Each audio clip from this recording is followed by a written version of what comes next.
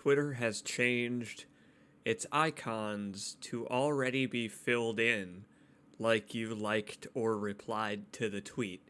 And I gotta say, it threw me off when I made my own tweet because it made me feel like one of those losers who likes their own tweets as soon as they post them, as if other people can't see that.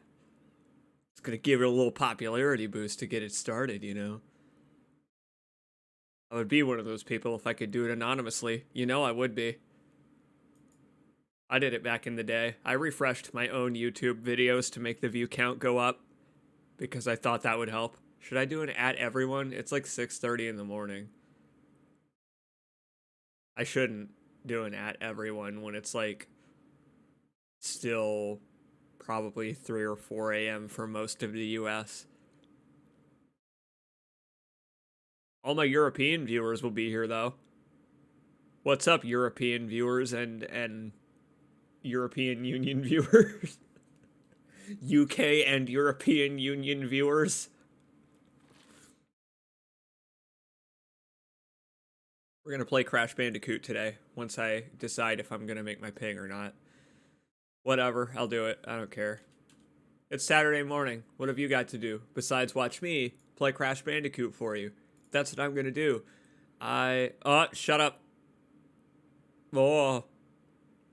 I'm glad that I have myself muted so you couldn't hear me there, because I myself was quite loud. The emulation might be quite loud too. I don't know. Who knows? This is an experimental stream. I'm getting RetroArch set up again.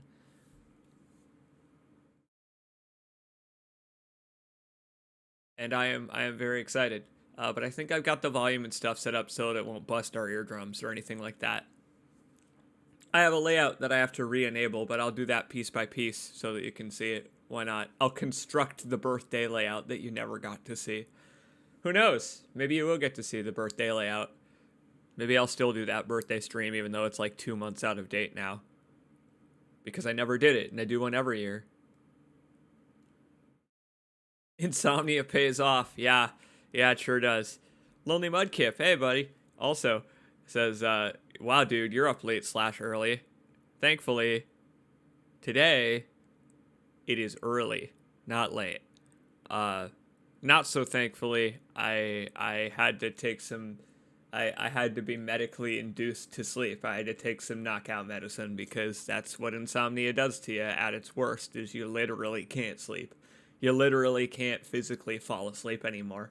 And you have to take, in my case, benzos to go to sleep short term for like a week. They prescribe you like a week of extra strength Xanax or whatever, and you take it and then you're done with it.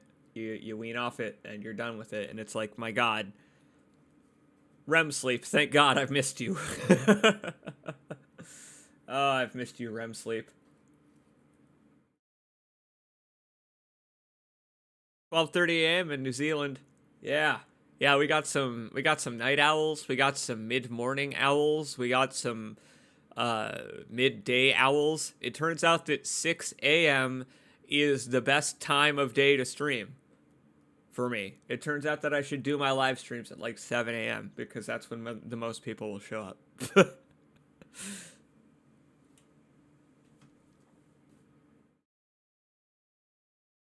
I've streamed Crash Bandicoot a time or two before on my channel. We're going to be playing the original. We're not going to be playing the remakes because they have broken physics, and it's, you know, it looks better, but it's not as fun in my opinion. And plus, I like the stretchy weirdness of the PlayStation 1. I'm using RetroArch, getting it all set up again, and this is a fantastic test. So, Crash Bandicoot returns. I'm excited to play it again. But yeah, to all of you folks who are suffering from an interrupted circadian rhythm, you have my shoutouts. Mine is way interrupted right now. So that's kind of why the streams and stuff have been late. It's to the point where I actually forgot. I'll talk about this on the stream. I have the Patreon set to manual payouts because I have a couple of patrons who are in non-United States territories that may or may not be currently undergoing some kind of political struggle. Oh, I don't know. You may want to look on the news or out your window if you're one of those people. But then again, maybe it found its way into your window. And so I give those folks a couple extra days for their pledges to process. Because, you know, they have to use different websites to sign up. And I fucking completely forgot to pay it out this month because of the insomnia. I totally, you can set it up to automatically pay you out on the 5th, and then it's deposited on the 7th. Unless that's a weekend. I have it set to manual, and I completely forgot this month to charge anybody for anything. Because I was just that exhausted. But I'm getting caught up. Getting caught up on that sleep debt. I took out a sleep loan, and now I'm paying it off.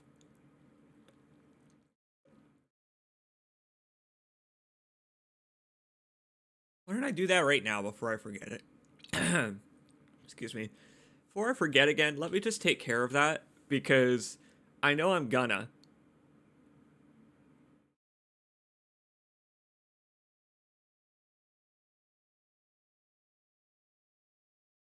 Yeah, Patreon, do your thing. Oh, they changed their site layout like they do every month.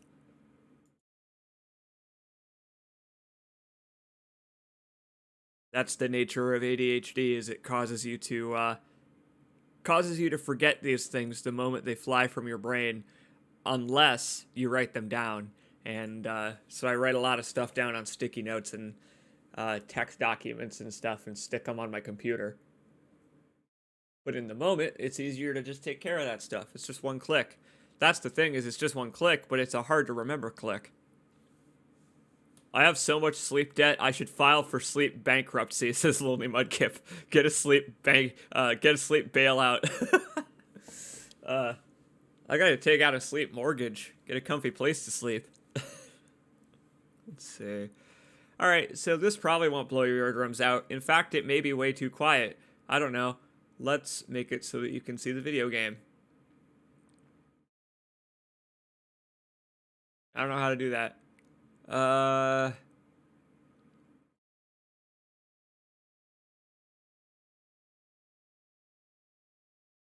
gonna go to studio mode. Frame rate drops like a... Can you smell what the frame rate is cooking? Because it sure did drop like The Rock. Sick elbow. I've got the vertical layout, so it just did a sick elbow drop. Oh, it's already set up. I'm a fucking genius. Holy shit, I'm so good.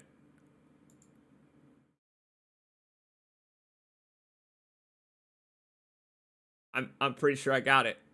Pretty sure I already got it.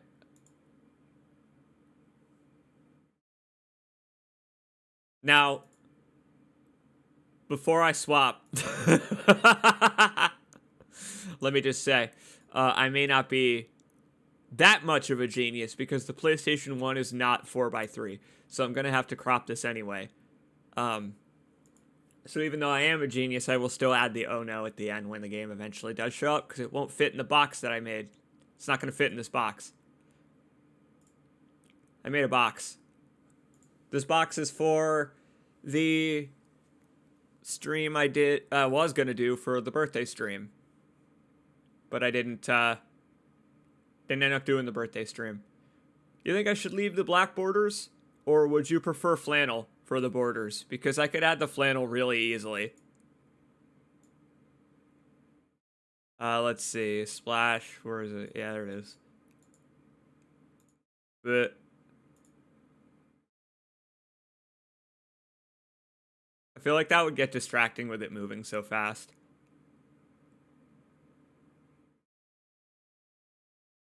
You know what? Maybe if I swap it to the slow one.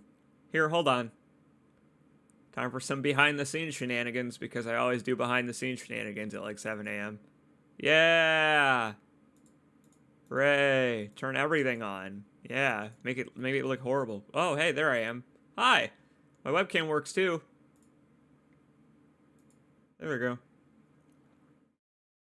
I'm just going to random scenes now because I have to reset all of my splashes. Hey, there we go. Perfect. And by perfect, I mean some extraneous activity was required, but we got there in the end. That's much better, I think. And that'll contrast well with Crash Bandicoot being a very orange video game. So I'm gonna pull up. I'm gonna pull up PSX now, and I think it'll be fine. It shouldn't be too bad. Wait, hang on. I just noticed something. Go back to my webcam. The color of the shirt that I'm wearing today is the color that I just changed this flannel to. Also, my hair is fucking nuts today. I guess it's because I just woke up. Oh god, look at that. What a nightmare. What a bedraggled mess. Absolute bedraggled mess. Here. Before I go away, here's something visually appealing instead. There you go. Good morning, everybody. Have a 2B plush.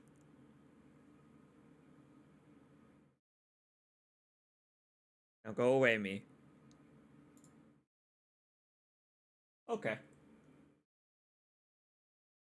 Let us now launch Crash Bandicoot.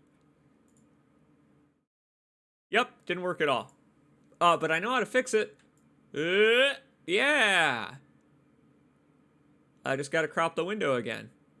Because it turns out it's actually already 4x3.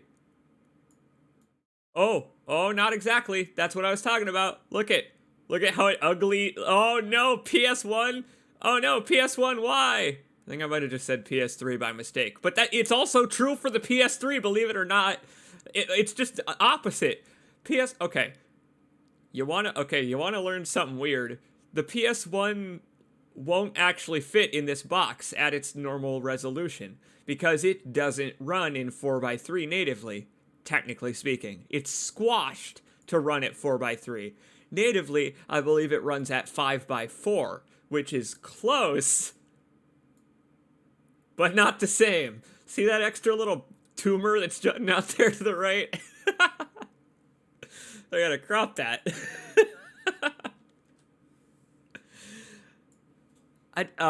So they did that. They did that for a reason. It's for a performance reason, actually, that it runs at a weird layout. The PS3 has an internal resolution of widescreen of, I think, 320 by something. It's got a widescreen internal resolution, so that made it makes more sense to scale it up to 5x4, because that'll look better than scaling it up to square, which would just drag it vertically. You know what I mean? For example, take a widescreen movie and then project it onto an old television. If you just drag up the bottom and top of the screen, it'll look really stretched and weird. So that's why movies do what's called pan and scan, where they will zoom in until it's a square image again. They kind of did that for movies, for the PS1, where a lot of PS1 games ended up with overscan regions. Metal Gear Solid is a famous example of a game with a weird overscan region that they just didn't use. Like I think if you take away the black border in cutscenes or something, you can see shit just like glitching the fuck out everywhere because it's not in memory, so what does it have to look like? It can look like garbage, I guess. I love old technology for let's see. What's the window scale I got here? 4 5. There we go. Perfect. Yes, so welcome everybody. Welcome everybody to the modern era. Yes, that's correct, and you can simulate a lot of that stuff. A lot of that digital garbage that's on the edge of the screen in Super Mario World and other NES games. The Super NES had that problem a lot, where it had to hide a whole section of the screen for overscan. The Genesis also had one. But for the Genesis, it was tiny pixels on the edges of the screen, the very edges of the screen. So for the Genesis, if you had a TV that was wide enough to see those overscan regions, you had to zoom it in. That's why a lot of games back then allowed you to crop out the overscan region, is because on some televisions you legitimately could see it, and you were never supposed to be able to. Ninja Gaiden is one on the old NES that had real bad overscan problems. Hell, you can see the overscan while you're playing because your guy runs so fast in Ninja Gaiden. Like, you can literally see the level loading from digital ones and zeros into the textures that they are. Like, they're literally zeros and ones, as in the number 0 and 1 on your screen, represented as the tile before it becomes the tile. And that is as close as you can get to watching a game cobble itself out of machine code. It's fascinating. Like, overscan stuff and garbage data, I love looking into. And I'm so glad that emulators let you turn that shit back on. They let you turn all that stuff on. Emulators preserved all that stuff, which will be we'll transition into playing Crash now. Sorry, I'm just rolling sleeves up. It's kind of cold this morning. I am using, as you can see by the menu here, RetroArch. I'm using RetroArch, which is completely legal to use, just so you know. It's an emulation device. It allows you to download emulators. It enables emulation. So if you have a PS1 game and a disk drive in 2022, you can use it to play your real PS1 games, your real disc-based games. You don't have to use RetroArch for piracy. You can dump the real BIOS from your real consoles, and then it's completely okay as long as they're your real games. Like, that's one thing that's kind of cool about emulation, right? Is that emulation itself is legal. It is not piracy to emulate video games. What is piracy is sharing and uploading your copy of the game. So, I have downloaded someone else's copy from 20 years ago of Crash Bandicoot. Why, and we're going to play it.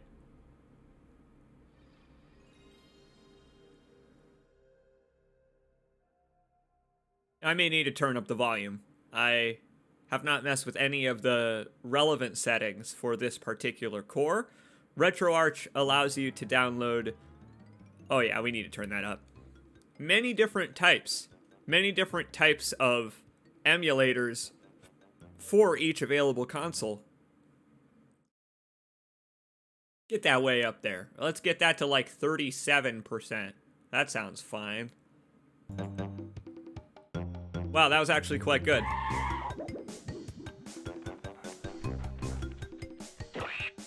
The core that I'm using here is called Beetle PSX, and it is generally regarded as the best one because it allows for accuracy,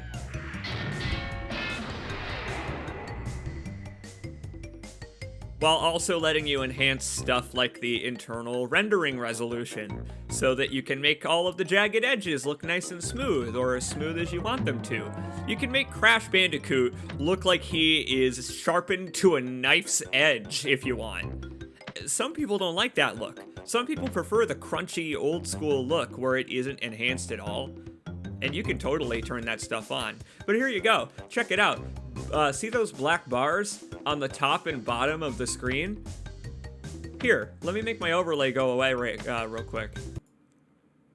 There we go.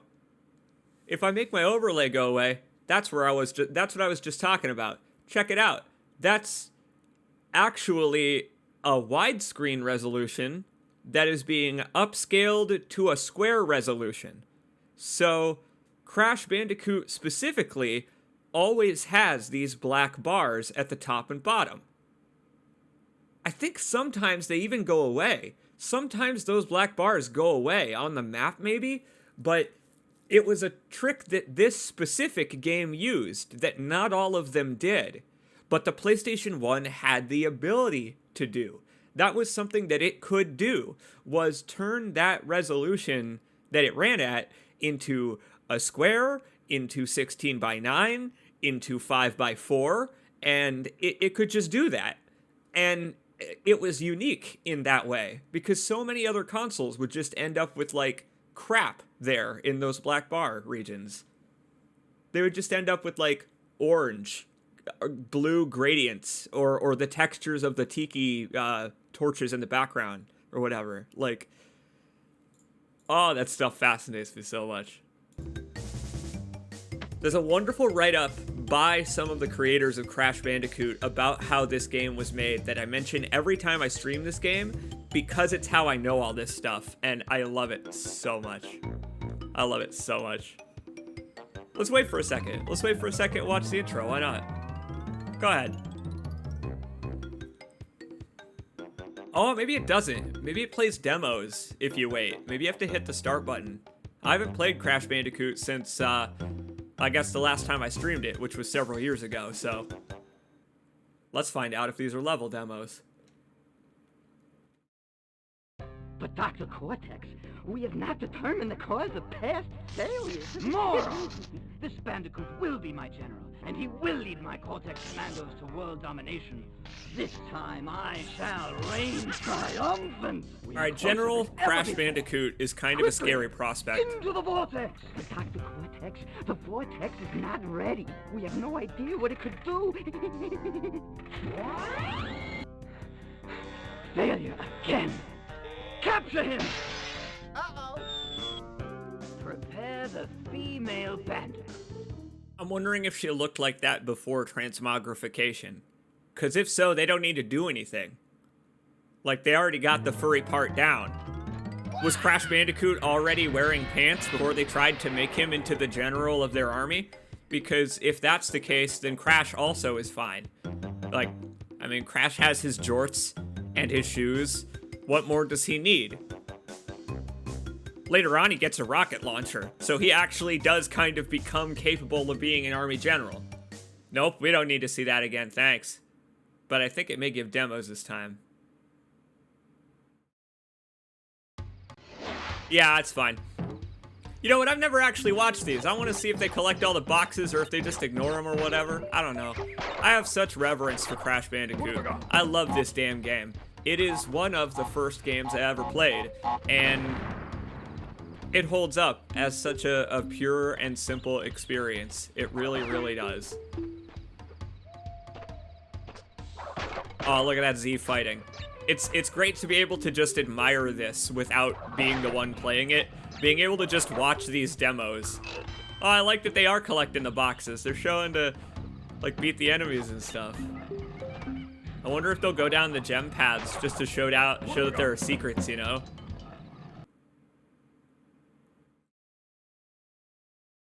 Well, that's wonderful. I like that there are I bet there are a bunch of those for the different types of levels that there are, because this was back when games were starting to be sold, you know, with playable demo kiosks where there was a controller attached and you could actually just play Crash Bandicoot. And so when people weren't there after 45 minutes or whatever, it would shut off, reset, and then you get this instead.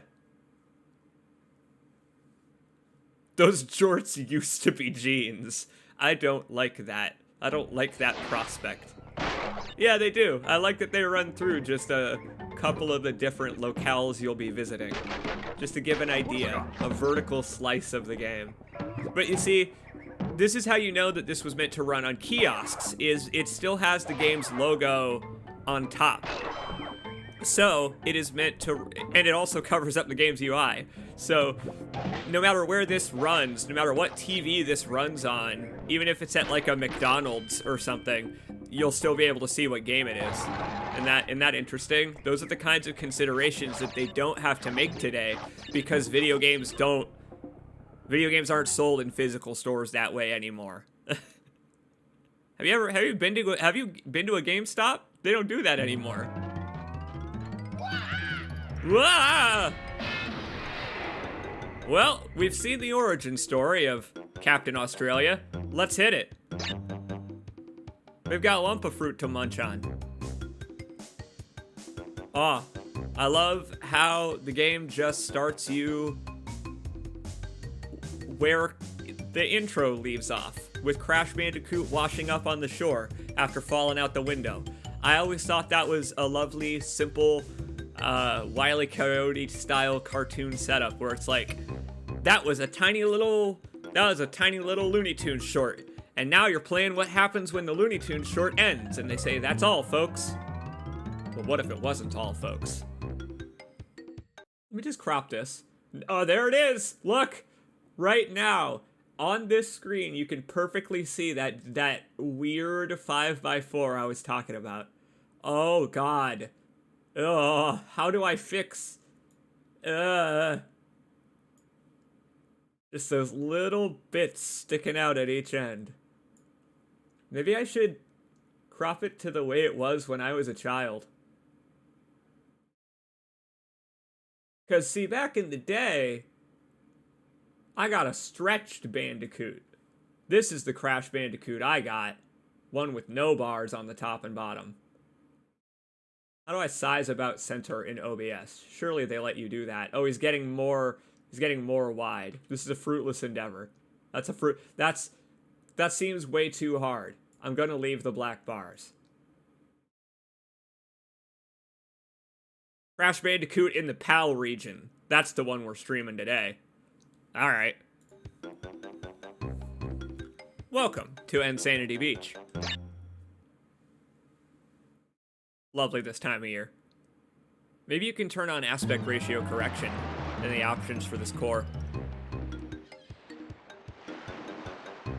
The modified PlayStation 1 that I'm using to play this. That's what I mean.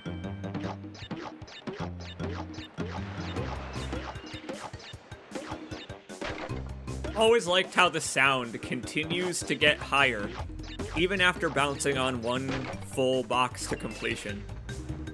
All of this, it just leaves such a good first impression. Look in the distance. Way in the distance, you can see our final destination from the very beginning of the game. I bet you can't even see that in standard definition on a normal TV in 1990 whatever.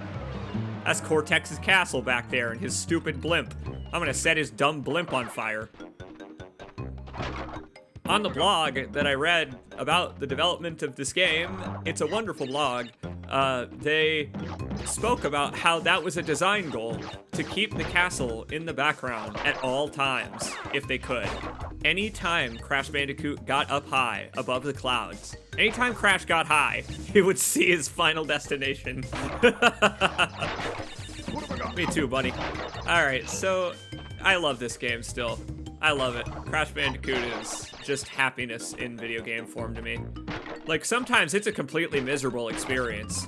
There are some levels of this game that are gonna be so miserable to play through. But of course I'm gonna try to get all the gems. Of course I am. And you know what? If I'm quick enough, if I'm quick enough... Get out of here, turtles!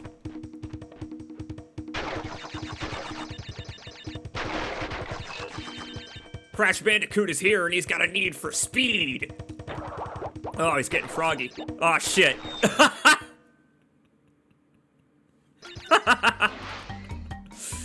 Well, so we're not going to be getting all of the gems on this playthrough. I messed that up real bad. There's a way to run across all of those boxes without breaking your sprint, basically.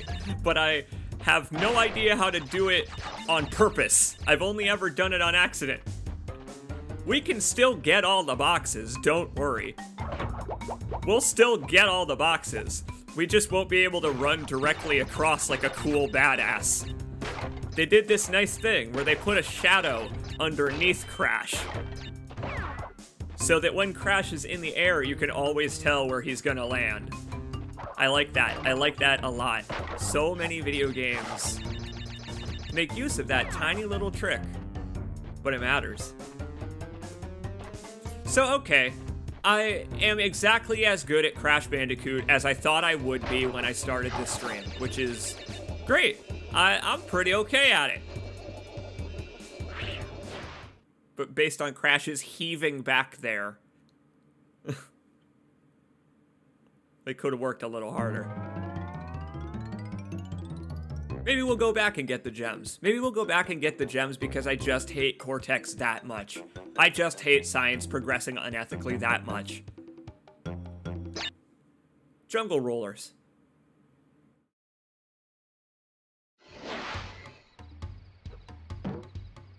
As a child, I was always mystified by this level because it caused me to think about the idea that Cortex had perpetual motion on his hands, and this is what he's using it for. To turn animals into animals wearing jorts. I don't know. I could play infinity of Crash Bandicoot because I just love talking about the implications of this world. The idea that these man-eating piranha plants would be perfectly serviceable as Cortex's animal army or whatever without him having to do anything. He wouldn't have to do anything. I'll skip the invincibility. I don't want it. Why not? Who needs it? It's not like it helped me in the last level.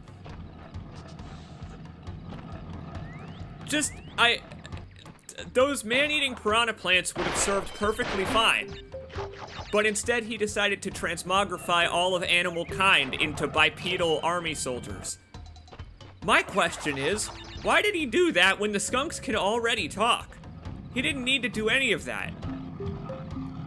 Oh god. Ugh! Almost got it. You gotta do it on the way down. I was never good at that. They got it in the demo. They tried it. I guess we're going to the bonus stage. I tried to avoid that, but that's fine. One thing I learned quite early on in Crash Bandicoot is that you can't get the gems on the first couple stages anyway in the first island. This level requires the green gem. But you know, I guess it's a nice opportunity to see all the lovely parallax that they put into the areas that are supposed to take place in the air.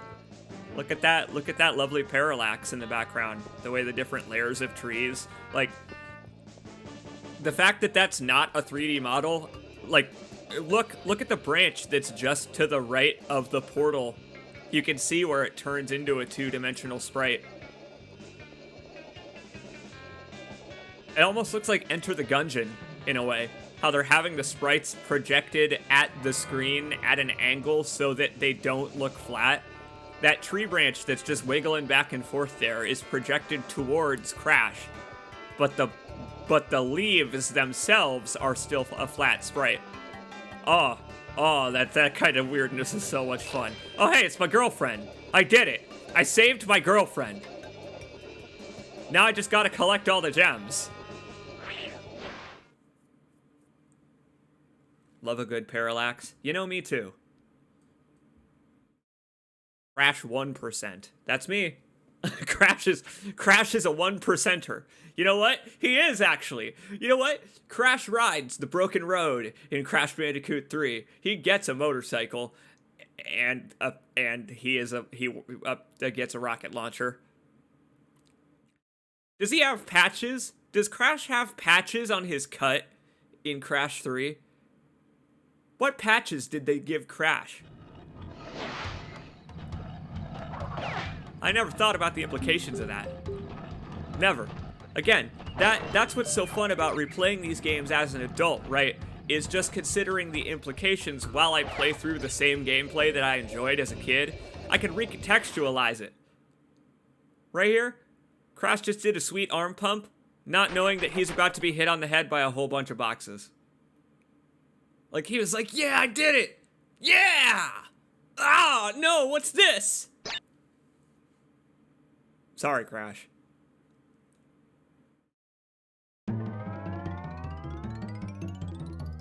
This is another one. This is another one you can't get the clear gem on right now. I think you need the red gem for this one. Or maybe the orange or yellow one. All I really remember is that you have to jump over the ending portal because you can do it without getting the gem. That's the only reason I remember it.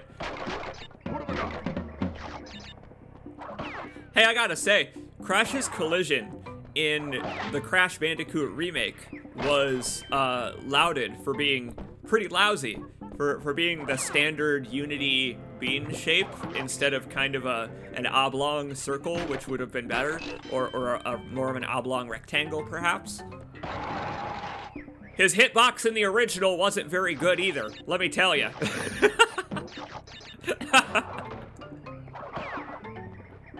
Don't let anybody hear you say that, though. Don't let anybody hear you say anything negative about the games that you loved as a kid. Especially not if they're also a fan. Like, I'm also a fan of Crash Bandicoot. But, you know. I do wish that I do wish it weren't the way that it was when it comes to the clear gems, you know. Would be nice. Would be nice if you could checkpoint and still get the clear gems. There you go. All I remember is that you can Bethesda, as we say, your way onto the edge of that portal, and then just jump on over it.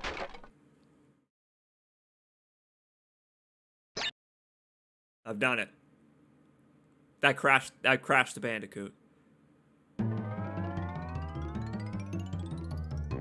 Now, there is a level in Crash Bandicoot that's quite infamous, and it is a staple of the series, in fact, because it was one that was so exciting and high octane.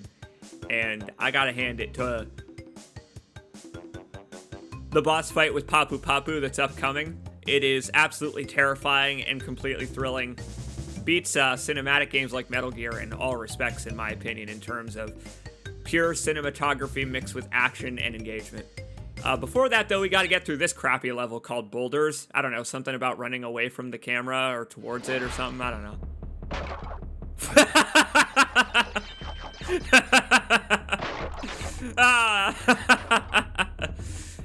Made me cry when I played this in Uncharted 4. They got me. They got me with this in Uncharted 4.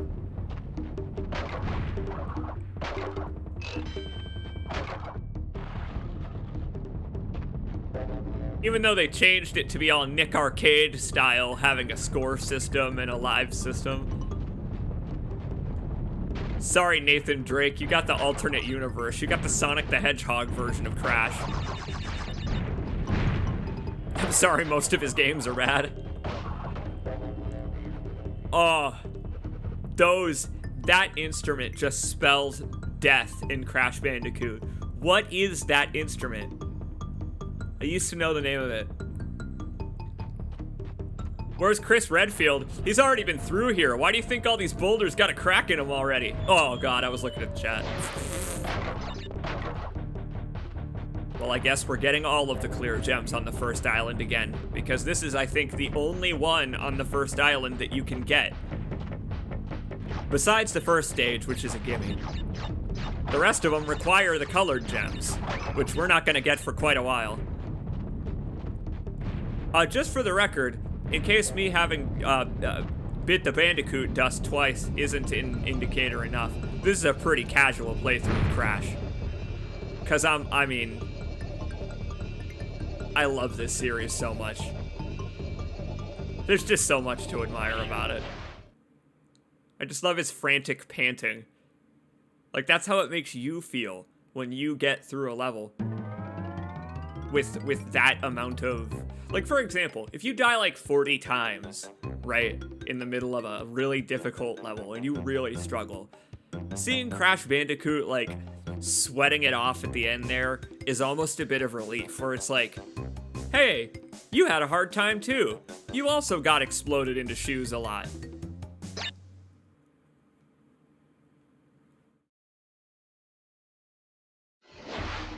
Not that I got exploded into shoes. I guess I said that.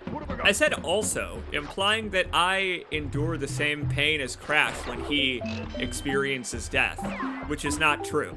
I don't. I experience far greater pain.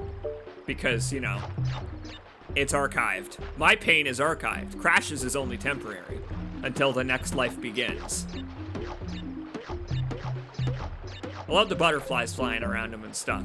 The fact that those are cobbled together out of two sprites that have to stay connected at a single point, otherwise it looks weird and clips, and the butterflies come apart like they're yanking in half. Consider that those butterflies are sprites that have a texture, and the Bandicoot we're playing as doesn't have any. Like, the only texture on the character that you're playing as in this game, the three-dimensional character, are those spots on his back. Not his hair, not his shoes, not his pants, or his gloves, or the fingers that are separated from the gloves. Isn't that nuts to consider? He's cobbled together out of math points, like this game was made in Adobe Illustrator with the pen tool. That is legitimately the closest thing that I can... That's the closest thing I can equate it to, is that Crash Bandicoot is like, that's what vertices used to be. That's how simple they used to be, is points that defined where a color began and ended. That's all they used to do, is just say like, this color starts here, this color ends here, and together they make a triangle. And that triangle forms Crash Bandicoot's nose, or his shoelace, or his belly button. Like, that type of stuff is just mind-blowing, considering what games are capable of these days. Oh. Like, it's not that it seems quaint, it's that it's amazing that they were even able to do it at all. It's amazing. Didn't know any of that? Oh, and it's so fascinating, right? There is a blog where I learned most of what I just told you. Some of this I know just from learning about game consoles over the years, but most of what I just told you came directly from a blog about Crash Bandicoot. I don't remember what it's called, but you know what? Let me look it up while we're here.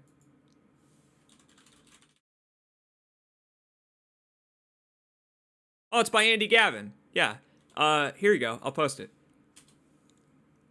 It's called Making Crash Bandicoot, and it details pretty much everything from the conceptualization of the character and how they had to make him a unique cartoon animal to how they had to create this game on the PS1 and have it be competitive with Mario 64 as a goal from Sony. It's a really fascinating read. Lots of pictures and stuff too of like concept art and all that. Old pictures of Universal Studios and like giant ugly three-dimensional crashes. Hey, you're welcome, and enjoy the read. It's a cool read.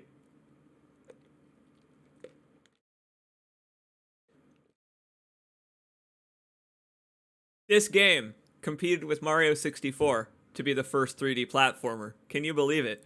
It was two games, flagship titles for consoles. It was Mario 64 on the Nintendo 64 and Crash Bandicoot on the Sony PlayStation 1. I've always been proud of this game for that fact. That they debuted together. They debuted together, those two games. You, like, oh, what a game to have to compare yourself to. Like, Super Mario World steps up into Mario 64, and you have to make your first game. And your first game has to be better than the leap between Mario World and Mario 64. It doesn't just have to be better than Mario 64. It's got to be better, and also better than the technical jump that they just made that they had 20 years to do that you didn't. Yikes!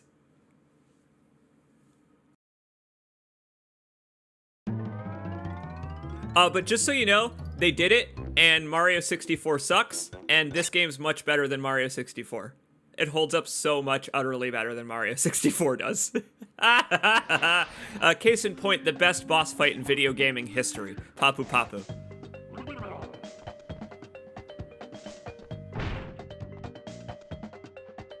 Now, Papu Papu has actually some pretty cool character design, despite just being a fat guy with a plumber's crack at heart. Like, I really like this game, and including tribal culture, genericized tribal culture, sure. It's not meant to be any specific tribe, but the game takes place in the Australia region, the oceanic region of the world, and so there is a lot of this wonderful inclusion of stuff that you wouldn't expect to find. Like, they took advantage of the setting in a very interesting way that doesn't really feel offensive at all. You know what I mean? There are ways to do it that would have been very offensive that they didn't.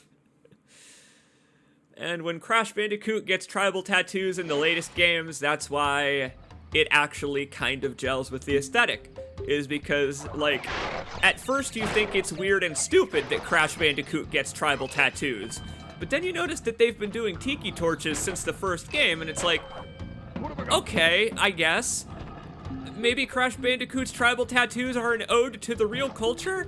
And then you look it up and find out that it is an ode to a real culture that I can't name, that I don't remember the name of? And it's like, oh, okay, cool.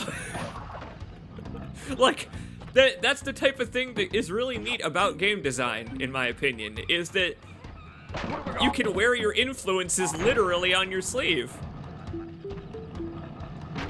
Nah, I don't think we can, I don't think we can even get to the Brio bonus stage on this level without the gem. I think you need the gem.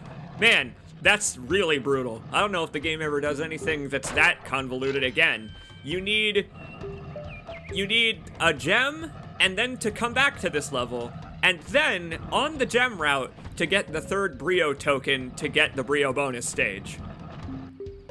Brutal, Torque. Just brutal. What have I got? Ooh!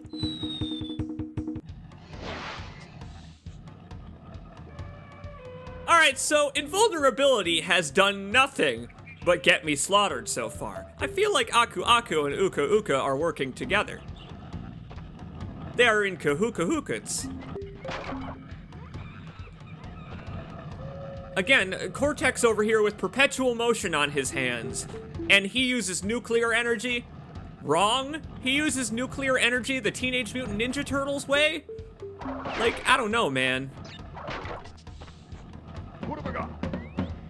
And a Bandicoot is a wild animal. Also a particularly strange animal to choose for inclusion in this game. You can't domesticate a Bandicoot. It'll bite your face off. No, they're cute. They're tiny little mice things. They're pretty harmless.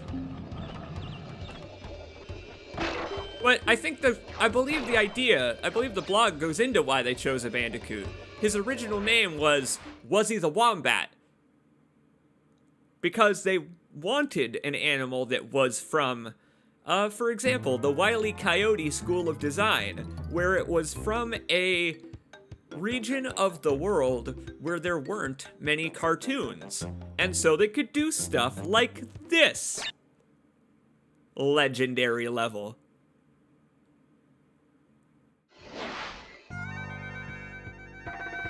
This one's for you, Lynn.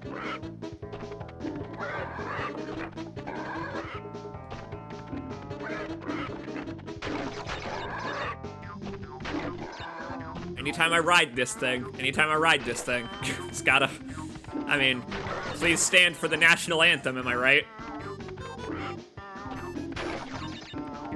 Even the Tiki dudes are getting in on it. Oh, that was, again, the hitboxes.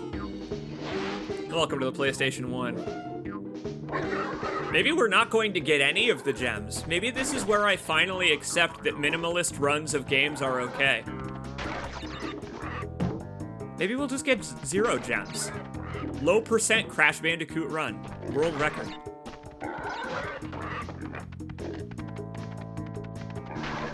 The more frequently I die, the more time we get to spend playing this wonderful game. That's my perspective on it.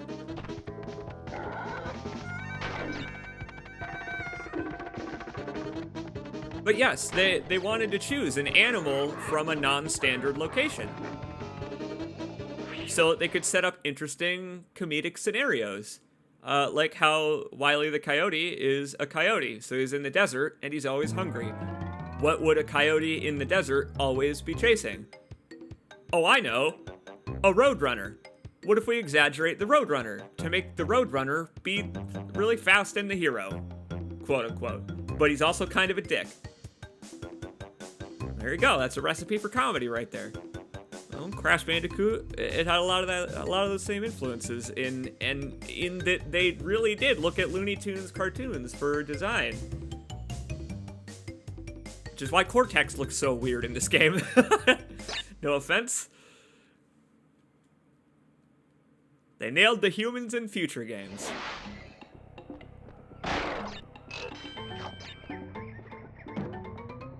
Ty the Tasmanian Tiger is another one where the design goal was to pick an animal from a location that didn't have very many games about it. Ty the Tasmanian Tiger, of course, being a Tasmanian tiger, a thylacine. But that game also has cassowaries. That game also has all kinds of different avian life. That game's got all kinds of different, I don't know, I think there's a turtle. Like, the point is, like, they really took advantage of the setting, same as in Crash Bandicoot, kinda. You may have noticed that Crash Bandicoot kind of fell off with that and went with mostly Bandicoots. But that's okay. The theory was there to start off with.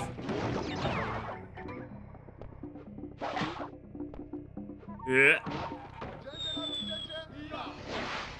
Perfect musical stinger to accompany my failure. Thanks, game. I gotta say, I may as well have played the remake at this point, because I am using visual enhancements to make Crash Bandicoot's jagged edges much smoother, at the same time as failing the platforming due to bad hitboxes. So I'm basically playing the remake already. Ba-da-ba-da-bum-bum. Womp.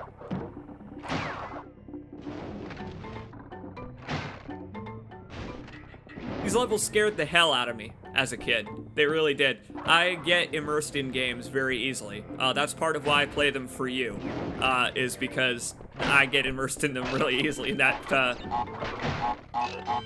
folks like to watch that stuff, it turns out. Gets them immersed too. Gets the blood pumping for all of us, communally. Can't get the gem in this one either. I died, but I'll go to the bonus stage anyway.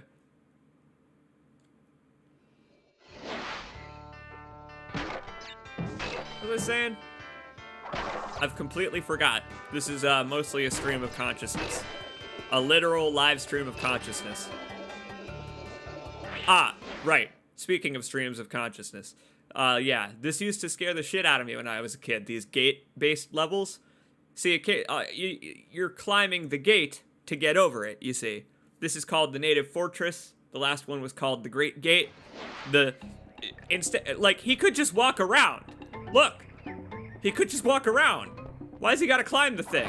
Just to add insult to injury to the people that live here? Maybe Crash really is a menace. Maybe he should have been locked up by Cortex. You've seen what he does to crates. What could he do to a human sternum? Maybe that's why Cortex wanted him so bad. Maybe I should rephrase that real quick. Maybe that's why Cortex wanted him as part of the army so bad. There's the castle in the background again. But I also like that in this one, you can see the second island, because that's where we're headed in the next level. Again, they were smart about it. They were really smart about what they show in the distance. Not only are they showing our final destination for the second time, they're showing our next destination for the first time. Oh, fuck these torches. I am really scared of heights, which is why these levels scared me.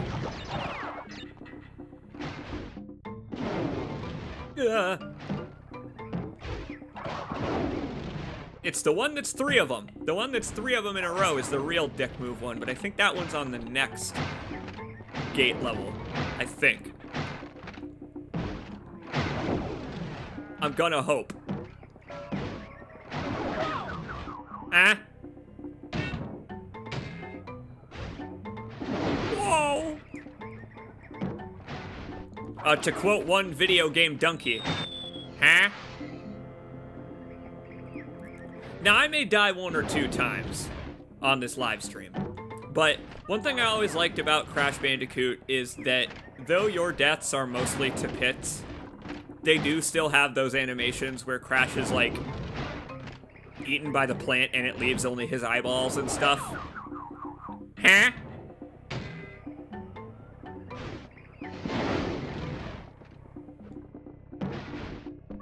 I found the final boss. This is a shorter game than I remember. I cannot defeat Sephiroth. I actually can't defeat him. What am I doing wrong? I'm spinning into the man. I think he's just biting my head off. It's just that they're cutting away fast enough that I'm not able to see it.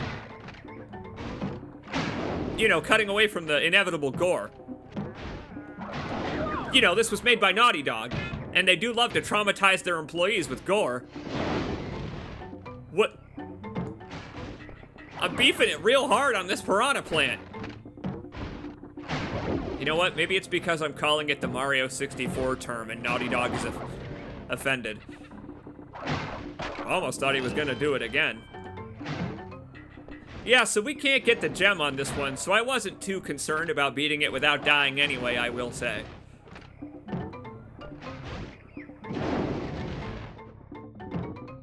Uh-oh. Never mind.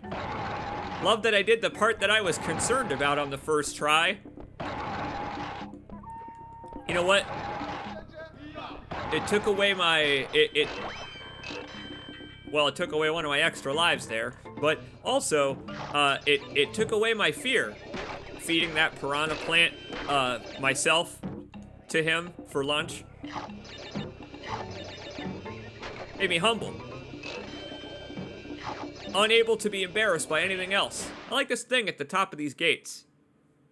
I just thought, like, I don't know, might want to rewind and check that out, because, you only get to see it for a second before Crash is like, fuck this, I'm out of here.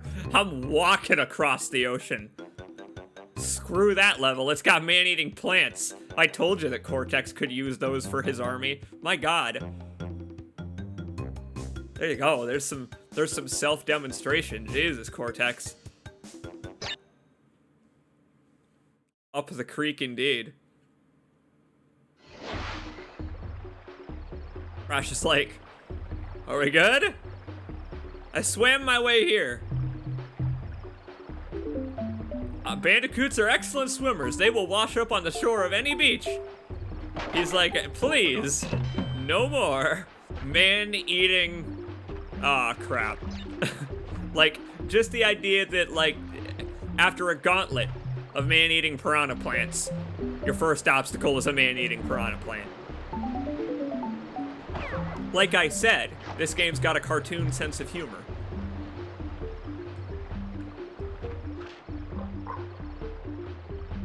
Oh, game, you dick!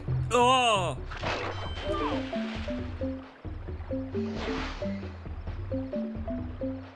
You know what?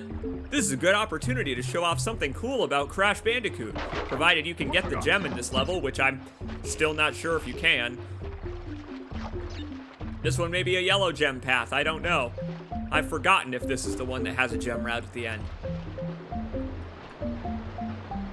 If you die before you hit any checkpoints, you can still get the gem, because it counts as a fresh restart. The remake is also that way, where if you die before hitting any checkpoints, Crash doesn't do the sweating animation. Aw, crap. Oh! Oh, but it kept the bonus token. Hey, I've just discovered an exploit. Naughty Dog is going to have to patch this game. Sorry, all your mods are gonna stop working pretty soon.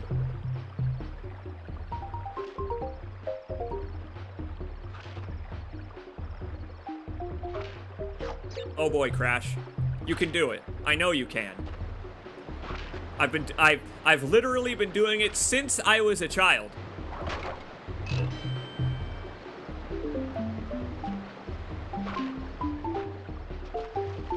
What a game to introduce children to the harsh realities of the world, though, Crash Bandicoot. I would say it's the perfect platform for it, in a way. Nope, not this time.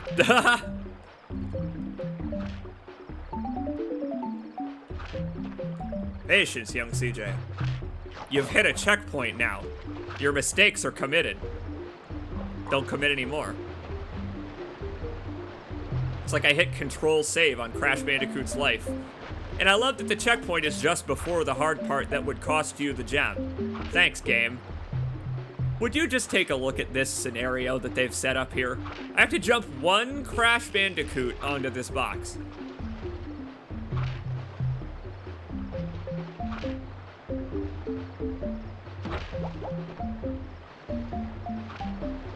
I think it's back here.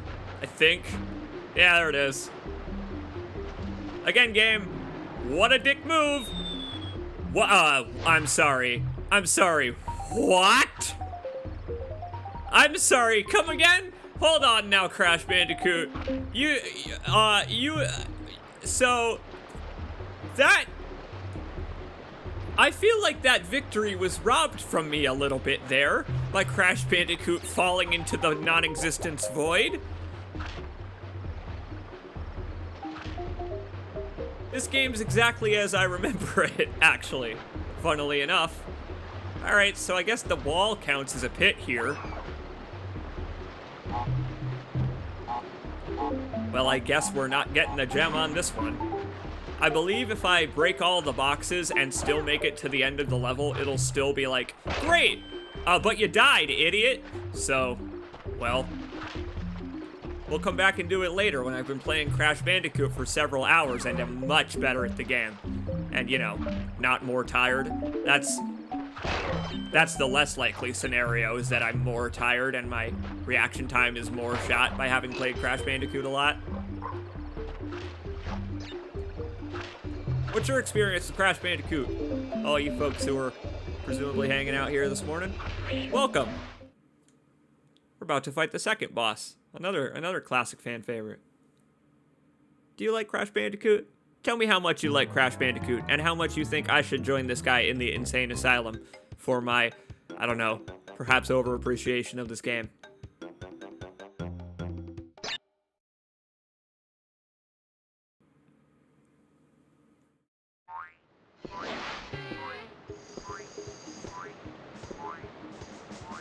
I'm just wondering if he was wearing the straitjacket before this boss fight, before his encounter with Cortex. That's my only question about Ripper Roo, is, oh, fucking Rippers. It's like Days Gone all over again. I have to wonder if he was already insane. What's he meant to be? What animal's he meant to be? He's got a tail of some kind. Oh, well, okay, Crash. Crash, you're a little bit more slippery than I thought. But then again, maybe every surface in this game has been recently polished, like Control or something. You know how in Control, every floor has recently been waxed, and so everything is really reflective? A kangaroo. It seems inhumane. It seems inhumane to take his pouch and to sew it shut like that with a straitjacket. Granted, it's also keeping him from, you know, stabbing me with a sharp implement. Like, I get that it's for my safety, but is it for his comfort? That's the question. That's the ethical question. Also, I am exploding him with copious amounts of TNT. That's also perhaps a little inhumane. Yeah, you're right. I guess the word Roo in his name should have... But that's the thing, is that there's also Pinstripe Kotoroo in this game, which is a Potteroo. So, like, and what's a Potteroo? The man himself doesn't even know. He looks like a rat. That's what he looks like to me. Ripperoo, please go to therapy. I like that in many small ways, Ripperoo looks like a blue Crash Bandicoot. Did you notice that about him while we were fighting him? That he kind of just, like, he just kind of hops around and laughs and causes chaos. Like that was always like a mirror match in a way, where we had to blow him up with TNT. I do like that in between games, Ripperoo goes to school and gets an education. So the Ripperoo that you fight in future Crash Bandicoot games is reformed and wearing a top hat and bouncing on a cane. That's one of my favorite jokes in all of Crash Bandicoot, is that you actually break him during the boss fight. And he goes insane again. And I really like it. Speaking of going insane, yeah, this is the asylum. This right here is the asylum, the Lost City. Watch this be the one that I get the gem on the first try.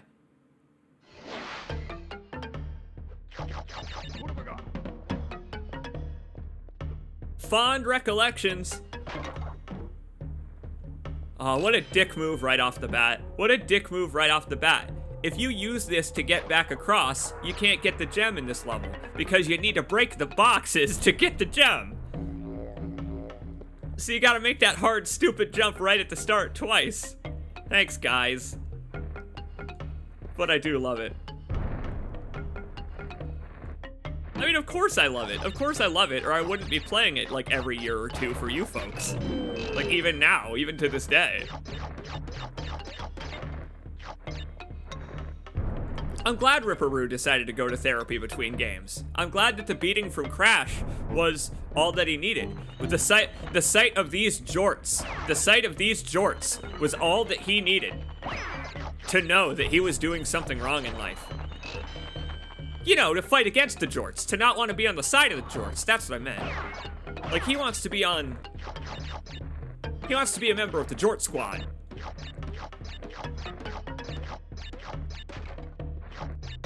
Oh, the didgeridoo. They always put the didgeridoo in the hardest levels, because they know. This is another dick move. If you break this box and don't grab the token. Oh, I remember. Back in the day, for hours, I felt that this was a fair way to spend my time as a challenge. And I still do as an adult, right?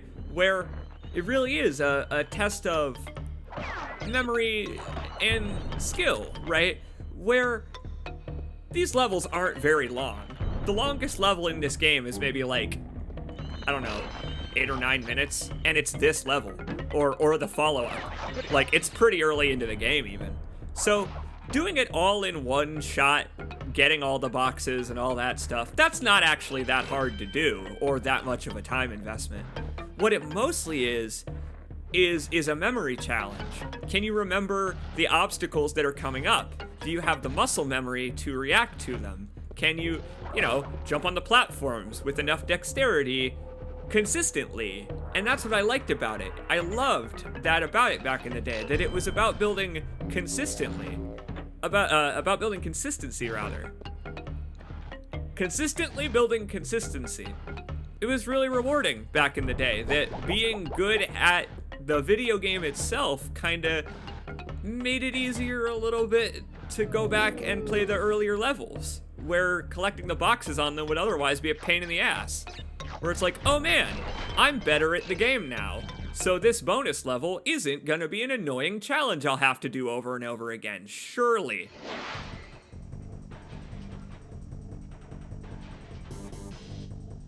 Crash already with skepticism. This sucks. This first one is a real brutal introduction.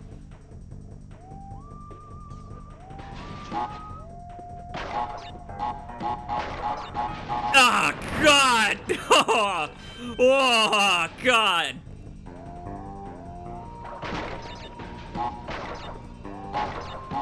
Oh, Bria, why? Oh. What a nightmare. I'm just glad that him exploding himself, his final solution to Crash Bandicoot catching up with them, I'm glad he can't take you out in the explosion. When cornered, Brio will self-terminate. I'll keep that in mind for the boss fight. He's got a cyanide beaker! Whoa!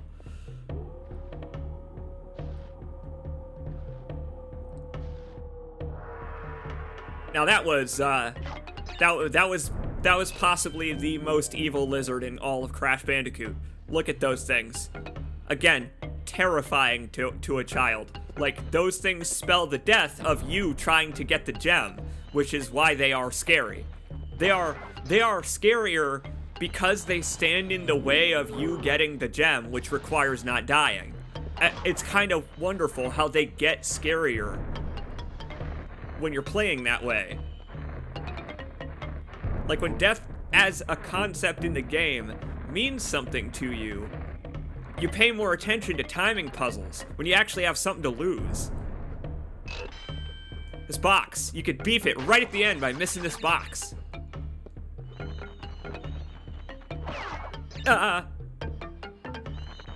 Oh, that lizard sucks. That lizard there sucks. Oh, if you spin that lizard, you go into the pit. Don't spin the lizard. It's fine, Crash. Don't spin the lizard. You're safe. Duh. Once again, that is how it is a test of memory and dexterity together. And I like that a lot about this game.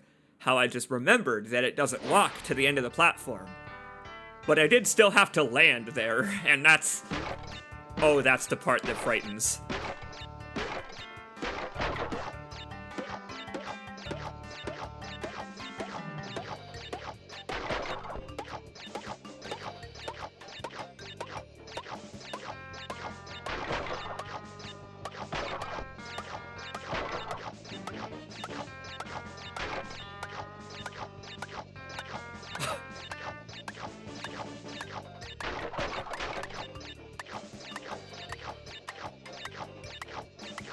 I'm counting.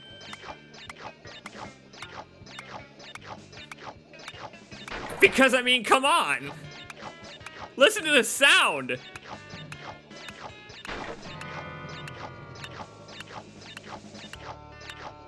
Ah, crap.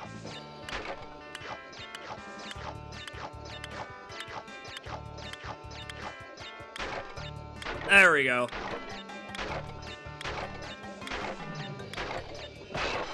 Problem solved. I didn't know it got that high-pitched. My God. I'm sorry if you're drinking out of a glass. Good luck picking it out of your gums. Jeez.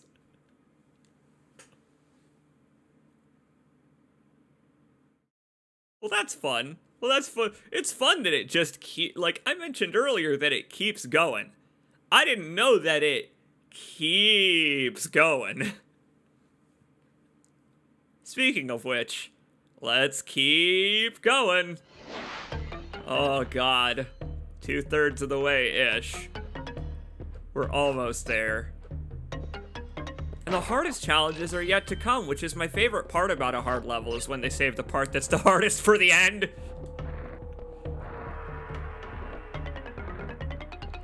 Oh, this lizard. No way. Taking my time with this lizard. This douchebag. Ah! Yeah! Yeah, baby! I can't believe it. The first gem in our entire playthrough, and it's the green gem in Crash Bandicoot 1. The hardest of them all to get. I mean... What the fuck is wrong with me that I can do that, but not the first level?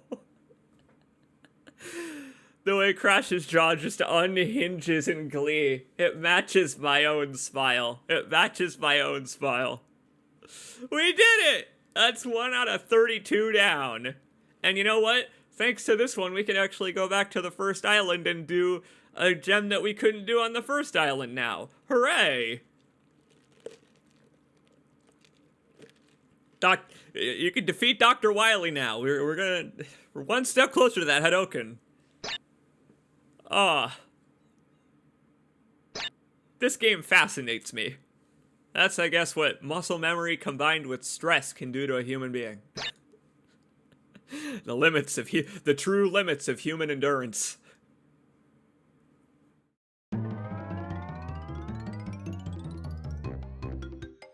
Temple Ruins. I like that the Temple Ruins is just after, in case you hadn't had enough of temples. Oh, I see that bridge. Look at that. Look at that level that's just after this one. It's not gonna get any better.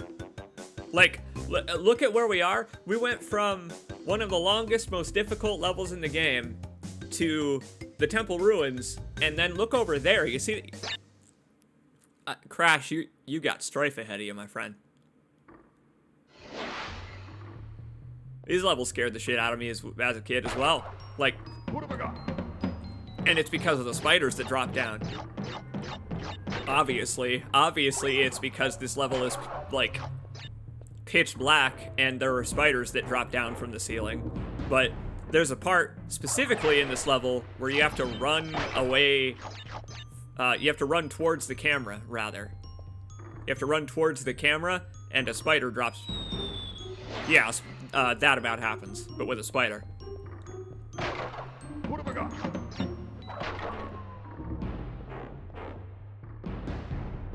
Crash is just, you know what it did, this game? It's almost, in a way, this is a weird comparison, but I would compare it to playing Silent Hill as a kid, way younger than I probably should have. It kind of made me want to be brave in a weird way, where I was like, yeah, I'm afraid of spiders, but I like this funny cartoon game featuring this Bandicoot. Like, I'm not gonna ask my dad every time I want to play this level. Oh my god, speaking of my ability to judge distance, I should call my dad. My dad's a good handyman. He could probably judge distance better than I can. Now remember, CJ, an inch is about the length of the final digit of your finger. And so, using that metric, you can, in fact, judge the distance by which Crash Bandicoot will die. One crash width apart, two crash widths apart, too many crash widths apart. Crash Bandicoot in Silent Hill when? Sentient jorts would be his torture. His torture would be enemies that are wrapped in denim. Like, they have like denim bags that they're like zipped up in. And like the whole game would have this like anti-environmentalist message where like all the enemies would be like spewing out smog and stuff. What have I got? Cortex would appear and like he would beg Crash to free him from the torture. We don't even have to go that way. I've already bitten Zadusto.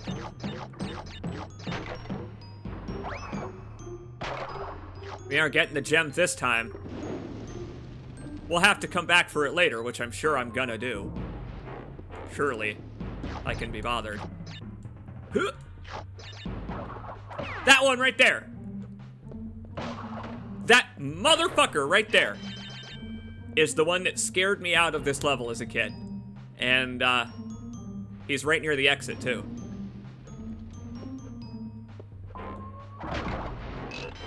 To be fair, Crash gets pretty far from the camera in this level, so I won't place the blame entirely on myself for beefing it, because look at the dynamic camera on that crazy contraption.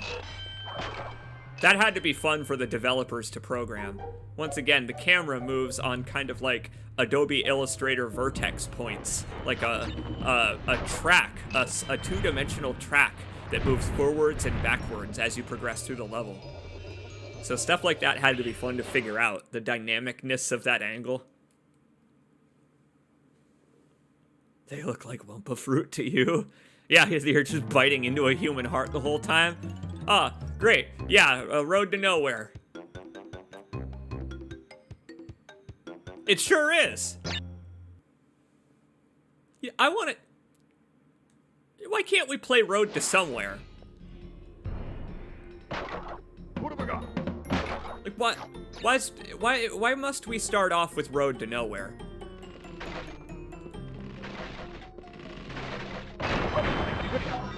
I guess that's why. You can't get lucky all of the time, Crash Bandicoot. Sometimes in life, we must suffer.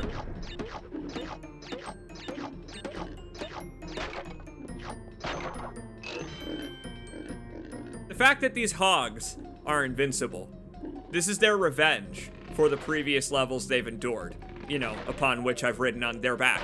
For support, I should say. I should say for emotional support. It's not like I was taking advantage of them or anything. Nice. No, I needed a ride, and they were willing, completely willing to give it.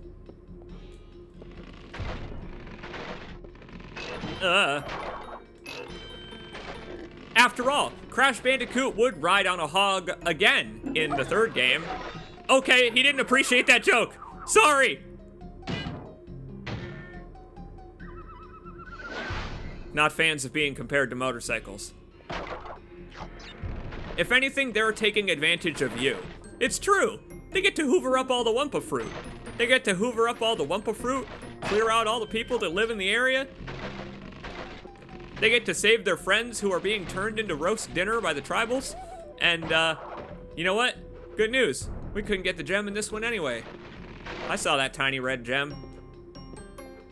Live with no fear, Crash Bandicoot. You can't get the gem anyway. Always pretend like you can't get the gem, because then you don't fear death anymore. Great hit feedback in this game, I see.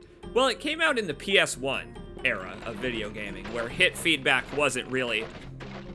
They were quite limited in what they could do. I do kind of wish that Crash got like a little 999 over his head whenever I got hit, just to emphasize that the boars are that powerful, though.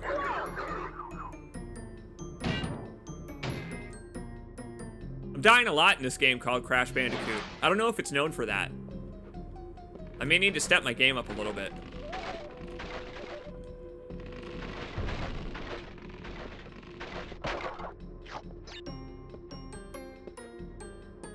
I always appreciated how quickly you can rack up lives in Crash Bandicoot.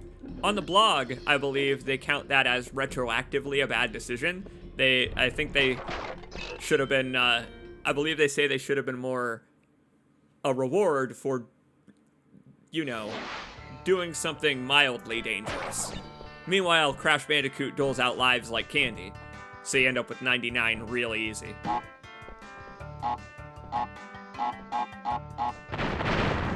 Launch him like a rocket. We're sending him straight to Cortex's castle. All he needs to do is stand on top of enough TNT crates in a silver box. I won't need to do any of this. He'll make it to that blimp. Crash Bandicoot will be he's like a railgun. Use force to kinetically propel him to the blimp.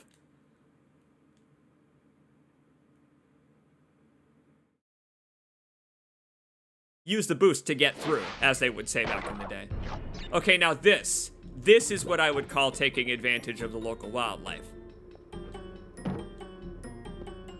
That's just not fair. They didn't ask for this. The boars, they had it coming. Those turtles, I don't know if I could say the same. It's more like a conventional rocket. What, like Crash Bandicoot has multiple stages where like his shoes come off and then like his jorts come off in the second stage and everybody has to look away. Everybody's like, no, we can't witness anymore.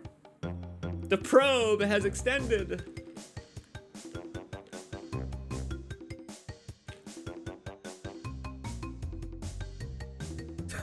It's got a glove over his crotch like a fig leaf on a statue. I like that you can barely see the hidden level behind Boulder Dash here. Just barely. From the default camera angle. I don't think that this... Getting to that level has anything to do with Boulder Dash, does it? I think that it's just here on the map. And the key is elsewhere? They're from the Cortex bonus stages, but I don't remember where those are. Other than one of them is in one of the temple levels, because fuck you. Speaking of fuck you, the boulders are back.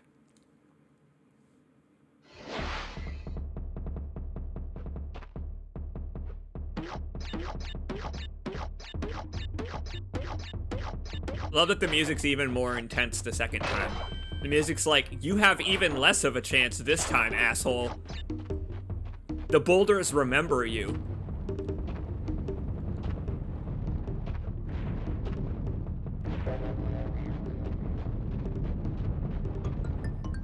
Alright, maybe this is a dumb question on my part.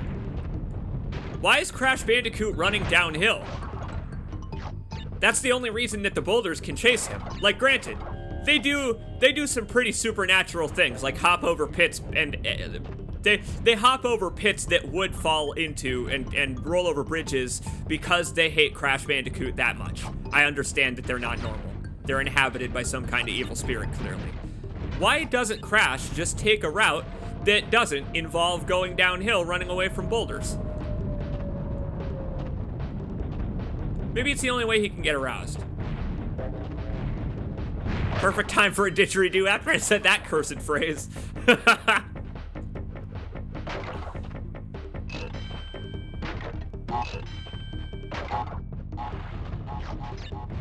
For the record, just for the record, if you get up there, the boulder hurts you. As a kid, I was always wondering, hey, can you bounce on those boxes and get on top of the boulder and then jump up and down on the boulder and really show it who's boss? No. No, you sure can't. Uh-oh. Oh, it's catching up. And I've got spam bots. Great. Fucking fantastic. This is a great time for spam bots.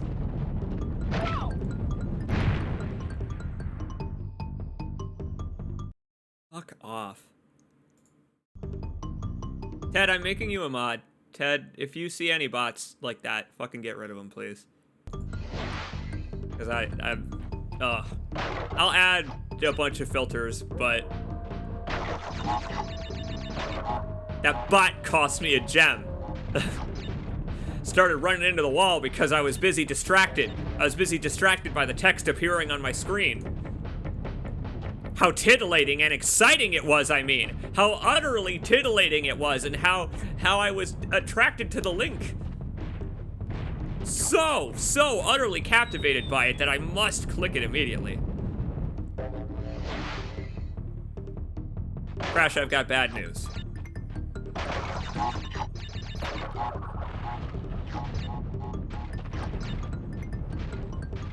You're welcome, Ted. I've got nothing but trust in you, so, you know, enjoy. Yikes.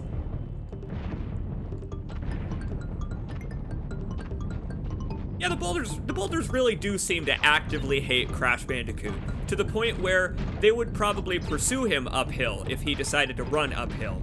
So, in that way, I suppose I don't blame him for ripping the Band-Aid off. What actually is this rubber banding? Whoa, they're actually catching up to me. Nonsense. Complete nonsense, I say.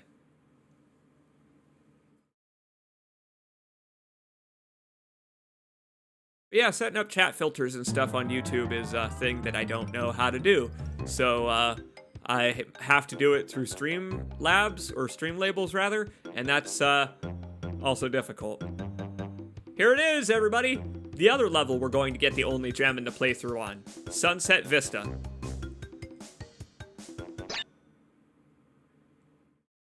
By which I mean the other hardest, longest level in the game. Don't you love how both of the levels with the most endurance required are on the second island?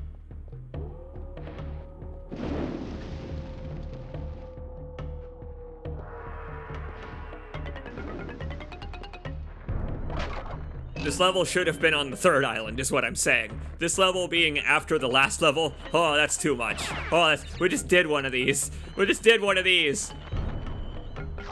Oh, god damn it, Crash Bandicoot. This is the only level that I would say is poorly paced, though. I would swap it. I would swap it with a different tempo level from later in the game. Which I guess I could mention if I somehow remember it when we get there, I guess I could mention it, but it's not like it matters. I'm not a game designer.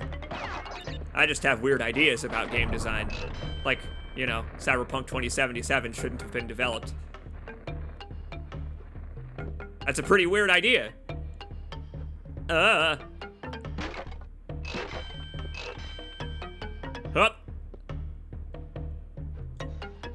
Again, Cortex with the perpetual motion devices on hand.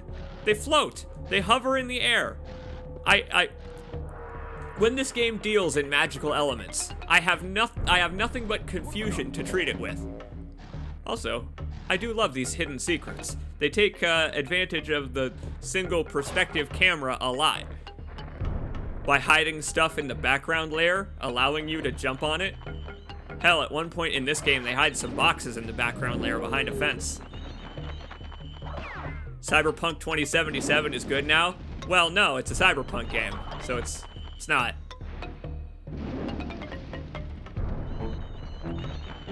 Is this where I rip the Band-Aid off and talk about how much I am viscerally disgusted by Cyberpunk 2077? I hate the universe of that game so much. It just seems so, that just seems so utterly, what was the word? Jacob's Pillow. Jacob's Pillow in the Discord server used. Misanthropic. Misanthropic. Pointlessly misanthropic is what I would describe Cyberpunk 2077 as. Oh, a miserable experience. Just a completely miserable experience for anyone with any amount of empathy in them. Just totally, like, unplayable. Unplayable, even.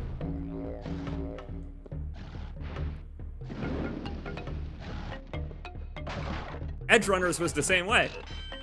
Funnily enough, like is to like, I suppose. I wish Trigger had gotten to animate something that didn't have to have Atom Smasher in it as a tie-in. Hope that's not a spoiler for Edge Runners, because he was in all the promos. Yeah, I have nothing but hatred for Cyberpunk 2077. It is an uncomfortable subject for me to talk about, because it is one of the only games I have ever found that I have disliked enough to the point where I don't want to play through it to see if there is stuff to love about it. You know how I do that thing where I usually play through games that I am even iffy about just to see if there is stuff that I appreciate about the artistry, you know, the music, the visuals, all that stuff. I couldn't find any of that in Cyberpunk 2077. It seems like a game that was developed by people who didn't want to make it and hated every minute of it because the game itself is so utterly dispassionate about you. And it's like, okay, I guess I won't play it then. Not a Mighty Mighty Boss Tones, that's the impression that I get thing either. I watched a playthrough part of the way through before deciding that the writing was puerile. Utterly puerile. So Cyberpunk 2077 is a miserable experience. God damn it. Well, I've screwed myself out of the gem on the hardest level of the game. But that's fine, the hard part's actually just about to begin. I'm actually about to have to justify my opinion on Cyberpunk 2077. I'll throw away my invulnerability and take my half-baked criticisms because I haven't played the game myself at face value. They're half-baked. I recognize that. I do.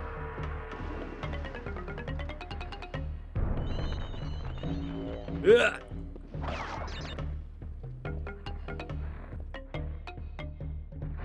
Oh well.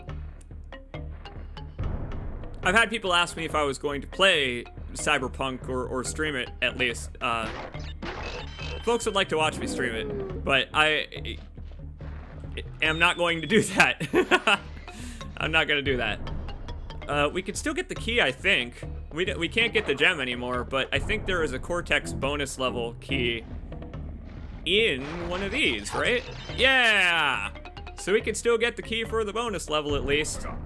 or the extra level, the secret level, the sub level, the key level, the one that Cortex hid away because it contained dark secrets that man was not meant to know, I guess. What have I got? I gotta say, Crash is a lot slidier than I remember him being. Hey, look at you, Ted. Quick on the draw. Good for you. Barrel's still sizzling when I look over at the chat and see the spam bot as he puts it back in the holster.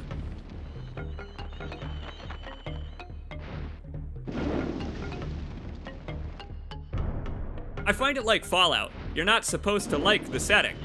And to that point, I'd be alright with that, but I don't know.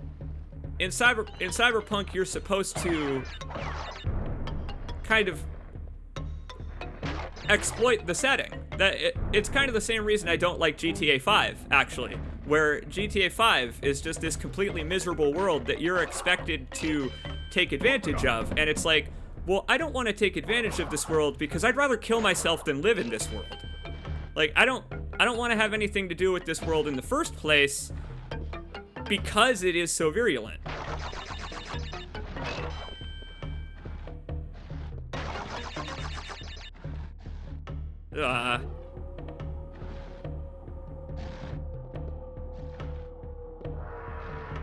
Feels like one of those have your cake and eat it too kind of games, where they wanted you to do the dirty work while also being able to condemn the dirty work being done, and allowing you to have it both ways results in a game that kind of has to have that really toxic outward aesthetic, but emotional depth on the inside that doesn't really come across in the visual. That is what I feel is truly behind Cyberpunk 2077. Were I to play it, that is probably what I would find out. Eat shit, Cortex. Your first bonus stage is easy compared to Brio's. Were I to play Cyberpunk, what I would probably find out is that, yeah, like most Cyberpunk stuff, the misanthropy is the barrier to the emotional connection that lies underneath. The problem is they went perhaps a little too hard on the first part of that statement in Cyberpunk 2077 for my liking. A little too hard. You know what? Keanu Reeves already lives in my head rent-free. They don't need to literally make him live in my head rent-free. He doesn't even pay rent. You can't even ask him to pay rent. Oops, I didn't need to do this one. We ain't getting that gem. You know what? Crash just wanted to see his girlfriend again. Crash just wanted more time to dump on Cyberpunk 2077, clearly. Maybe he's not a fan of it either.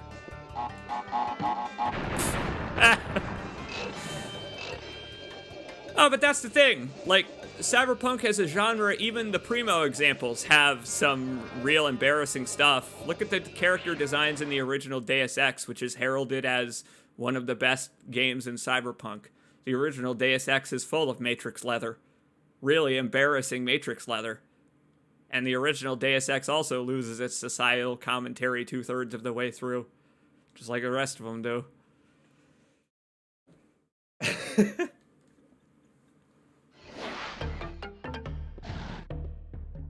What I'm saying is it's a well that's poisoned by leather. Much like how I'm poisoned by the idea of jorts. It's a well that's been poisoned by the idea of leather.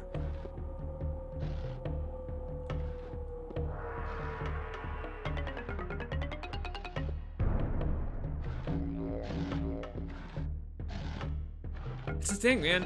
It's rare. That's why I don't want necessarily to talk too much about it, really, is because it's really rare that I don't like a game. Like, I don't have anything positive to say about it. Like, nothing. and that makes me sad more than anything. Like, that's why I stream games like this even multiple times, where it's like, yeah, I've streamed Crash Bandicoot before, but we'll come up with new goofy things to say over it while I stream it again the second time. Like, versus a game that I don't know. I always wondered why YouTubers and stuff did streams of games that they clearly weren't passionate about themselves. Who would buy that? Who buys it when you watch a video of someone who's overselling their reaction like that? I don't know.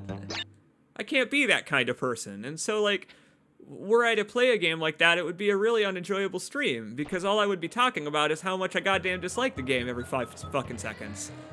I'm too honest. But, like, in the bad way, where, like, it's the situation where, like, I feel obligated to speak my mind about that type of stuff, because I'm in front of a bunch of people doing it. So I prefer to play games where, like, at least I got positive things to say. Not about this boss fight, though. This boss fight sucks. This boss fight is stress in boss fight form, unless you have one Aku Aku. And then it's piss easy. Like, I like the idea of it. You gotta time it in between the mine carts. Nope, it's even worse in the remake. It's like there's even some fun little things that you can do in the fight itself, like spin the boulders to break them instead of dodging them. Oh, but no, this fight itself don't have the strongest of design.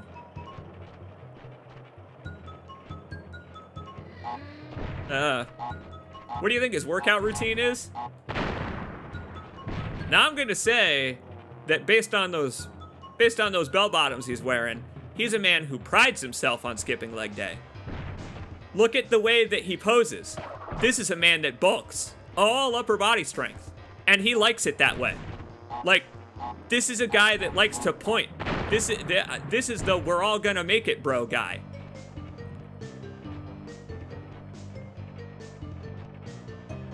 He was built to chuck things really, really far. And he does. Quod ad demonstratum. The man could be an Olympian. The man could be an Olympian. I mean, he makes a perfect fit for Cortex's army too, given that, well, no, he couldn't be an Olympian, given that all koalas are equipped with chlamydia, and you're not allowed to participate in the Olympics, I believe, if you got an STD. That's unfortunate for you, Koala Kong. At least the muscle's all natural.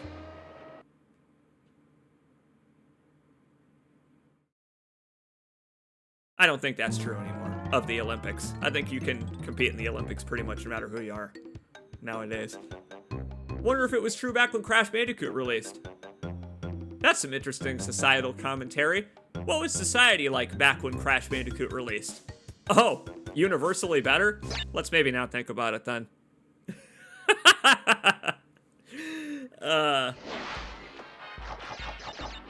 That's not true at all. None of that's true. That's not true. Society isn't better than it was in the 90s. That's a myth. That's all a myth. Folks say that stuff a lot.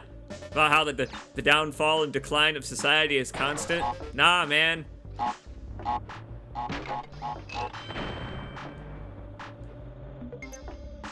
Got nothing to do with empirical facts about murder or whatever. It's down to the era of technology we live in. You have the ability to live a safe and independent life, more so than you ever have before. But you also have the ability to connect with other people more so than you ever have before. To reach out for help should you need it, not just in an emergency, but also in general. Circles. Circles are more common now and easier to find than ever. Some folks think that's a bad thing. Some folks think it's a bad thing that connectivity can create those circles. I disagree. I think it creates enough healthy and positive spaces that they will outlast the negative spaces that are going to eat each other. They're already doing it right now. The negative spaces are eating each other without you having to do anything. Isn't that wonderful? You don't gotta do anything. Just watch me play Crash Bandicoot. and talk about how much I hate Cyberpunk 2077. Again, not a vitriolic subject at all. Again, vitriolic space is diminishing. Now let's go back to talking about how much I truly hate Cyberpunk.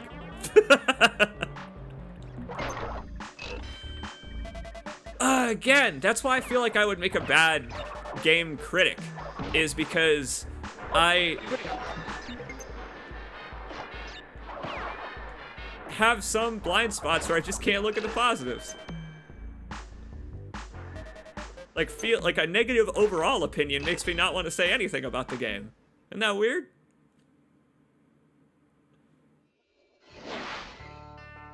Society is in a state of punctuated equilibrium, constantly falling forward, only to be saved by its next foot. You know, Ted Anderson, this is why I gave you that mod star.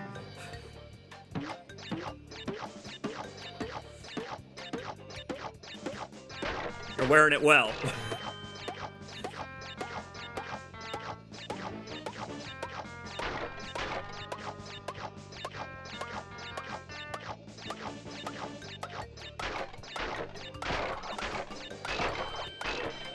Oh, first... Hey, look, it's the first bonus phase upon which I have failed to save Crash's girlfriend. I guess that's why she doesn't exist anymore. I guess that's why they decanonized her. You know what? Crash 4 recanonized her. She got a haircut. That was a fun stream we did. We only did the one, but I played the rest of that game, and Crash 4, It's About Time, fantastic game. If you've got a PlayStation upon which to play it. Crash Bandicoot games continue to be rock solid in quality, and also pretty unchanging in terms of quality and expectations. They really haven't changed all that much in like 20 years. Wouldn't want them to. What have I got? They found a formula that works for them.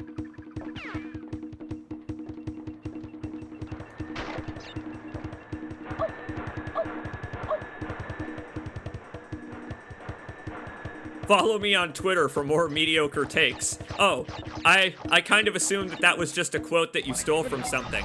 If that was something that you actually independently typed, hey, that's a pretty clever witticism, my friend. Mark Twain quality.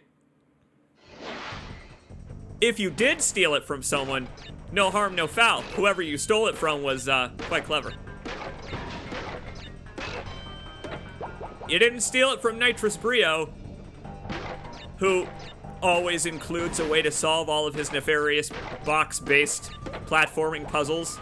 You'd think he just wouldn't make a way for Crash to get to him, and then he wouldn't need to commit suicide. He wouldn't need to bring the cyanide capsule to work, but no. Nope, Crash made it here. Damn it. Time for the last resort.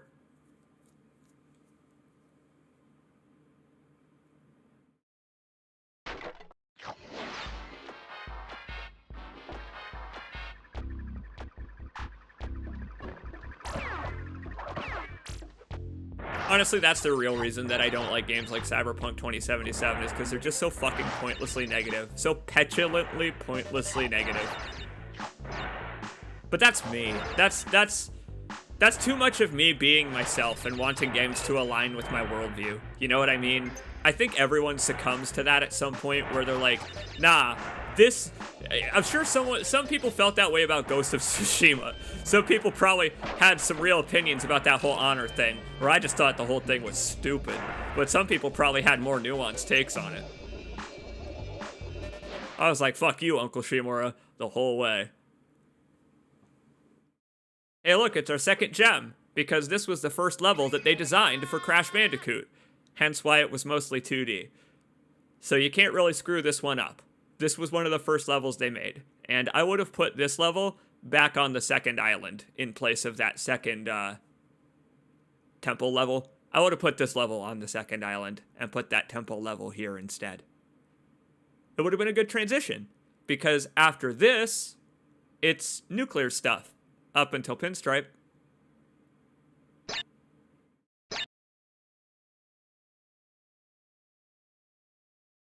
I like my media at least a little grimdark. See, that's what people always resort to when you say that That's what frustrates me about talking about it, and is why I don't like talking about it, is because I know it's going to end up with me constantly defending myself about how, yes, I do still, in fact, like nuanced and emotional stories. Nier Automata, for example, is one of my favorite games of all time. It's just I don't want to have to say that 45 times in a discussion about Cyberpunk. Just to remind people, that, yeah, don't worry, I like emotional nuance. I just don't like this type of emotional nuance. Or lack thereof, you know what I mean. Apathy, you know what I mean. Different presentations of it. Now, this is another level that they designed early, and you can probably tell in this level.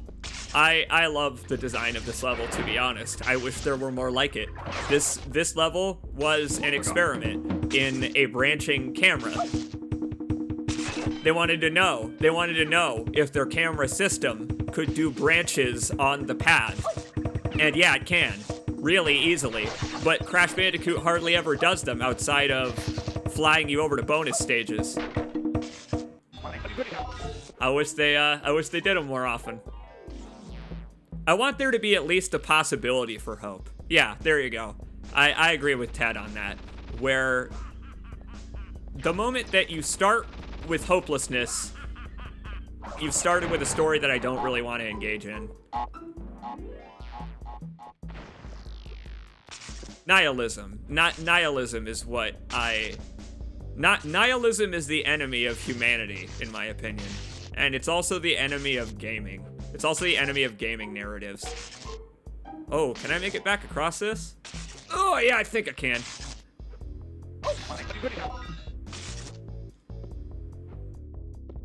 Just so you know, I'm doing this on purpose. I'm not backtracking through the level like a madman for no reason.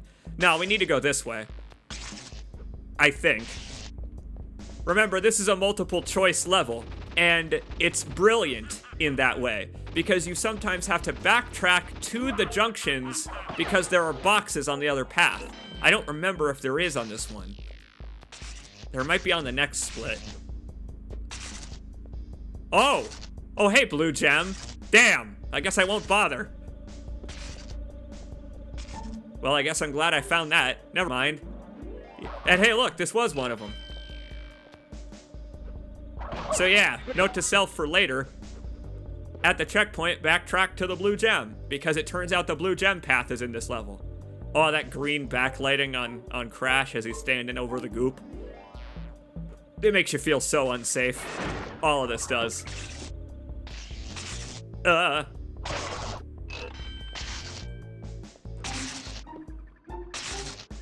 Cortex does love these, he sure does love these electrical poles.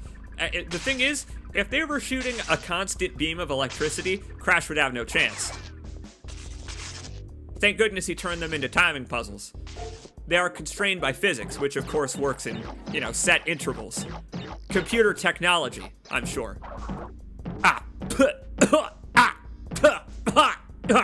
Stop it!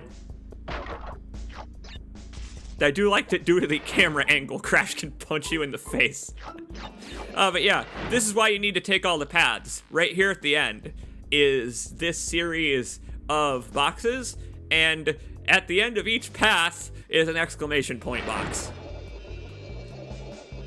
We'll be back for you later, Cortex Power.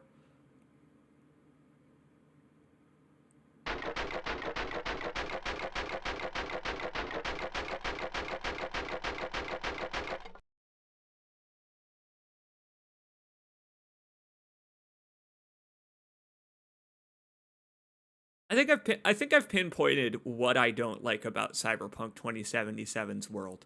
I think I've just pinpointed it. I've nailed it down. It is that I don't like that in universe you must be participant in the nature of the world itself to culturally ascend in it. That's what I didn't like about Cyberpunk. Is that I had no... Were I to play it, I would have no real option but to be culpable for the continuation of the miserable society that it is.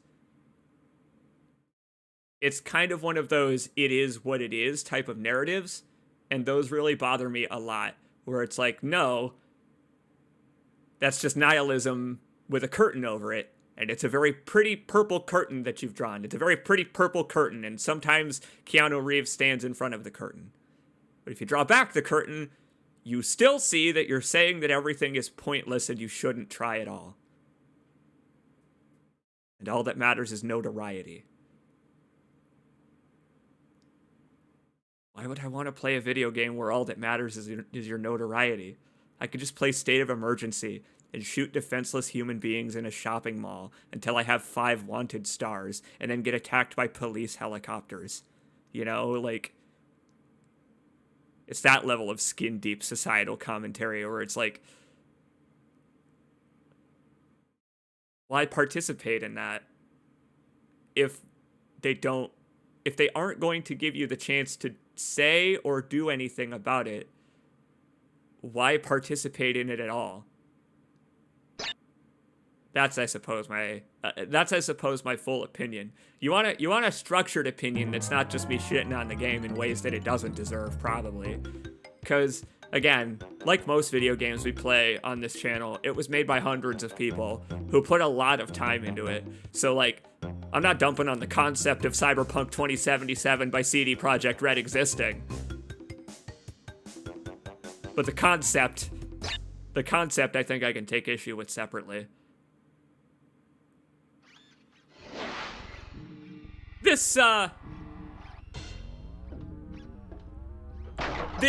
I've always wondered if this was a live feed of Cortex. Because he can't. What's he doing? Is he just anxiously rocking on his heels because he's terrified that Crash Bandicoot is coming for him? He knows that the Bandicoot menace, clearly, is on his way.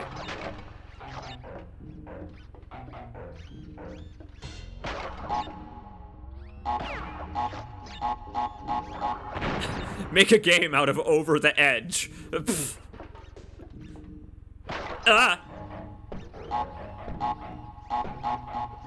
Again, it already exists. Dante had an emo phase. We gotta get back to playing those Devil May Cry games. I'm probably not gonna play the first Devil May Cry again. I have a habit of replaying the older games that I play on stream when it's been a few years, but with Devil May Cry, don't think I'm gonna go back to that first one. We'll just move on to the much better second entry, surely, because surely the second entry was an overall improvement in every respect. Am I right, fans of the game? Loving all these extra lives that are just tacking on to Crash Bandicoot's karma here. He is growing in strength, karmic strength, with every one-up we collect above 99. He will just be able to moralize Cortex to death at the end of this, with parables and fables, and Cortex will just give up. Crash Bandicoot the Messiah will just arrive, and Cortex will kneel. Thank you, Ted. Thank you, my girlfriend. Tawna, right? Is her name in this one, I think? It's been a while since I've done anything Crash Bandicoot related, so there's only a couple of characters that I remember the names of.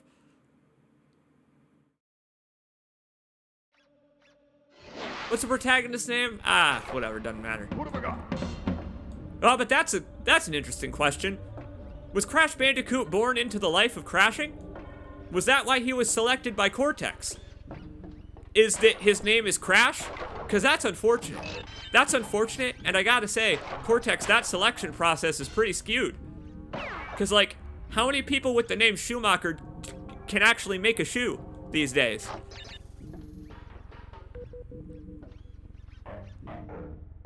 Just saying.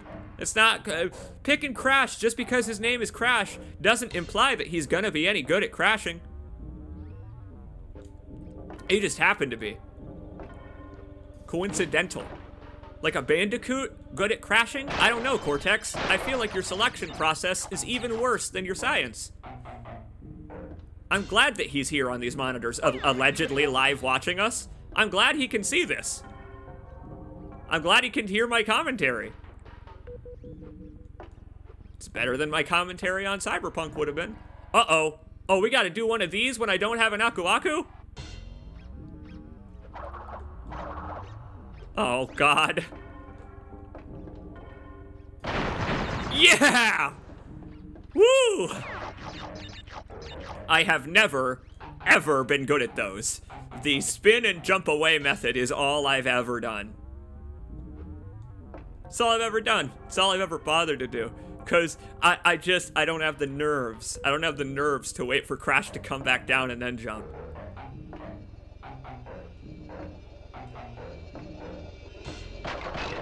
I love it. Safety first. You know what? Good on them for having warning labels. Now they just need to install ramps, and they need to install handrails, and not make it full of bottomless pits, and it actually will be safe.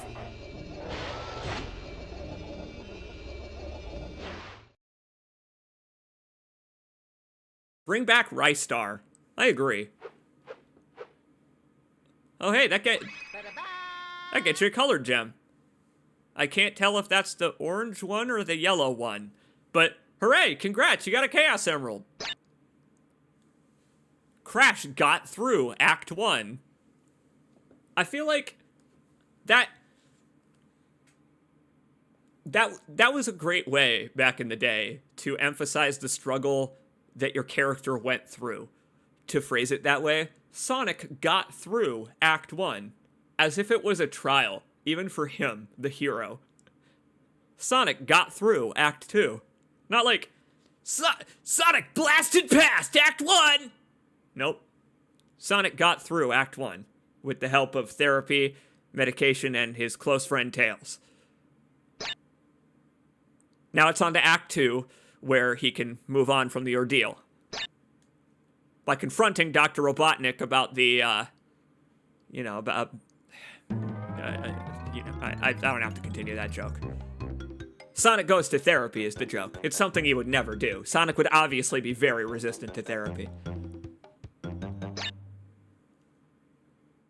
Have any of the old mascots with Toad come back? That is something I wonder as well, because I don't know. I haven't kept up on mascot. You know what? Yes, actually. Yeah. Teenage Mutant Ninja Turtles made a resurfacing to the point where my little brothers, who are now 12 and 13 even, played action games, beat-em-ups of Ninja Turtles on Xbox One and PS4. So, yeah, sure, mascots with Toad did kind of come back. I don't know many, but there is one I know of, yeah. Hey, here's a question. When Crash Bandicoot collects a head of himself, he gets a life. When he collects one of his girlfriend's heads, or Cortex's heads, or Brio's heads, what does that imply? What? What? Where? Because you need 3 of those. Do they have... Maybe they have less worth? Maybe they don't... Do you need to put one on Cortex's eyes after I murder him before he passes into the river Styx? I don't think Teenage Mutant Ninja Turtles technically ever went away. Okay, well I guess you can take away my, I guess you can take away my 1 point I conceded if you want. That's fine. I was just saying that I noticed that it was a property that that's still popular with children that were the age that it was targeted at when I was that age. I don't know. Like, when I was that age, Teenage Mutant Ninja Turtles were a thing. But how many Transformers games do you see these days on PS4 and Xbone, huh? How many Transformers character action games are there? There's just the one, and people didn't like it enough that they didn't make a second one, which is lame, because it was really good, actually.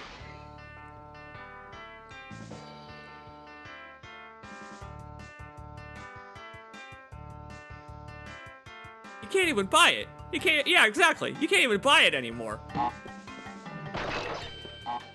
You could do the Vanquish power slide, but turning into a car. How could you not love that? Like, you know how in Vanquish you could power slide on your knees? Well, in the Transformers character action game, you could power slide on your knees by transforming into a car. And then untransforming, and that was pretty cool. Maybe I should stream that game. Not like I have any way to legally play it. Unlike this game, which again, completely illegal in all respects to play for you today.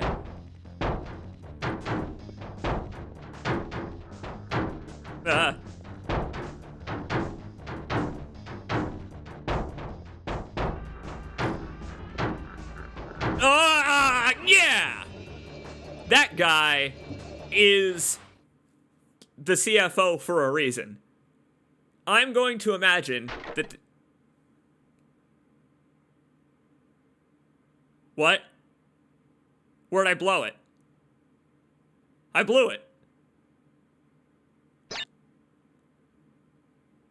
That guy was standing in the way of Pinstripe because he was the CFO of the entire company.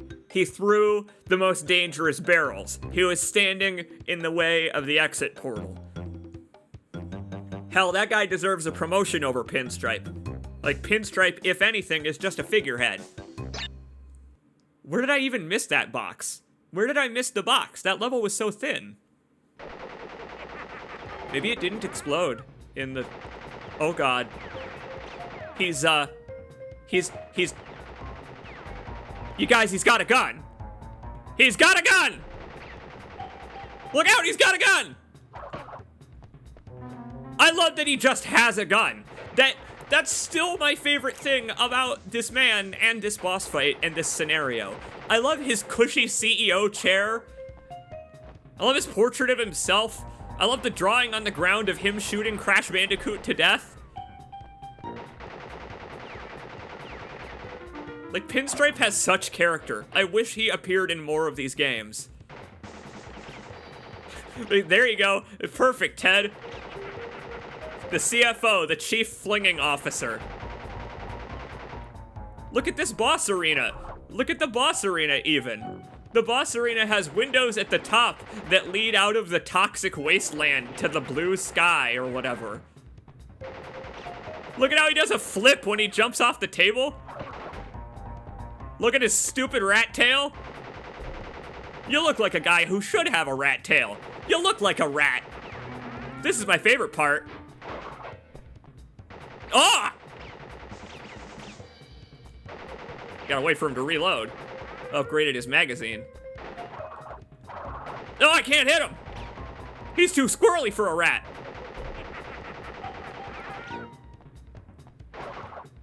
I can't hit him! What the hell is going on with the perspective? Am I playing a weird, bugged version of Crash Bandicoot where I just can't hit anything? Ha!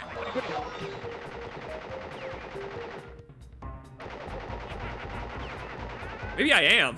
Maybe I actually am. There we go. I love that he shoots out the windows in his final spin. He's still got his finger on the trigger as he's spinning around like a... It's like he's, you know, wannabe Scarface. I love it. You know what I don't love? Taking the high road. I'm done doing that. I've taken the high road enough in life. It is time to take the low road. Hey, I have a question for you. I just have one question, and for your pal C. Jacobs, it's actually it's unusually concise.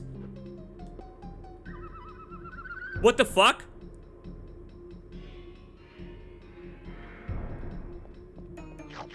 Anyway, moving on. Hey, I missed 4 boxes in the high road. Now I have to redo one of the hardest stages in the game. Huh, where were they? Oh, you know, right at the start.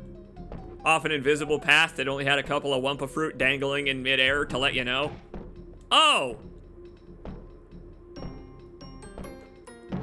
You know, it's kind of cool. I appreciate that compared to the last bridge stage, the castle is a little closer. I like that the castle has a second JPEG, because we're getting closer. I'm coming up to you, Cortex. I'm gonna get you. I'll show Cortex who was the boss. I'm gonna tell Cortex all my opinions about Cyberpunk 2077.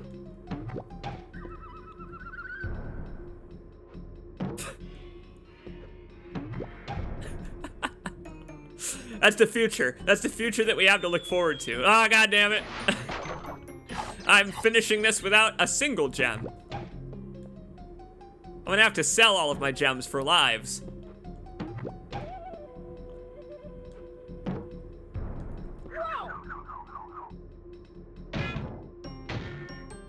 Now, I kind of deserved that one, I will say. I should have gone the distance on that one. I should have been going for speed. I mean, that turtle was all alone in my time of need.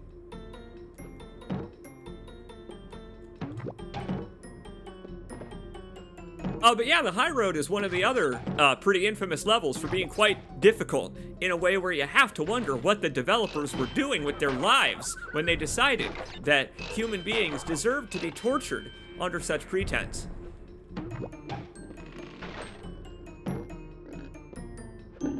You do have to wonder how much they truly hate humanity. We were talking about Cyberpunk 2077 being misanthropic. You want to talk misanthropic? How about the high road in Crash Bandicoot 1?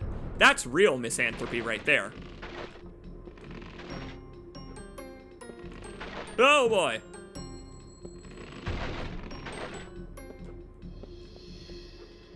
A Naughty Dog Corporation designed this level. Uh-oh.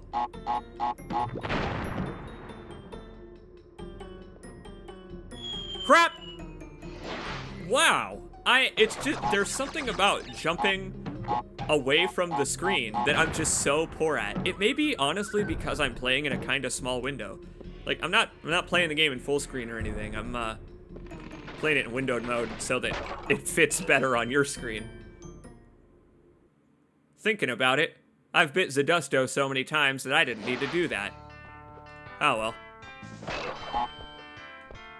Yeah, get me back up to 99 lives, because I feel like I didn't have enough. Oh, don't worry. We'll be back here to do all this the right way later. We could just ignore all of that for now. Crash Bandicoot has a very interesting, and by which I mean bad, save system. It has a fascinatingly bad save system.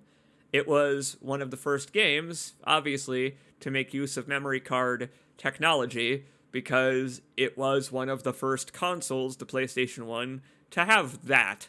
So it has both a password system and a save system, but due to memory limitations, you cannot save whenever you want in Crash Bandicoot.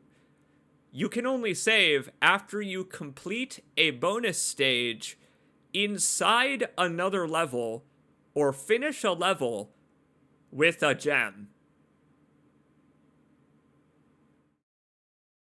See, because that way there are a finite amount of passwords for a finite amount of completion. And the password's 32 digits, I think.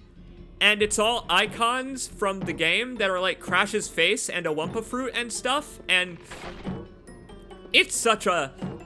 It's so very late 90s. It's so very 90s. The idea that it's got a password system for those that didn't get a PlayStation 1 with a memory card. Because that was possible. Much like getting a DualShock was not a guarantee back when the PS1 first released. Because there was no DualShock, or Dual Analog as it was called. But games like Metal Gear Solid 1 still planned for players to have the dual analog, and so analog stick support works. Versus this game where it doesn't, actually. this game doesn't have analog stick support. Spyro, another one that doesn't. Where Spyro 2 and I think Crash 2 did. Just because in Japan, at that time, they basically knew enough of the dual analog, I think, that games like Metal Gear, I think, were able to account for you having one, even though it wasn't released yet at the time the game released in America, I think. Again, this is all when I was a child, so, like, I only know all this secondhand. Oh. But even still, I believe the release went, all of the games capable of using the dual analog, and then the dual analog, and games like Ape Escape, which requires it. Ape Escape was basically a tech demo for the dual analog, because you need the sticks to swing around and capture monkeys in the net and stuff. But by that point, it turned out that there already were so many games that supported it. Just on release. And that is so fascinating to me. The idea that the dev kit contained a controller that was yet to hit the market. You can only see stuff like that these days with Nintendo doing stuff in-house with the Switch.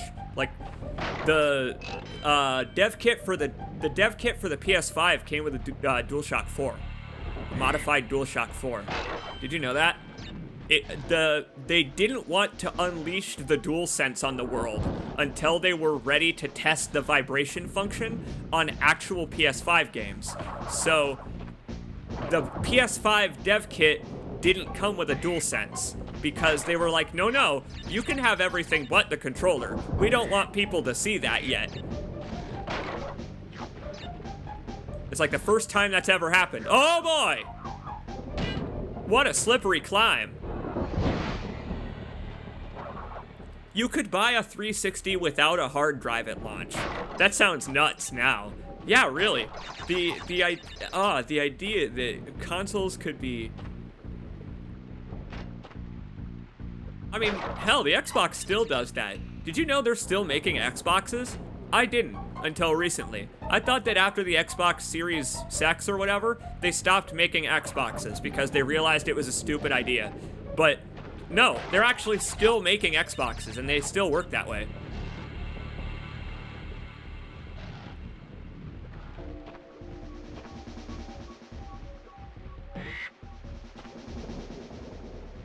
Dev kits are so cool. They're so cool.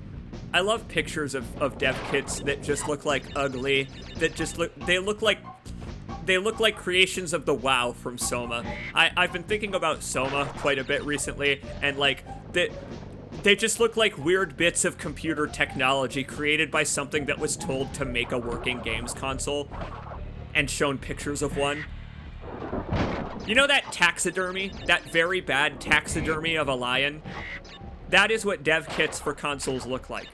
It's a taxidermy of a games console.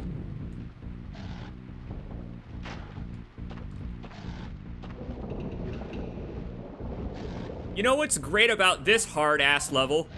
The first checkpoint is most of the way through it. So you have to do the hard part, pretty much, before you reach the part that you're not allowed to fail on. This is the hard part. This is the part right here that requires the most timing and is the slipperiest. Least room for error. Least ability to judge your jumps beforehand. So hey, thanks for putting it before the checkpoint so that you have to play the whole level over, guys. Really cool of you. There's the checkpoint. Really cool of you. This game is so great. I love this game. Hey, by the way, this is a gate level. This is the gate level of the third island. Did you notice? I bet it was I bet it was so subtle that you didn't even notice that this is a vertical level. Yeah, that's right. Lovable everyman, Simon Jarrett. Oh, I can't. I would love to stream that game again. Of all games that I could stream more than once, I'd love to stream Soma again. We'll spend like even more time playing it and looking at stuff.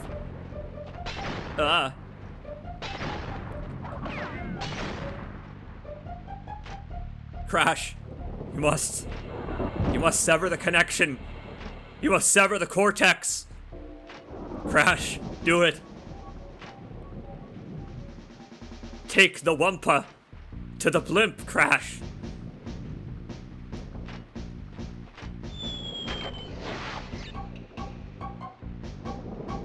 Now that's how you know I'm a master of timing puzzles. What the fuck just happened there? That's a pretty slippery climb.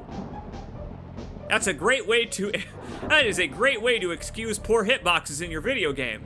No, this climb's just slippery. No, we didn't make our platforms bad. This climb's just slippery.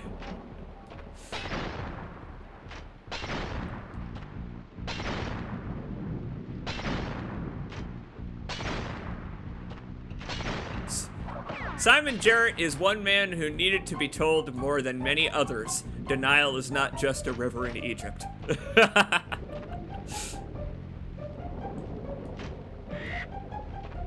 What cartoon was it? Some cartoon? Denial's not just another state in the union.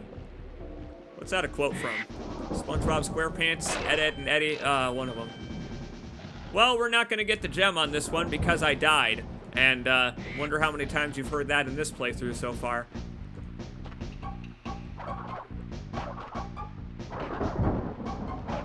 Fond memories of this level, honestly. Because it is such a brutal, annoying challenge that when I asked my dad to do it, he couldn't really do it either. Like, okay. I'll give you an example, right? I'm an adult and I can barely do it. Imagine someone who doesn't play video games, right? Like, I play video games for a living. I know, Aku Aku. That's pretty unbelievable that I do that. Or that I'm allowed to do that. Especially given reaction time like that.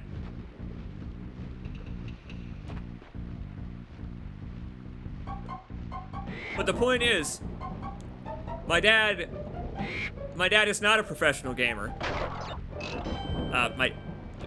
My dad worked at a speed lube, basically. So, you know, I hand this to him, and we both get equally frustrated at the bullshit hard video game. And it's a bonding experience for the two of us. Like, my dad's not the type to throw away the controller in frustration and say video games are all terrible and you're terrible for liking them. No. My dad would throw the controller away and say, I agree with you, this is too hard. Why the hell is this so hard? Let's ask your mom if she can do it. And then no, she wouldn't be able to either. Because what adult could ever do this? Like with practice, maybe. Crash Bandicoot is like an instrument in that way. Oh, see, the gem on this one's a guarantee, baby. We got the gem on this one in the bag.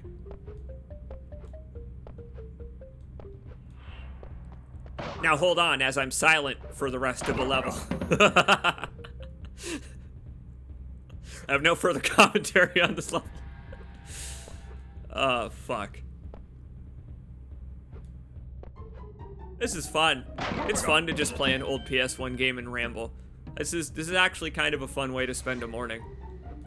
I hope you folks are enjoying the stream of consciousness. I'm sorry that I spent like a third of it talking about Cyberpunk. Crap! This is gonna turn out to be twice as long of a playthrough of Crash Bandicoot as you thought it would be, because we're gonna have to go back and get every gem, meaning we have to play every stage at least twice. Great. Don't you love when games make you do that?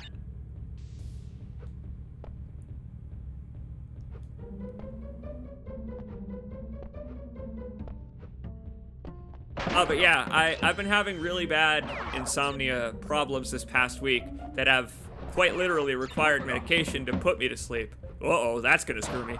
I heard that, Aku Aku. I really should have jumped on those rats. They pray at night, they stalk at night. Okay, we're good.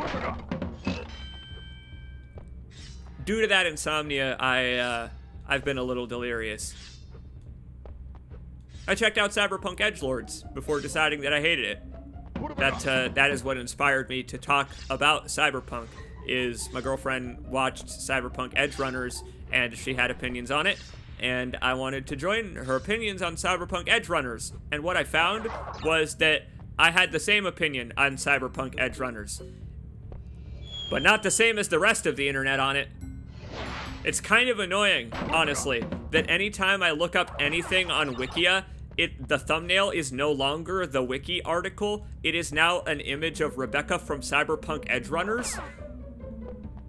Is that way for you folks? Like, if you go to the Dark Souls wiki, if you Google Dark Souls wiki Artorias, the icon on Google now is Rebecca from Cyberpunk.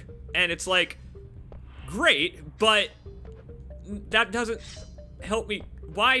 First of all, why is she there? Second of all, maybe I'm just going cyber psycho. I don't know. Maybe I'm succumbing to cyber psychosis. That's where all this is coming from.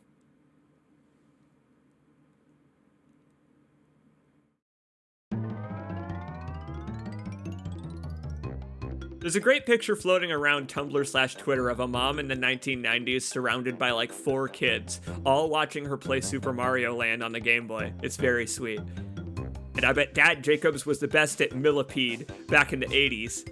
Oh, there is a picture of him holding up Baby Me where like... Okay, there has to be... Hang on. There's gotta be a way for me to show you this right now. It's on Facebook. Let me see if I can find this picture. Yeah! I need to show you this. This is the... Okay, alright, okay. You know why we have the dad dab emote? I found this picture instantly by searching for the word Doom, because we immediately started talking about how he looks like fucking Doom guy. Hang on, I'm sending it to myself on Discord from my phone. All right. You want to know how cool, dude, my dad is? I got to show you how cool my dad is.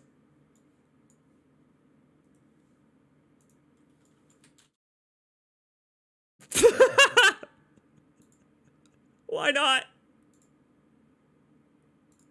It's also got Baby Me in it. There he is! Yeah! Look at how cool he is! What a cool dude!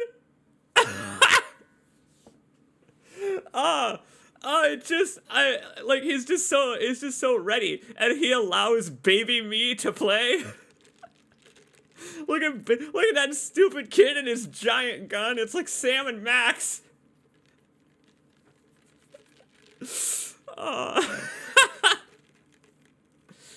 You know where we are? I believe we, in this picture, are at a movie theater. I believe. I think.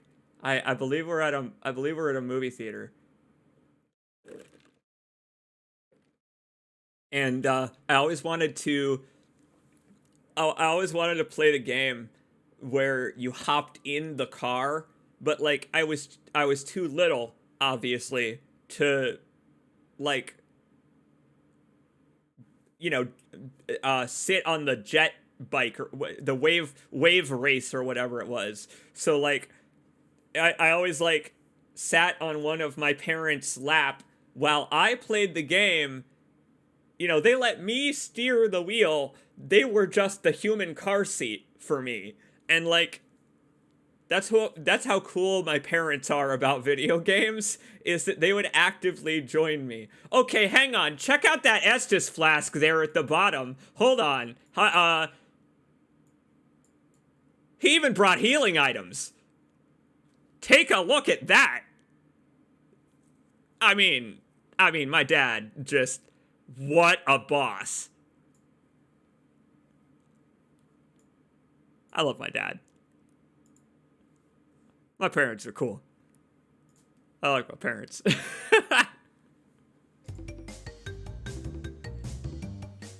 Yep, skipped right over that purple stuff. Well, that was fun. I'm glad I got to show that picture. I'm really glad I got to show that picture because, like, my dad's a relatively private guy, right?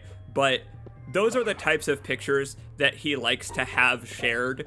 Pictures that are, you know, pictures that show him, like, outside of his work uniform, hanging out with his kids and all that stuff. He loves pictures like that and just showing them to everyone. Like, just the fact that, like, he's been doing it since the 90s, and he's still doing that stuff with my little brothers to this day. Like, my little brothers that he had with my stepmom are 11 and, 12 and 13 now. They're 12 and 13 now, and he still does stuff like that at 50. And it's like, man, Dad, you're a cool dad.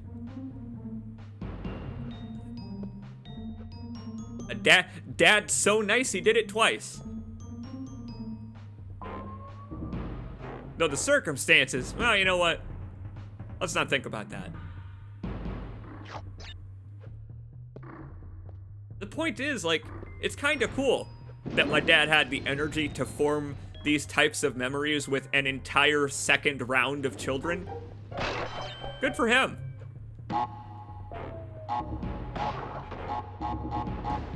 But they're also afraid of spiders. I've never asked my little brothers if they're afraid of spiders. I should ask them, because I bet they're gonna be like, yeah. And then we're gonna find out that it runs in the family. Then I'm gonna start practicing, like, the science of genetic memory or something, and then Soma's gonna become real.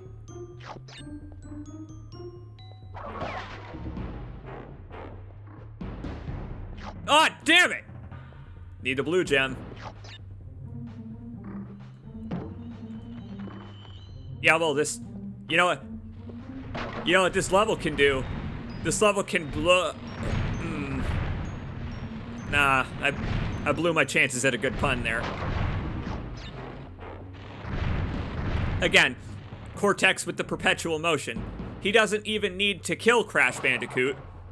What in the world just happened? That was actual Wile E. Coyote time. I just went over the cliff, held up a sign saying goodbye, and then jumped back onto the cliff. Nope. I beefed it. I just beefed it. I shouldn't have done that. That's the only dick move in this game. I think I can still get it.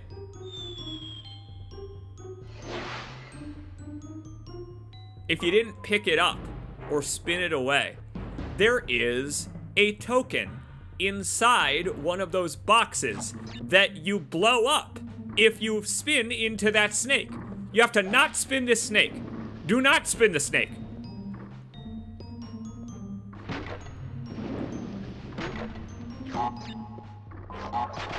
Yep.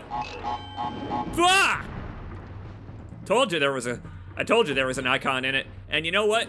Of course it would be one of the Cortex ones. Ah! You know what I hadn't considered?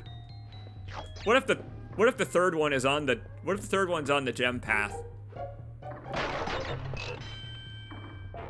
Consideration discarded. I'll stop thinking. No more thoughts. Head empty.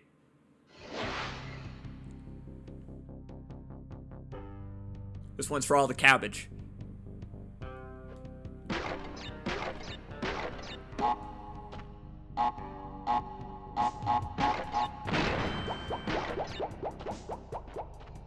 Finding out, thanks to Crash Bandicoot 4, that these were tests because he thought of Crash Bandicoot as a surrogate son really transformed this series for me. Really did. It's much weirder now. Well, I guess we're not gonna get the bonus key on this stage. That's about how I feel about that. I agree, Crash. Oh, I did that to jump back to the checkpoint. But it turns out that you get checkpointed after you leave a bonus stage. Thanks, game. That actually, I mean, it was unexpected, but it saved me a bit of time.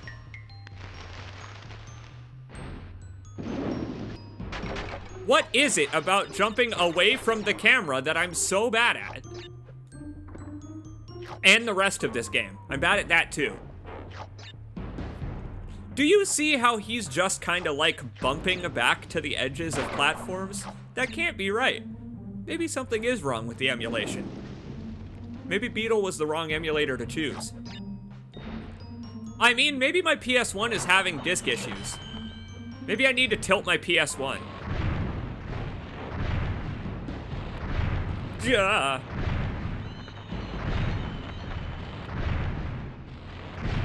Right. Be brave, Crash.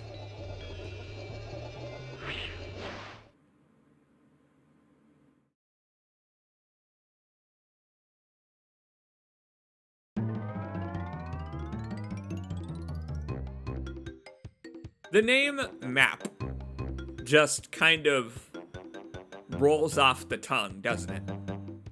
Now that we're getting up higher in the map, I just want to point out that Cortex seems to have eliminated all other sources of land on the planet besides these 3 islands. But then again, maybe they're so far off the coast of the Australia oceanic region that you just can't see anything. Maybe they're just that isolated.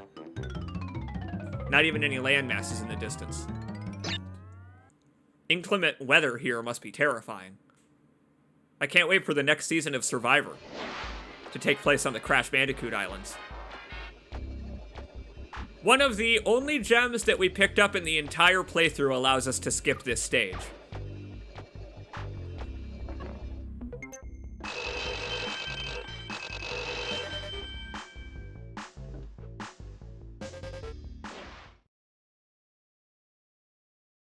Yeah, go ahead. How many boxes did I miss? I'll wait.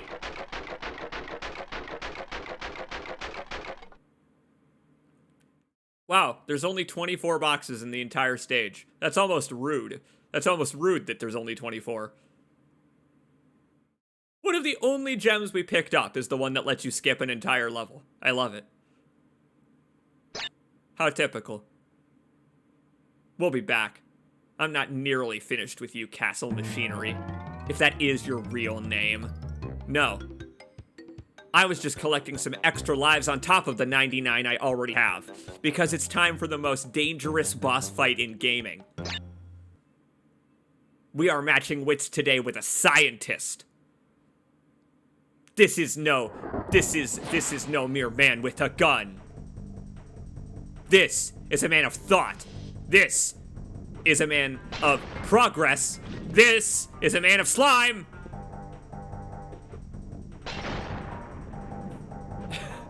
He is a man of slime. In addition, he spawns these horrible slimes. With horrible hitboxes. Wow. Wowee. Hey! My lives counter's broken. Hey, you can't do that! What? Hey! How did I do that? Whoa! Actually, whoa! I have more than 99 lives in Crash Bandicoot? How'd I do that?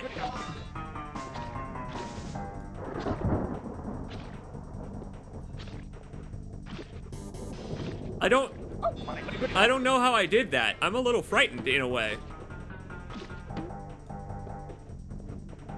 Oh, it's actually quite a difficult boss fight. I always loved this one. I loved this one. Oh, for the multiple phases, but like, oh, it's so hard. Yeah, wait. This seems like a... Am I actually playing a bad dump of Crash Bandicoot? Because that's not supposed to happen. Maybe the collision really is bad on like some kind of mistake's part. Maybe I actually have accidentally been playing a harder version of this game the entire time.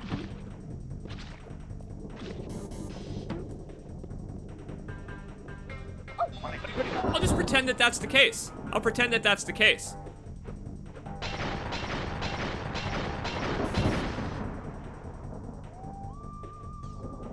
Though I have noticed it's been giving me these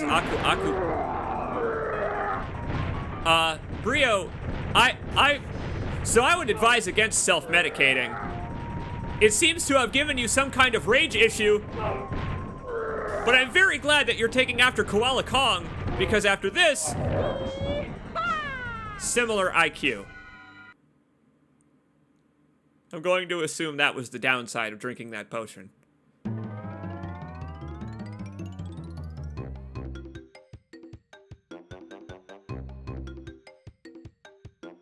So wait, if he crashes those together, they result in an explosion powerful enough to kill him. But if he drinks them, the concentration of his stomach is strong enough to withstand the chemical reaction, and instead he becomes some kind of Hulk Frankenstein. Franken Hulk. You know what? Frankenstein's monster should have been called Franken Hulk. I mean, the man himself probably would have named it that. I mean, he didn't name the monster like Jim. He named it Frankenstein's monster. Sorry, Frankenstein. It's Frankenstein. I always forget. Well, speaking of science, we have reached Site Alpha, and it's time for Crash to jam his fist into the heart of the WoW.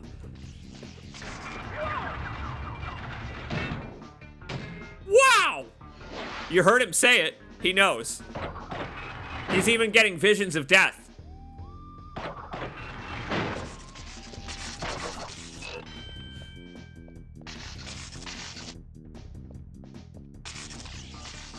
Excuse me, but his name is the Modern Prometheus. Oh, you're right, sorry.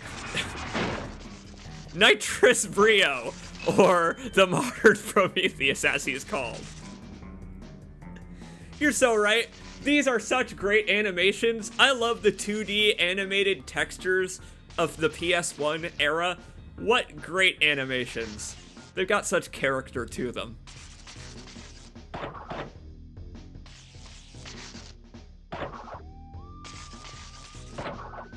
Hang on.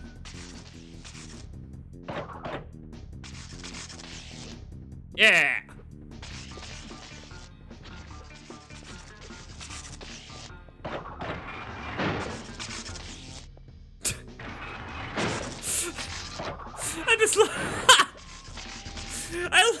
I love the idea of Brio just being like, I don't know. Of all scientists, right? Do you think he would consider himself to be a mad scientist? 'Cause I don't know, he seems pretty sane to me. Just unethical. It's the other guy. The guy from Crash Bandicoot 2 with the rocket in his head. Engine. That guy. That's the one that's the psycho. Ah! Gah!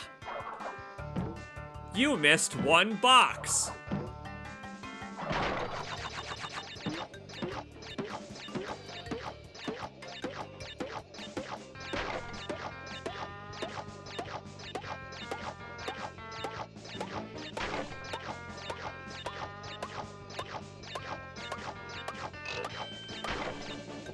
You know what? They're both a knockoff Peter Sellers voice. He's the knockoff Peter Sellers voice in this game. Engine is for the rest of the series. Those were bounces of depression. That's what those were. Those were depressed bounces. Because I am certain there was a box up there.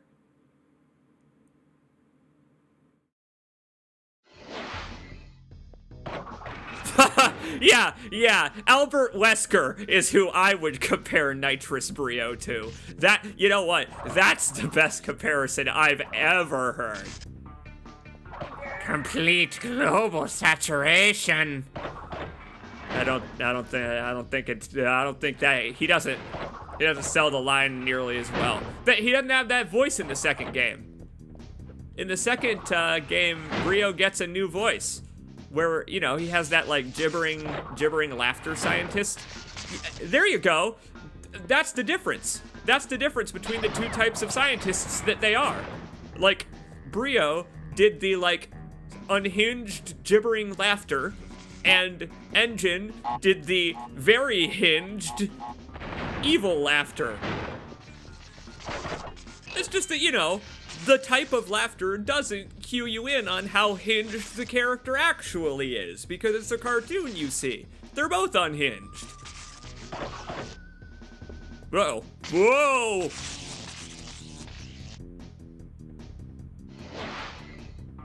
That guy was rubbing his socks on the carpet before assaulting Crash Bandicoot. I guess we'll never get to know now if I missed a box. It's not gonna give me the thing. I died. Crash Bandicoot has perished.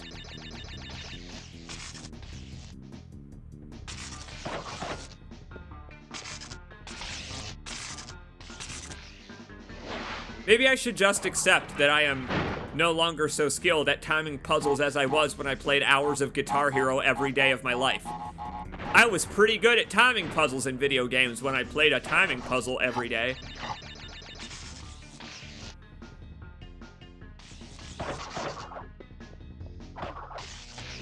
I like that they ramp up the complexity of these timing puzzles as it goes, though. Each one. I like that each one has an element that you need to look further into the background than the last. You know, like that one, you had to look past the electric shock poles to see the guy. You couldn't just focus on getting past the poles anymore.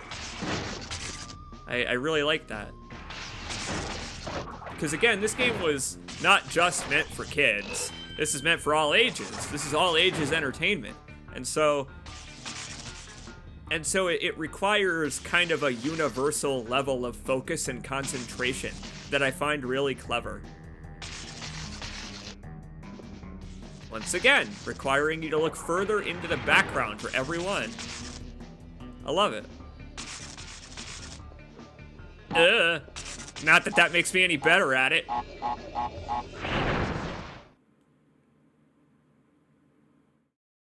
All ages need the subliminal message, go to the polls.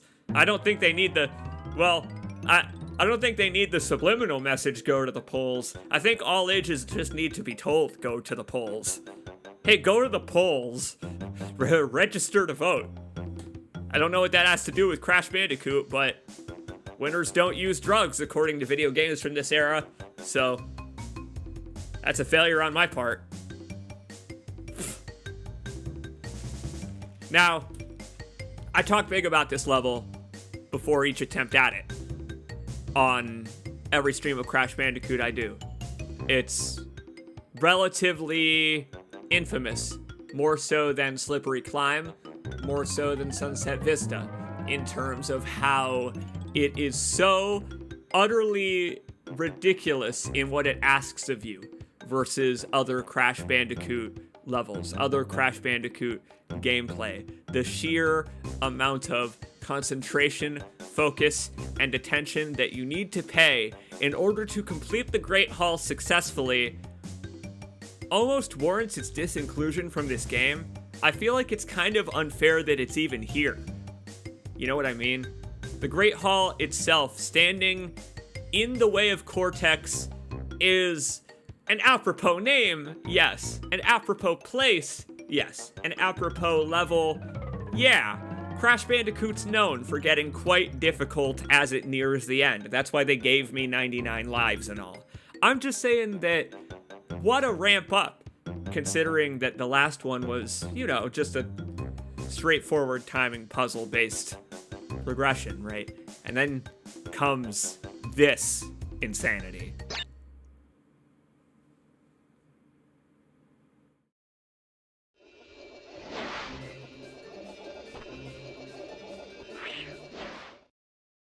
I mean, I'm with you, Crash. How in the hell is anyone expected to do that on the first try? Unbelievable. Fucking unbelievable, these game developers, what they expect of you. My God. Thank goodness this didn't cost any quarters for me to play. Those bastards.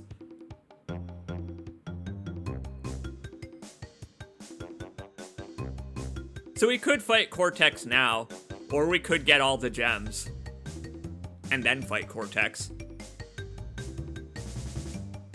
We could fight Cortex without all the gems, but I don't think that ends the game, even, because the actual final challenge of the game is to collect all of the gems and then return to the Great Hall and ride them to your girlfriend, which, you know, that's different. That's a different ending than just defeating Cortex. You don't have to fight him in that ending, which I never quite understood.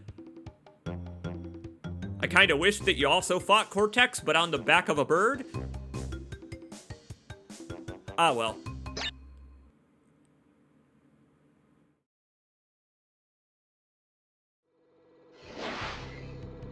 Done, you Crash Bandicoot. That's how I feel about the situation, my friend. Darn you, Crash Bandicoot. The fact that you even exist. A threat to mankind. An absolute threat to mankind. And to that end, it's a good thing Crash is on our side.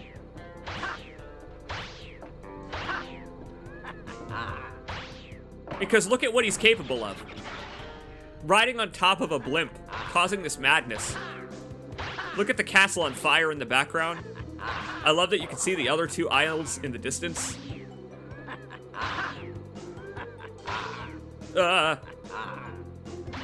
Oh. Yeah, thanks for the Aku Akus, game. I really could use them.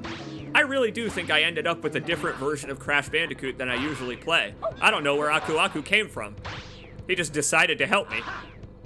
Aku Aku's like, look, buddy, you need the support here. Clearly. Whoa, boy! He kicked it into high gear. Pulled out the machine gun. Duh!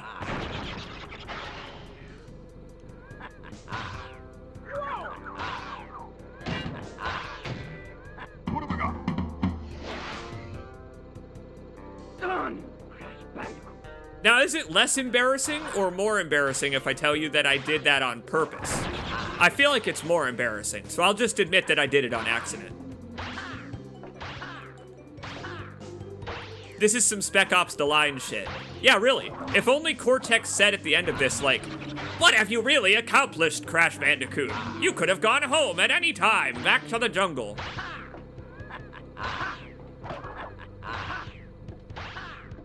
Was it worth this to free your friends? And it's like, yeah, I shut down like a nuclear power plant that was, you know, turning the island into glowing green goop that, you know, melts you into puddles that still have eyeballs and shoes. Yeah, it was worth shutting that down. I like keeping my flesh on my bones. What about you, Cortex? Do you value your flesh? Just remember, Cortex, you can still go home.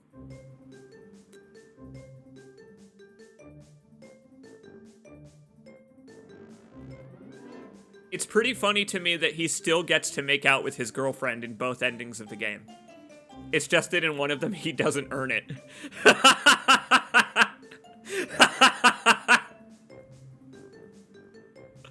This is the cooler ending. In the other ending, he doesn't earn it. He doesn't earn making out. Like, she's already waiting for him on a bird. They just leave in the alternate ending.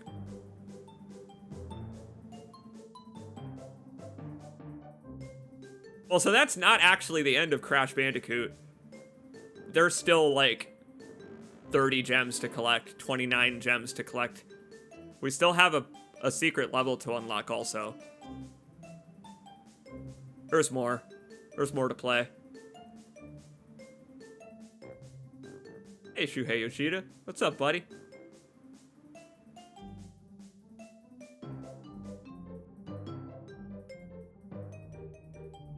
Back in the day, I liked watching credits like this. We can't skip them, because this was back in the day when they weren't very long, but you also couldn't skip them.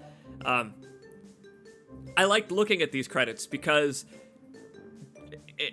they just showed the sheer different number of jobs that people had, the different job titles.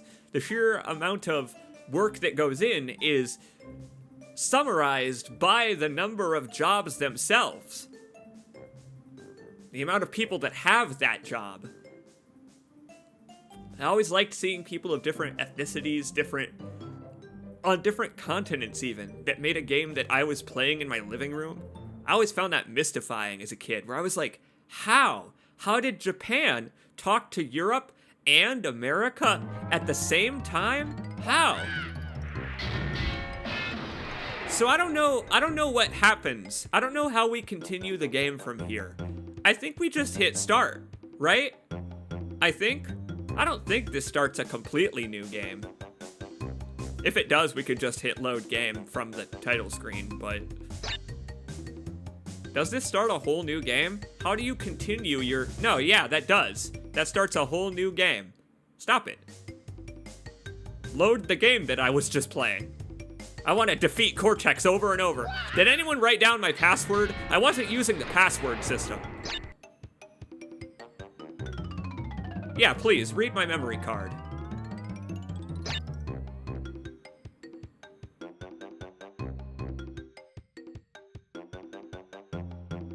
I've had a premonition. Crash has been placed into... He has been placed into the proxy hive mind and had a premonition of how to defeat the WoW. We are not yet prepared. We need to jump into a new body. I need to go get Koala Kong. Alright, well... There are a few things we need to do. Crash Bandicoot, the video game, is not over when you defeat Cortex. Cortex is not actually the end. There are 32 gems to collect in Crash Bandicoot, and there are 6 colored gems, I think, of them. The rest are clear. And, the colored gems are used to collect the clearer gems in some of the levels. And I'm not gonna say that I'm just gonna Alt-Tab real quick and look up what levels those are, but I'm gonna Alt-Tab and look up a gem guide on Crash Bandicoot 1 and let you extrapolate what I'm doing with it.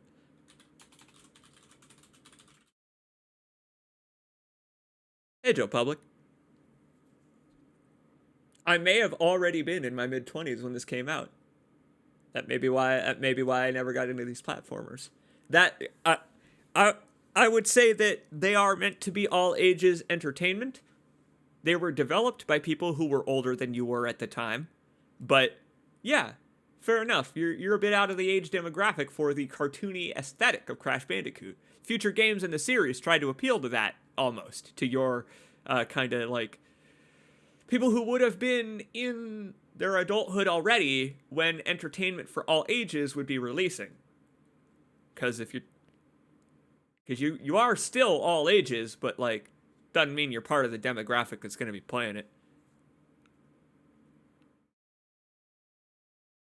I showed my dad earlier. Showed that pic of my dad playing arcade games. There are exceptions to every rule.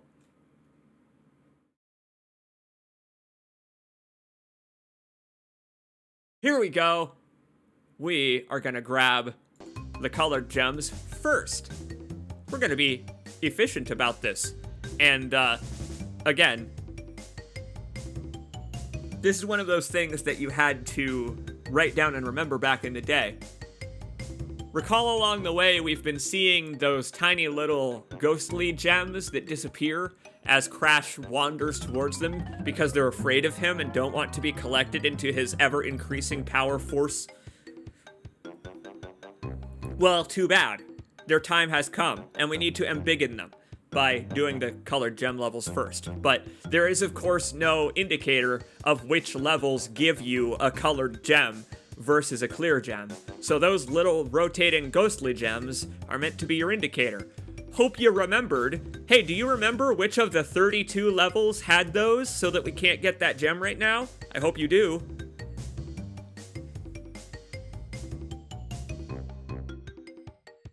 Yeah, PC gaming was more geared towards the mid-20s gaming demographic back in the late 90s, early 2000s. I agree with you on that. PC gaming, shooters, RTS games, games like Alpha Centauri, games like, what's the big one? StarCraft came out eventually. And then, of course, there's shooters like Doom. Of course, the classic. All right. So we got the green gem already. Good for us. We actually managed to get 2 of the hardest ones out of the way early. Go us. We're headed for toxic waste? Oh god.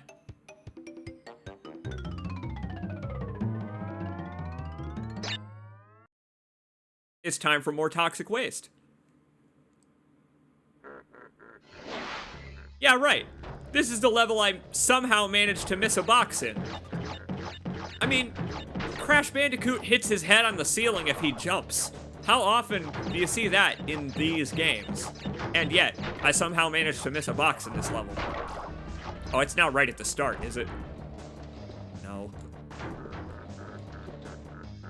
But of course, here begins the part of the game and not the stream. I won't get frustrated by it, but here begins the part of the game that can be frustrating, because in order to get the gem, you need to break all the boxes and then beat the level without dying in addition to. So you can't really, it's one of those easier said than done kind of things for certain levels like Sunset Vista. Oh yeah, it's easy to say beat the level without dying and break all the boxes, including the bonus stages. It's easy to say that that's what you need to do, but I'd like to see the people that say that you need to do it, do it. Yeah, I'm with them. Hey, I just noticed that I lost my 100 and some lives. Crash Bandicoot finally made his way to Nirvana. 999 lives. Congratulations, Crash. You reached your 1000th and the number bugged out. Or alternatively, whenever you quit the game, it resets you to like 3 lives, which is bullshit. I think I might not have blown up this TNT. I don't know. I would love to go back. I would love to go back at the footage and see which specific box I missed, because the boxes in this level, the crates are just so impossible to miss. Maybe I just walked by one. Maybe I just ignored it. Oh, hell. Ah, God!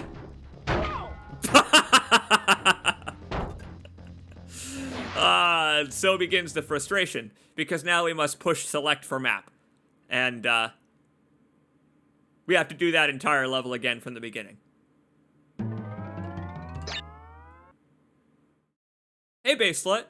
You're just in time for the part of Crash Bandicoot where I die a whole bunch while collecting all the gems. Excellent! Welcome.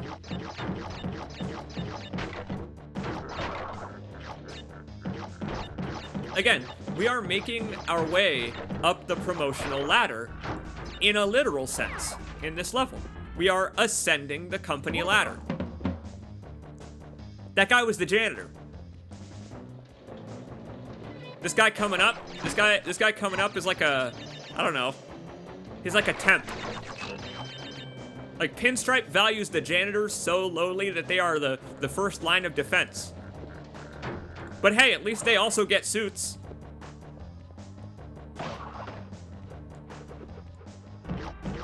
I treat my employees nice, he says, clothing them in suits as their work uniform while they work in sewage and nuclear waste. I guess that's kind of how the real world works too, isn't it? Boy, Pinstripe is quite intelligent commentary in that way.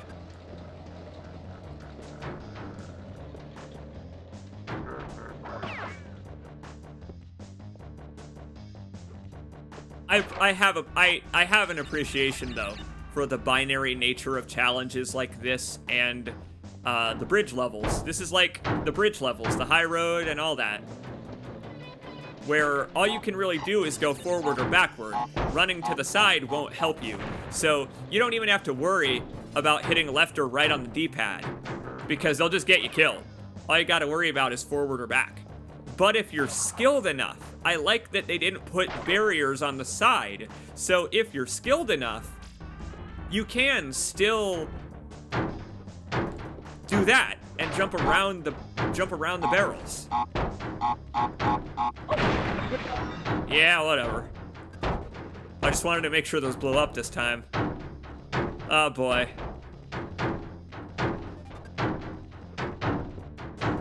Yeah, I'm also just reading B-Man's message. B-Man, you have my sympathies. There are fewer things that are more frustrating in this world to clean up than cat vomit. Such consistency to it. I almost vomited at the end there, taking out again the chief Factorio officer. I assume that's why he was throwing all those barrels off that conveyor belt, is because he was just a glorified Factorio crane arm.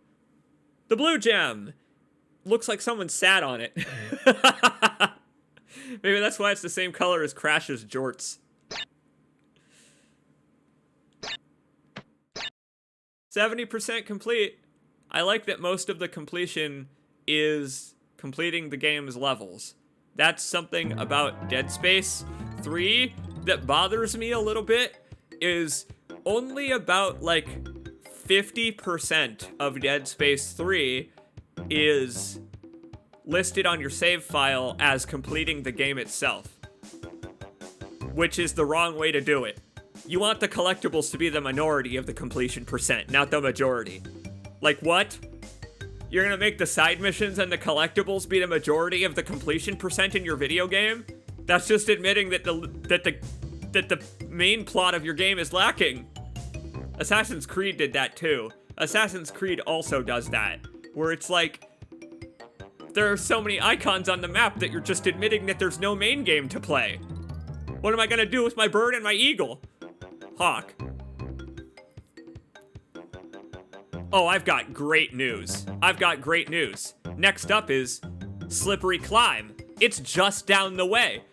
Look at all of these colored gems in a row. Generator room, toxic waste, and a slippery climb. Fantastic.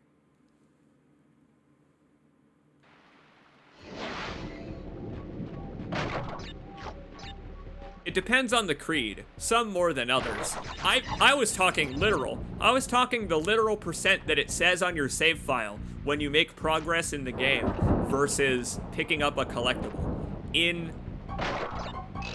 It's arbitrary math where they could make levels in the game of Crash Bandicoot count for 5% completion on your save file. And gems only count for 1% completion, relative to how many of each there are. You know, it's a math quandary that kind of results in the game looking bad a little bit. The game looks bad if you end up with the collectibles being most of the completion.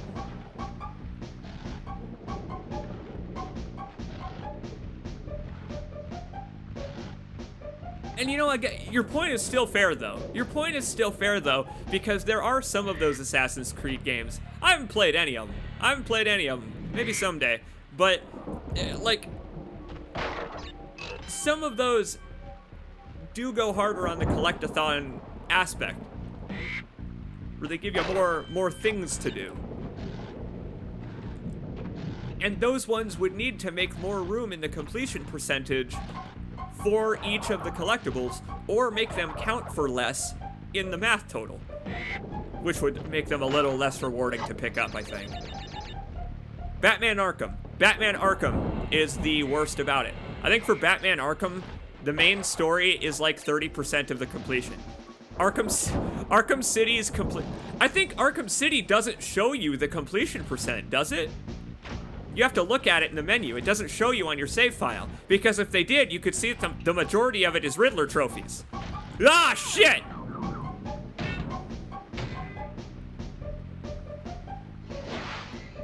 Oh, good news.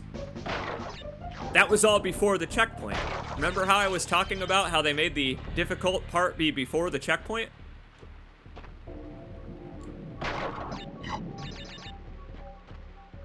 That means we can try again without having to quit out of the stage.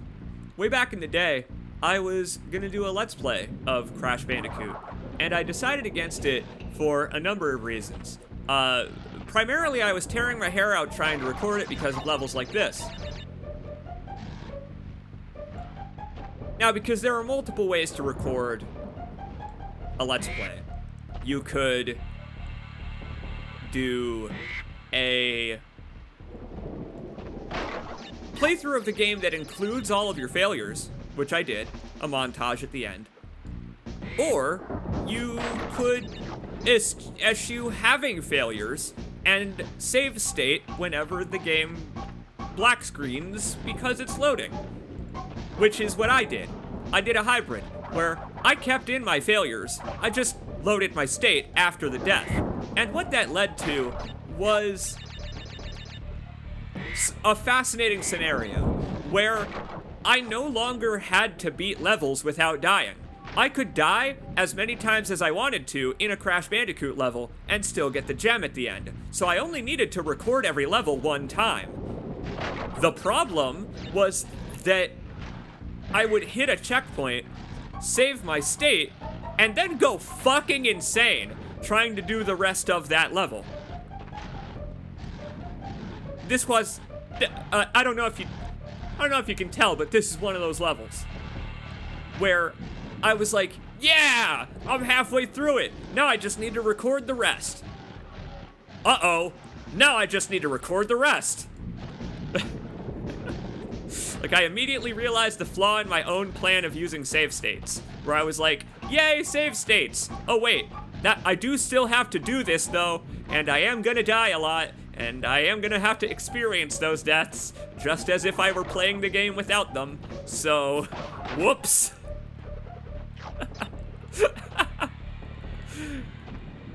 I saved myself having to replay the level to that point. That was what I saved myself. If you want to know what I was really doing, I was saving myself having to replay the level to that point, breaking all the boxes again.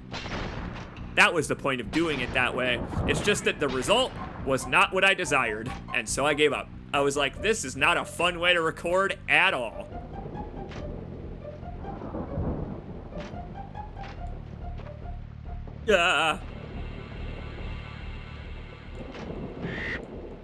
Now, I will say that Crash Bandicoot is dubious fun at best at times.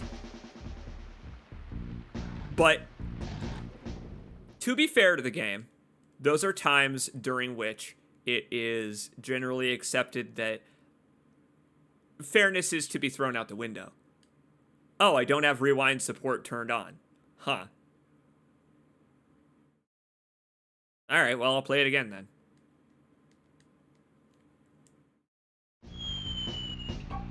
Yeah, because see, we've reached the checkpoint, which means now we have to go back to the map.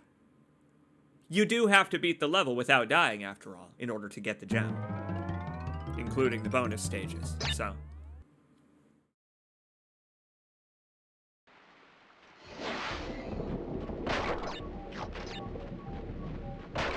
And this is kind of where Crash Bandicoot separates itself in a fascinating way. Because as a kid, I had infinite time to do this part, where you die over and over again until you've broken all of the boxes and are an expert at the game and all that. Like, I could do this part. My dad could not, because he, as an adult, did not have time to do to do the repetitive tasks, to quit the level every time you die. Especially right near the end, because that's when it's the most frustrating. My dad had to go to work. My dad had to go to sleep. My dad had shopping. My dad had taxes to do. And so, in that way, as an all ages type of game, I feel like this one kind of falls apart at the end a little bit. Adults won't actually have time to finish it. Yeah, speaking of adults, best adult dating site. Best Bandicoot dating site. What the hell was that Wumpa noise? I collected like a rotten one, that was an overripe Wumpa fruit. Hey, thanks, the Magical Hobo. I appreciate it. The Magical Hobo and Ted have been cleaning up those bots, and as soon as I figure out how, I will dedicate some time to developing a filter, because I don't know how to do it on YouTube, and I also don't know how to do it on Stream Elements, so I gotta figure out how to do it on one of them. I just gotta figure out which one's easier. Which one's more accessible to the mods. Because I can create commands, and then you can create filters in case a new spam bot joins or something that's saying something new instead of just about adult dating or whatever. I don't know why it gives me targeted ads about adult dating. Maybe because I say that my live stream has adult content on it. I do say the fuck word a lot. Oh, fuck! Case in point.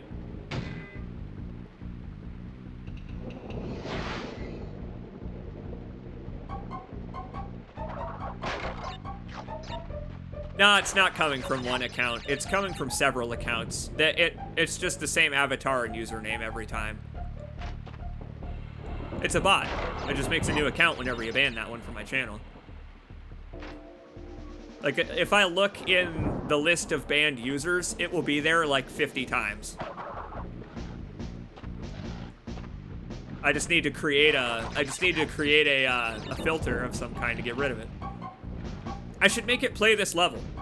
I should make the bot create, you know what?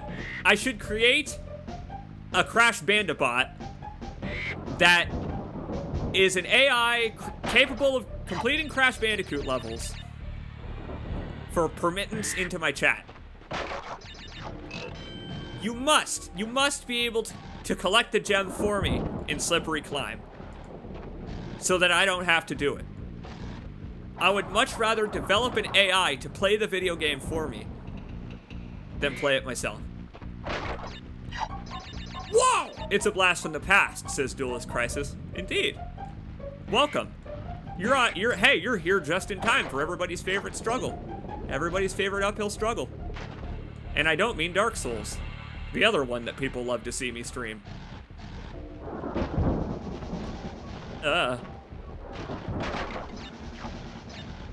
Now, on the bright side, we actually don't have too many more colored gems to collect after this. The other colored gems are in Lights Out and the lab, which we're on our way to anyway, because we need to beat Cortex's ass. So, you know, we're back in the timeline. We have rewound the timeline to before we did that, you see. I loaded my save file, so Cortex has not yet been plunged into the depths. The rocky tomb from which he was condemned to at the end of Crash Bandicoot 1 and the start of 2. And hey, by the way, I actually always liked that continuity. I liked that continuity. How the end of Crash Bandicoot 1 has Cortex falling off of the blimp going, "Ah, I'm going to die if I fall this far!" And then Crash Bandicoot 2 reveals, no, he's a cartoon character. He survived the fall, and he's pissed about it. Right away. I just like that they followed up right away. They were like, nope, we didn't kill him. But we could have. Oh, God. You know what? I did lose all my souls. I lost all of my souls. I somehow managed the bug where you gain more than 99 lives in Crash Bandicoot. I don't even know how I triggered it. Maybe I picked up enough lives at once that it was like, wait, stop! That's too many! No one band should have all that power.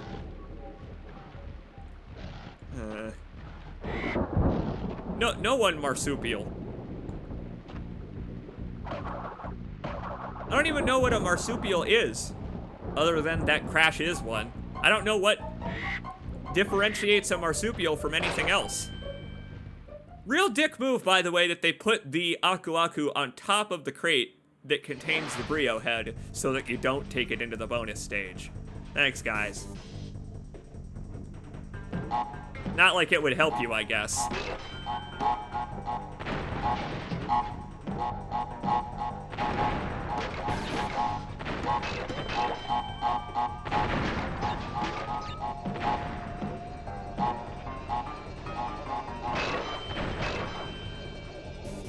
Could I hang out with you? You seem a lot smarter and more dangerous than Cortex. Every one of your bonus stages has been so much harder than his. Like, look, I've got Wumpa Fruit. Huh? Huh? No, you know what that was? That was Crash going, well, what is it? That was his hold on. Well, we need to let him do that again.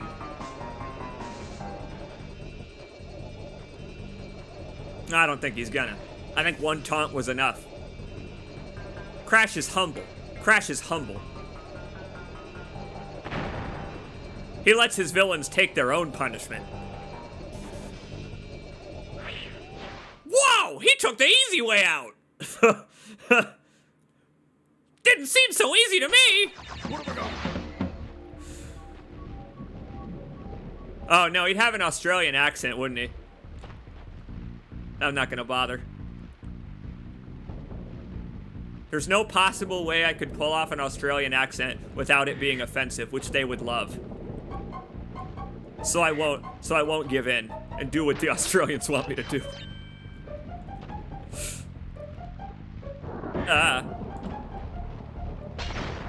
Now, have I mentioned that I'm not particularly a fan of this level? I may have, every now and then, along our journey.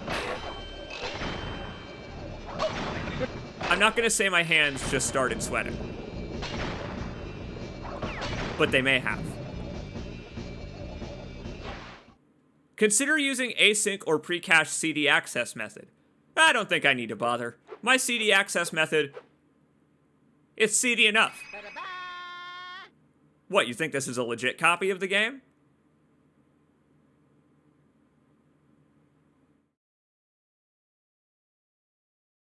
I gotta say your Crash voice is slowly but surely turning into the Beef's Ridley voice, edging closer and closer to it. Oh, we said edging, which means another adult spam bot. In a way, they show up with such comedic timing that I want to keep them. That's another one! Hooray! That's green, orange, blue, and red. Now we just need purple and yellow.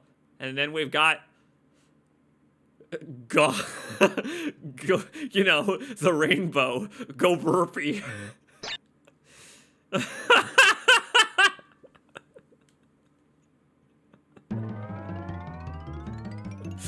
That shouldn't be funny. That's not funny at all. Alright, well, hey, lights out is where the purple gem is. And I believe it requires the yellow gem? I believe it requires a gem. Lights out is the only colored gem in the game, I think, that requires another colored gem. And I think that's clever, that there is just one that requires a different one. I like that there's a very slight, specific order that you have to puzzle out. I find that to be very cool. Alright, well, do I do it and bank on having the right one? Yeah, I do. Yeah, I do bank on having the right one. I mean, there's only one left. We have, like... We have a 4 in 5 chance. We have a 4 in 5 chance.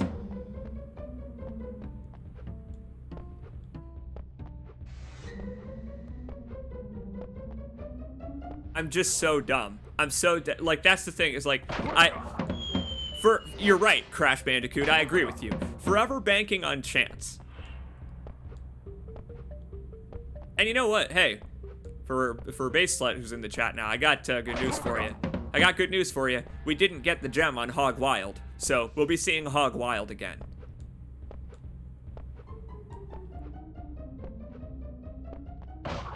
And hey, fair enough to the game. Fair enough to the game not giving you the gem on this level so easily. Because, well, it's not, it wouldn't be that much of a challenge to get the gem now, would it? Oh, you bastard man of a game. Uh-oh. That's gonna make life hard.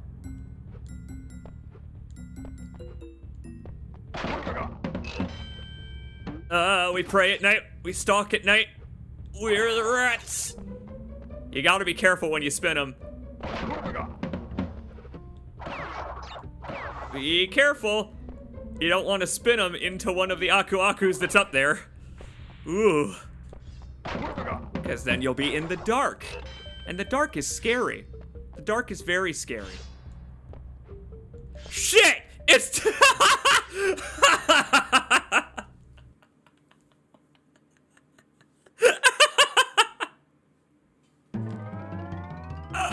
I like those odds, Crash Bandicoot.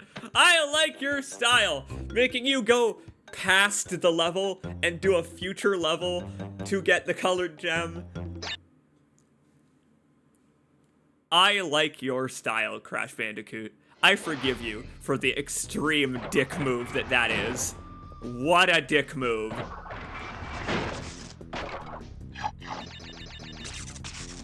Back to the lab again. Oh no.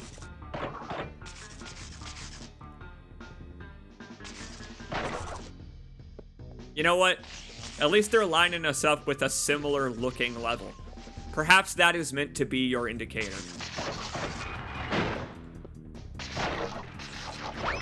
Ah, yes, these linear levels, similar looking paths, random dick move TNT dynamite that you forget about. They gotta be correlated in some way. They gotta be.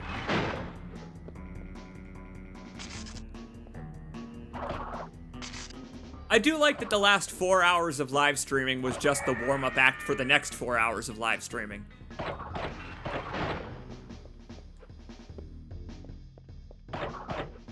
But that's something that I enjoyed about this game back in the day, is that, yeah, it did ask of you mastery. Yeah. Like, I have to quit now and go back and do it again until I do it perfectly.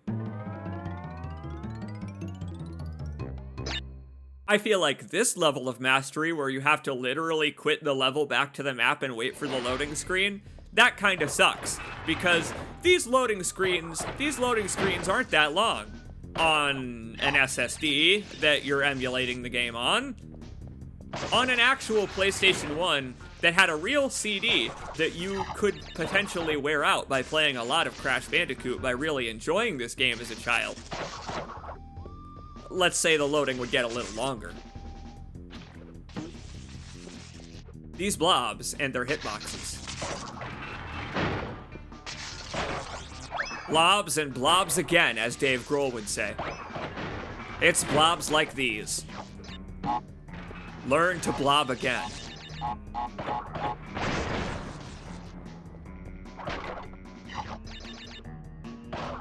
I've always loved the Cortex aesthetic. The Cortex aesthetic of like old school medieval castles retrofitted with bits of technology. I just, the lab is such an emblematic level of the Cortex school of design. Find an old castle that someone already probably owns. Don't evict the ghosts. Make the ghosts be enemies in the level. Or clean up the spiders. Then put a bunch of computer shit everywhere. Perfect.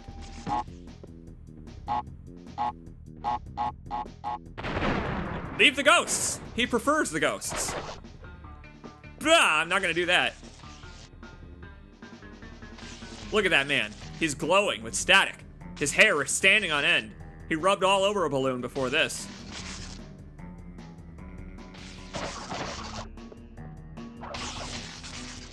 Now, he had absolutely, most definitely ceased his glowing and electricity there when I spun into him. That, I definitely performed the correct action there, Crash Bandicoot, to complete this. This challenge.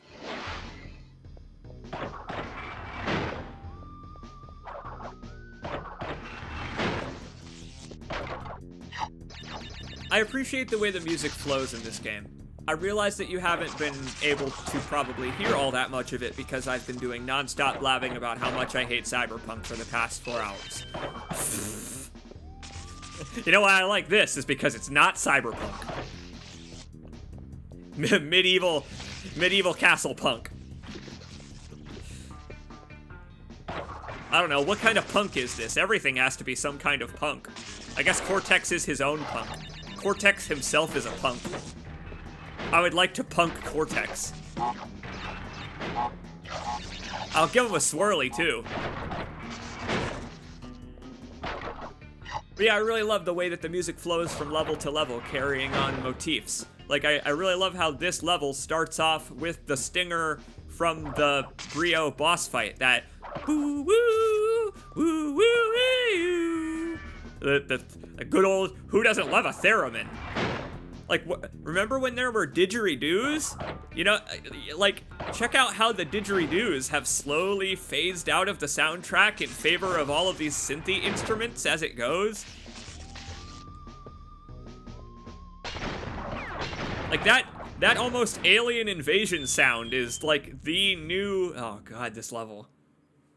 That sound is like the new didgeridoo to denote danger.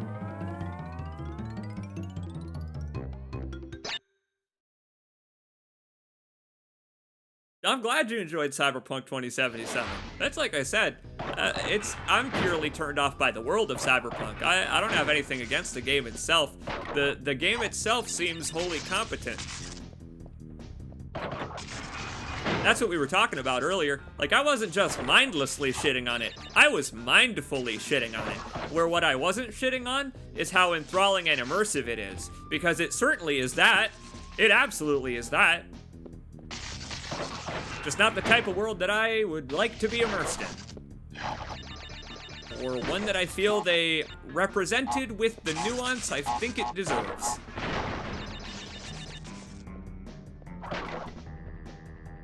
Surface level is probably what I would call it. Surface level. Versus the depth in Crash Bandicoot. But that's the thing about calling something surface level, is folks often use it as an insult, but I don't. I don't think surface level qualifies as an insult. It's just talking about the depth of the product. Like, some of my favorite games have the depth of a puddle. Some of my favorite games have the depth of, I don't know, your favorite Dream Theater album. That kind of thing. Where it's like, you can still get immersed and enthralled by a world and story that isn't elaborated upon in ways that it could be. My go-to example is Spirited Away. Spirited Away is a beautiful film because they created an entire spirit world, and you don't see any of it because Chihiro's story is not about it.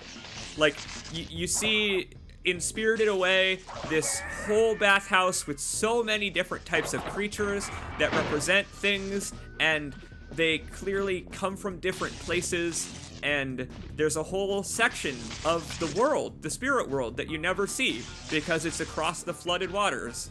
And I always liked that when I was younger, where the implication of there being a bigger world was cooler than actually being shown it.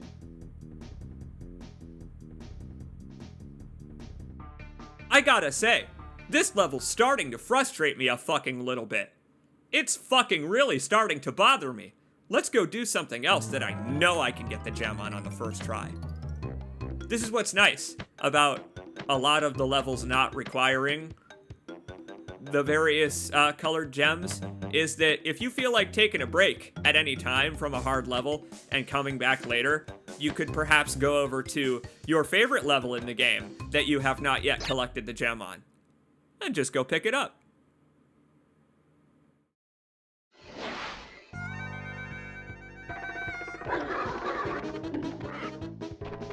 Again, one of the best levels in video gaming history. You want depth. There's so much depth to be found in what's going through this poor creature's mind. It is experiencing so many complex thoughts right now. Whereas Crash is experiencing none. Crash's head is just, he just wants Wumpa Fruit. And he saw an opportunity.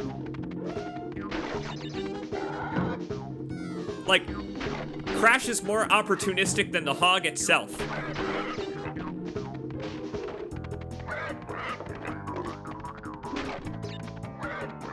Now that's an instrument I want to see more of in Crash Bandicoot. Did I hit that third box? I better hit that third box. That is the hardest box to hit in Crash Bandicoot. Crash 2 also has one of those in the polar bear levels. One of those side-to-side slaloms.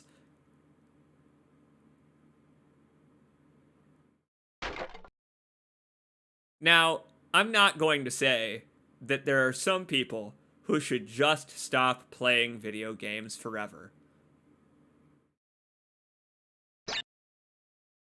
I won't say that. I'll leave it to the professionals. Let's do it again then, because I'm willing to hear that music as many times as it takes. That's music that I want played at my funeral.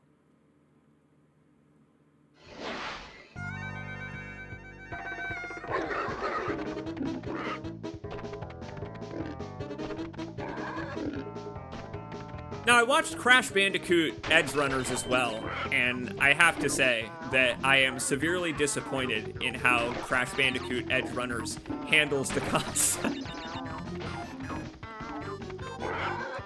I feel like Crash Bandicoot Edge Runners was really tied down by having to be a tie-in to the game.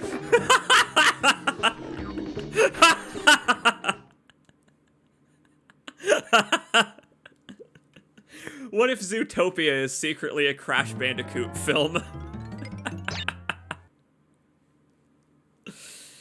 Ah, crap.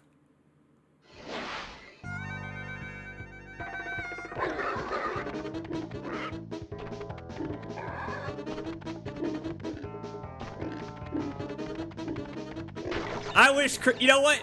Give me the Akira power slide with the hog. I want to see Crash doing the Akira motorcycle power slide on the hog.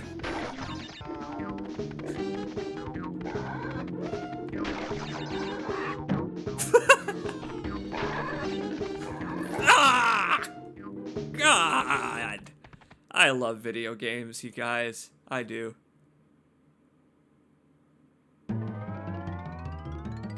What an awful use of one of the best Franz Ferdinand songs. I'm so mad. I'm so mad. I'm mad. I first heard that song in Burnout, and it's better used in Burnout than Cyberpunk.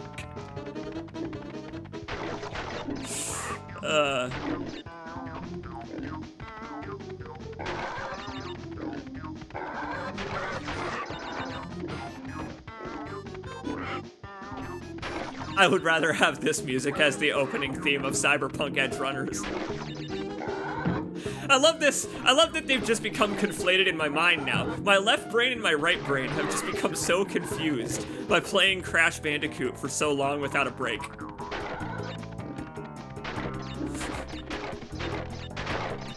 Like, I am succumbing to the cyberpsychosis. I joked about it earlier, but I really am.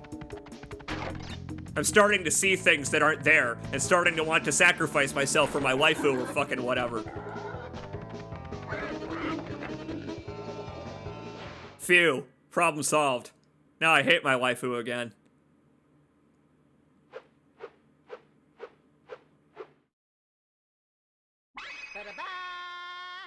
You know what was a better choice than using Franz Ferdinand for the opening of Cyberpunk Edge Runners? Having all of the gems fly by you in Crash Bandicoot. So that you can see your progress every time. How rewarding, am I right? You know, Crash, as a Cortex experiment, you're not remembered for the way that you live. You are instead remembered for the way that you die. Hence why they gave him all those animations.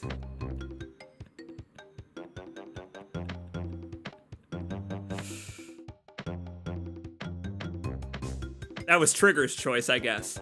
Makes sense. It makes sense. That's a very Trigger choice to put a Franz Ferdinand song in just because they want to. Like, a lot of that anime in hindsight seems like Trigger choices. Which tells a lot about it. I would say.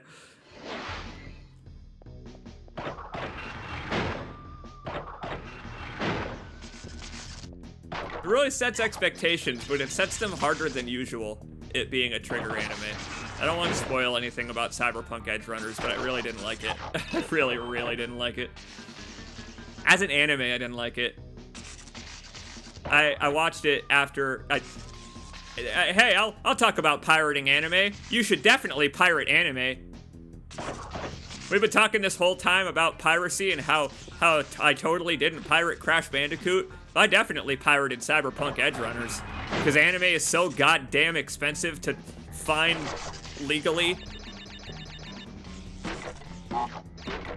Well, I watched it after talking to Base Slut about it, and yeah, I didn't like it either.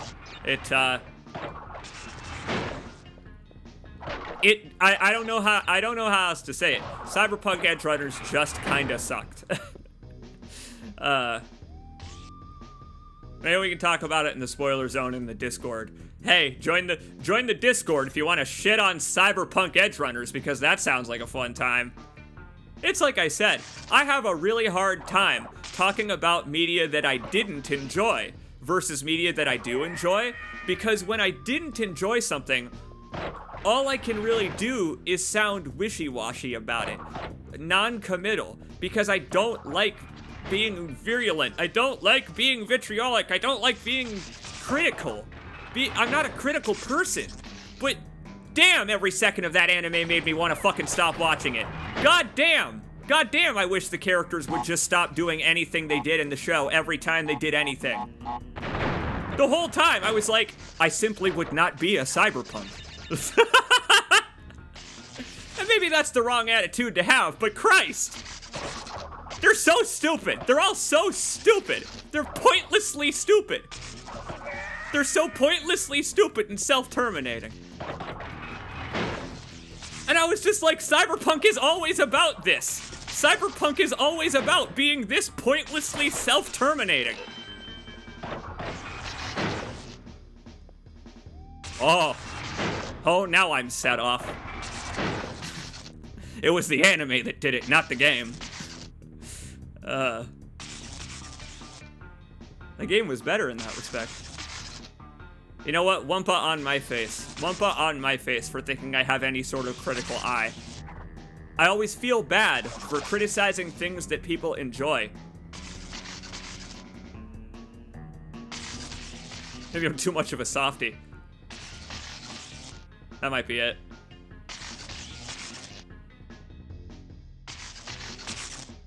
I really regret bringing it up. Nah, you don't gotta. Because it's funny, right? How it can make us, it can cause us to think about the nature of critique, right? Where I was already biased against cyberpunk by not liking a lot of the tropes of cyberpunk as a genre. I was already biased against it going into it. And so, like, coming out of it not enjoying it, I won't say I'm surprised. But I also won't say that it's the anime's fault entirely. That's the part that I find interesting when I don't enjoy something, right? Is trying to find that split of where is my bias of my personal distaste and where does it lack in the closest thing to objectivity we can come to as human beings. Rules of writing and storytelling, basically.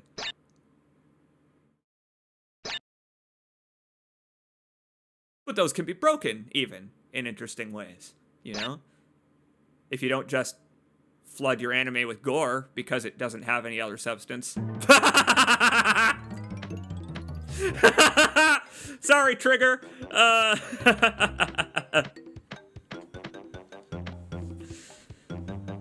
Shit, the budget ran out. Just fill the screen full of red strawberry jam.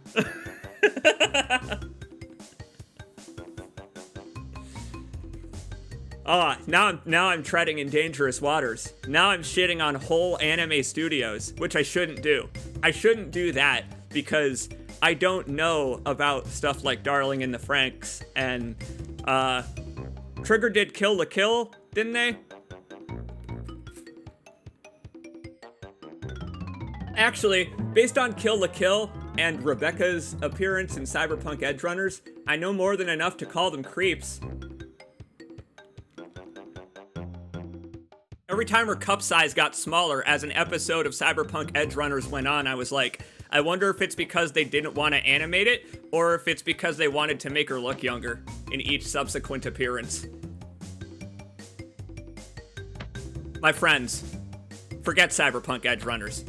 I know you guys keep bringing it up all of you, it's time to head back to the start of our journey, to wash up on the shores of Insanity Beach once more, because we can now collect every gem in Crash Bandicoot. Please join me for the next 14 hours of our fucking lives.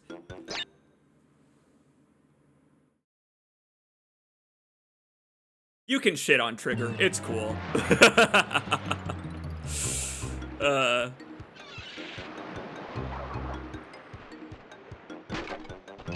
So here we are again, my friends. Here we are again. And we have a different goal this time, technically speaking. Earlier, we were all sleepy. We had just woken up. And now I am properly fueled. Now I'm properly fueled by the fact that this will be archived forever. It's just buzzing in my head that folks will now be able to hear my bad opinion on anime. Hey, I like anime. I like anime when they use the budget well, when they don't use the budget for more scenes of just violence. You know what some of the prettiest scenes in Fate Stay Night are? Not the fight scenes. You know why? Because they had the budget to give it lighting and shadows everywhere. Trigger also did that, but then they were like, but what if every scene also devolved into violence because it's cyberpunk? And it's like, well, now.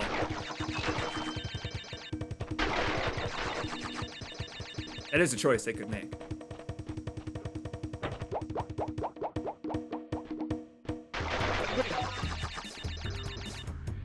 I didn't do it the second time either. I can't believe it. This is a second separate issue than the first time we came across this. I wasn't fast enough. There we go. Okay, now I'll actually stop talking about Cyberpunk. It's just that it's very rare for me to actually watch anime. I really don't watch anime, because it is often a time investment. You know, it's a TV show. It's not usually like a limited run series where they only have 3 or 4 episodes to watch. Anime usually runs for entire seasons, and that's an investment that I don't usually get into. Which is why I like stuff like Fate being more limited run stuff. This has been on my mind this morning because it's what I was doing before I did this.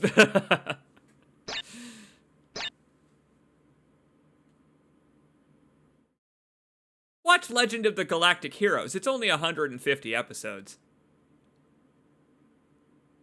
Now, when I grew up, I was a fan of One Piece. And I hear that it still hasn't ended. So maybe it's good that I didn't get too into anime.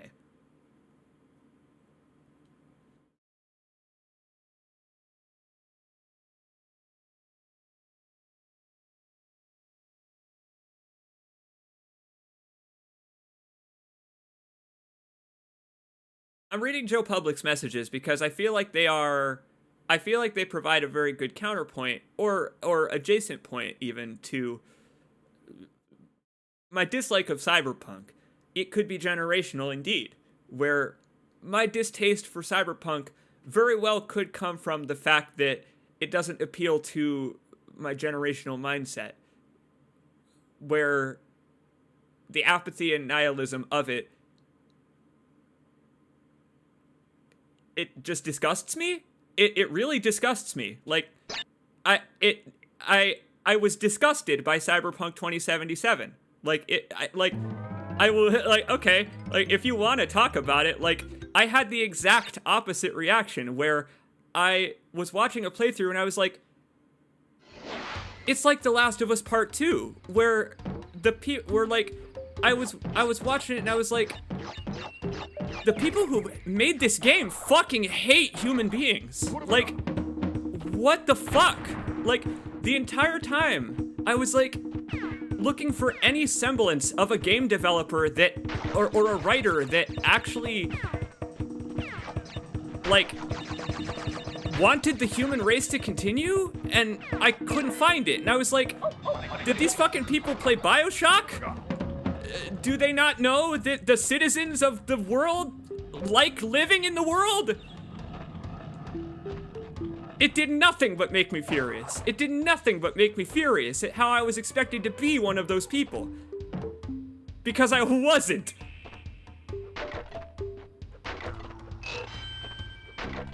It was like, pick a side, and I'm like, well, I don't want to pick any of the sides because all of the sides are exactly the same. The corpos are just the same as the solos, are just as the same as all of the families are. It's all the fucking same. They're all emotionally disconnected assholes that just solve their problems with violence. And when I watched Cyberpunk Edgerunners, I was like, maybe Cyberpunk Edgerunners won't be like the game in that way. And it turned out, nope, it's exactly like the game in that way. And I was so disappointed. Oh God, I was so disappointed. It was just so pointlessly fatalistic in every respect. Utterly pointlessly fatalistic, where it could have had anything to say about how after the fatalism, there will be people who do not support it. Even the people who don't support the fatalism in Cyberpunk 2077 accept the inevitable.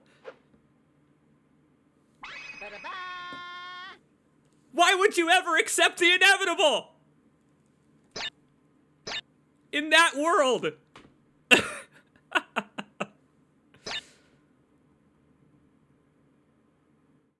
It's a very grim and fatalistic look at the endpoint of rampant corporatism. They failed! They make you take part in it!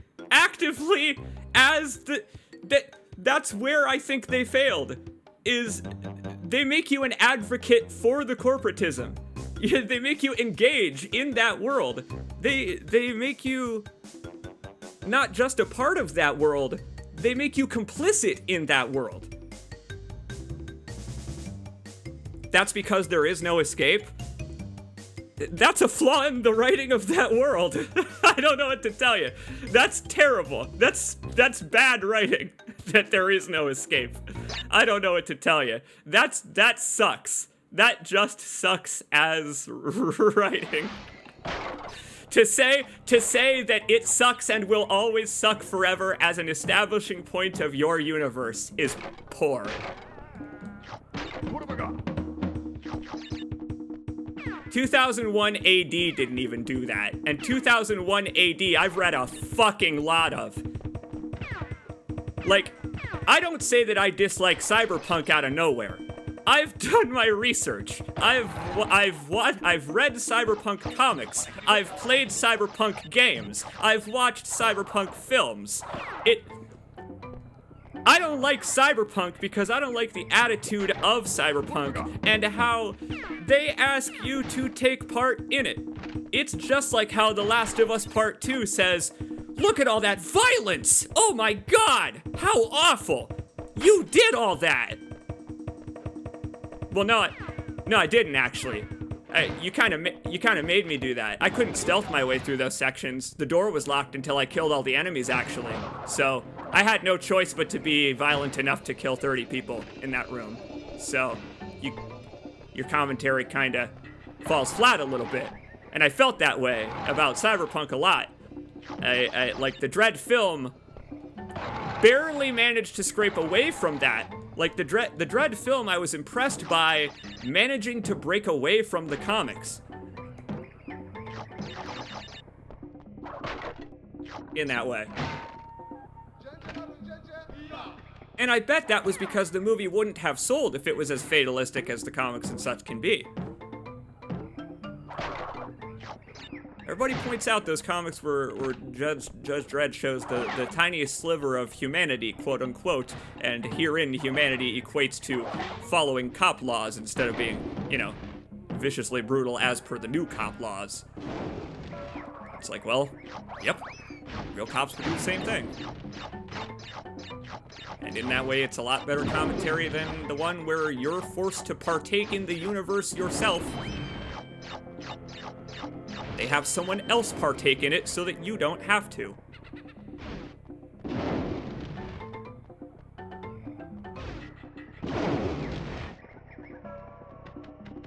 Crash. Crash, where are you going? Gotta walk all the way back to break this box. And then do the platforming challenge the hard way. That's where he was going. because this game's just a jerk like that sometimes, and it's fantastic. I love it. They made that box specifically not be a metal arrow box so that you would have to walk back after doing the secret hidden path and still do the platforming challenge. Thanks, game designers. That's very nice of you.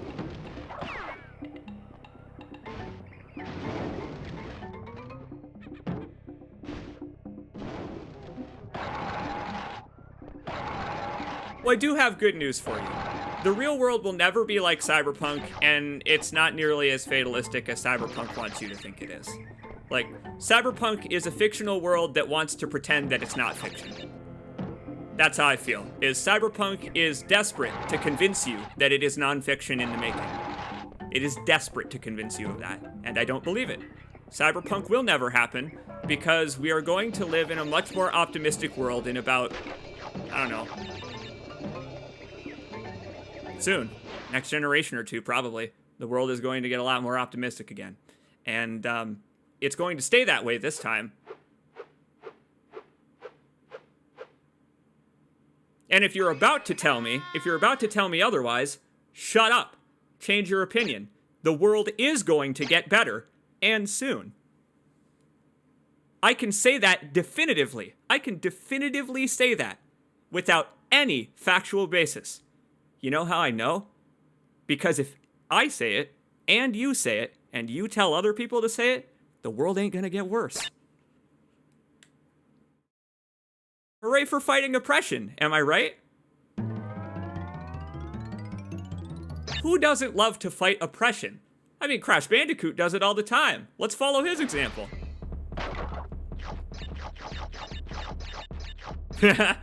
It's fine to not like Cyberpunk, but you're being hyperbolic. I'm really not. I have consumed a whole hell of a lot of Cyberpunk media.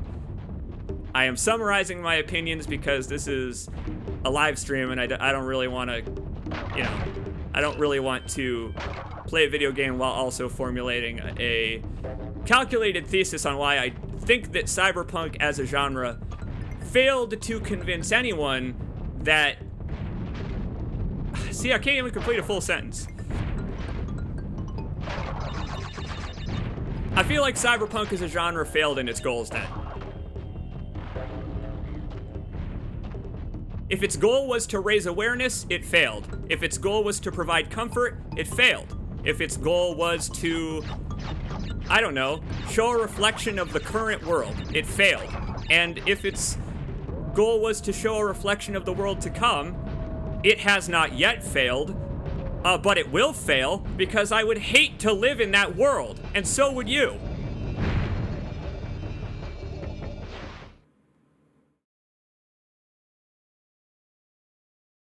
There's plenty of hope in Cyberpunk, you just choose not to see it. Nah, it's pathetically bittersweet.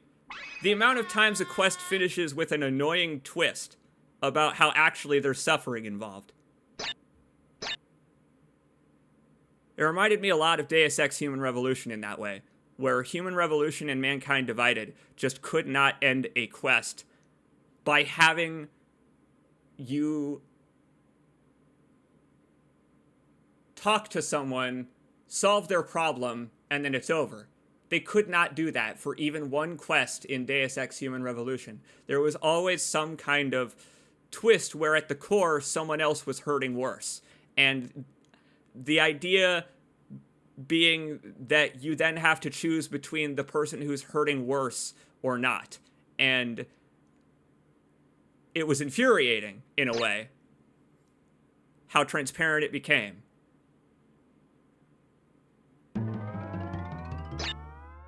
Go, Crash, go! Look at this. He's a machine. Gem after gem. He cannot be stopped. What have I got? I gotta say, I play better. It's funny. I play better when I'm incensed about something.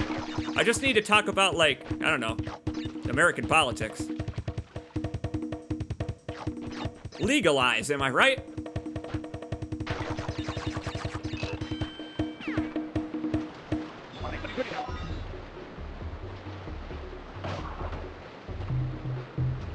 Now, I do agree that in a way I am being hyperbolic, though. I feel in a way that I am being hyperbolic due to the nature of I don't know, trying to be bitterly humorous about it. Because it's like I said, I don't actually actually have anything positive to say about it, and so I would rather laugh than cry. It's just that my laughter is probably annoying to people who enjoyed the experience. That's what I'll say, is that's probably the hyperbolic nature of it in play, is if you enjoyed it, it probably seems a lot like I'm yucking your yum.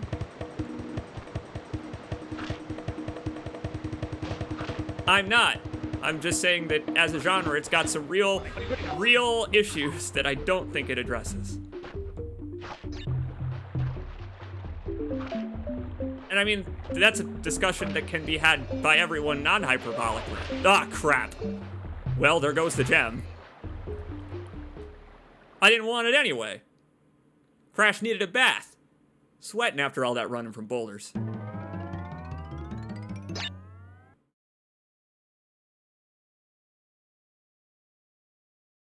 The reality is so much more boring. I don't know.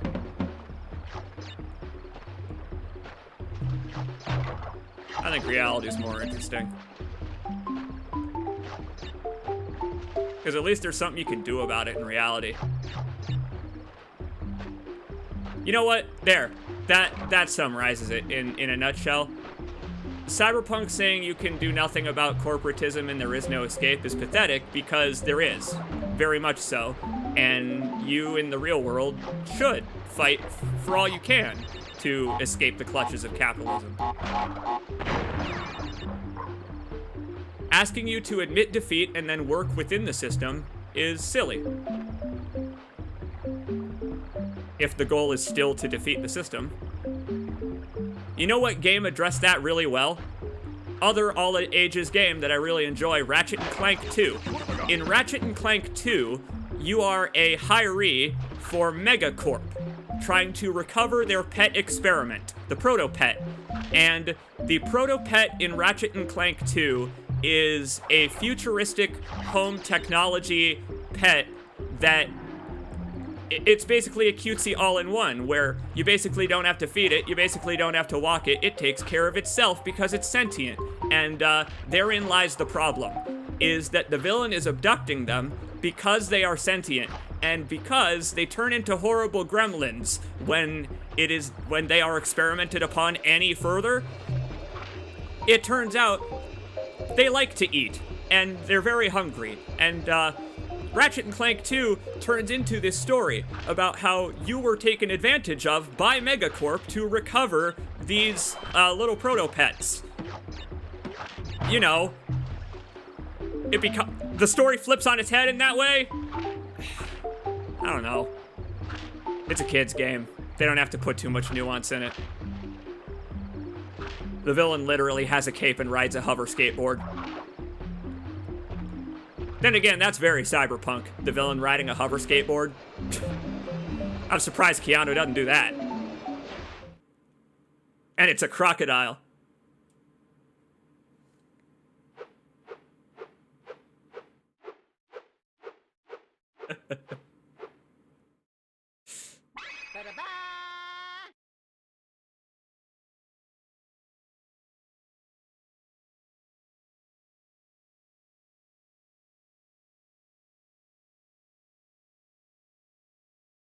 Crash, I don't know if that is necessarily perfect. It says perfection, but looking at you yourself, your polygons, your vertices. He has individual fingers. That was hard to do back in the day. His fingers get more individual as the games go on. 80% of the way there. I can't believe we've been playing 80% of this game while I've been once again bitching about Cyberpunk. I said I would stop, but I just can't. I really just can't. Good news is we don't have to beat up Papu Papu again. We can ignore the locals. We can let the locals have their lives. I don't know if Papu Papu works for Cortex. I think he just lives here and I was just passing through. Papu Papu wants lunch.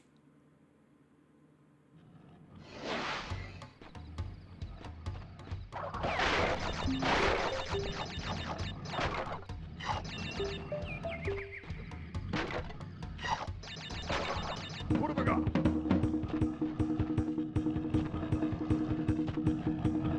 I think at a certain point, I just have to admit that it's mostly down to being a difference in personal philosophy, right? Where that really is what it is I just don't have the personal philosophy for it to get that invested, I suppose. Look at games like Days Gone. I really like, oh, yikes. I think there was a bonus token in there. Crap. Now, you know what? I don't have to ask you to look at Days Gone. We're gonna look at Days Gone pretty soon. I'm excited to do that again. I have recently been replaying Days Gone, and it has so utterly much nuance to the writing. I love how much Days Gone is about not giving up in such a hopeless world. You want a hopeless world full of slave drivers that's not about giving up? Play Days Gone.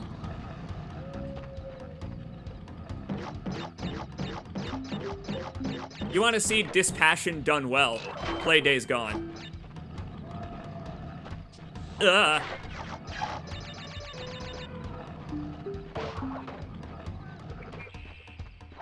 You want to see commentary on self-harm done well? Don't fucking play Cyberpunk. Oh boy. See, that also doesn't help me. Aku Aku's a little too destructive. He's too powerful.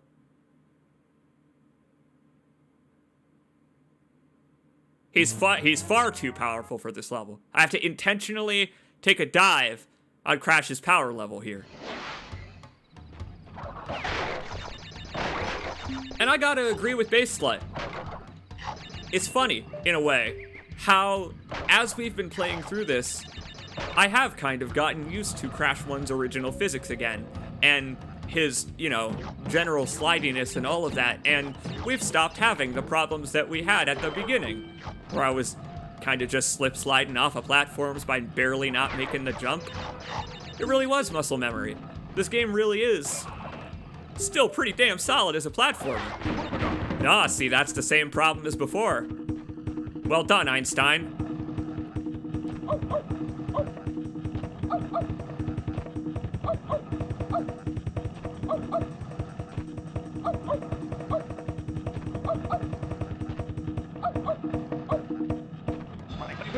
Okay. I don't remember which one of these. This one. Of course it's a Brio token. Wow.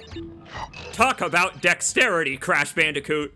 I bet you that they tested and retested and retested the physics until that exact thing was possible. Bouncing diagonally between crates. Because that's the hardest thing to do in Crash, is bouncing diagonally. There's no analog stick. Like, having to go vertical or horizontal to diagonal that's brutally hard. So they don't ask you to do it very often, unless you're on the ground, like in those hog levels. Yeah. Crap, but wait. Oh, okay. What have I got? Crash did a wall kick there. I unlocked the wall jump maneuver.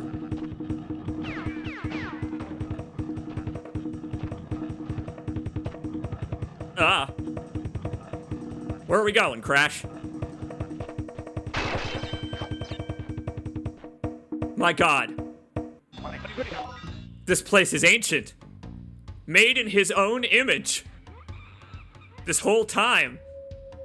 I thought Cortex was mortal. It turns out that Cortex himself is some kind of chaos god. Maybe this is a tie-in with Warhammer, another universe I fucking can't stand for its fatalistic nature. Can we just talk about those? Let's talk about universes that I can't stand for their fatalistic nature. And then we'll talk about Soma, the one that I can stand because it's actually good. I'm making so many people mad! I shouldn't do it!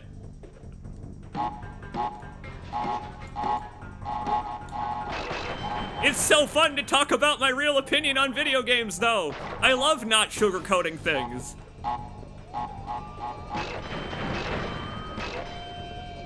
I'm just so used to sugarcoating it. Brio wouldn't sugarcoat it. Maybe that's why he's the villain. Brio doesn't like anime. Nah, you know, he seems like he likes only anime. Brio probably hasn't seen... The Bride of Frankenstein was probably the last film he saw. And from then on, it was Japanimation. Oh, are you kidding me? You know what happened? I ran into a bug with Crash Bandicoot just now. It did not blow up those other 3 TNT crates that were in that little cross at the start. It blew up the one I had hit, but it was because I had gotten far away. It just self-detonated without having any range. Okay. I'll play a Crash Bandicoot level for a second time, believe it or not. What are other games that I can shit on that people have loved recently that, like, will drive away all my viewers? Because, like, it...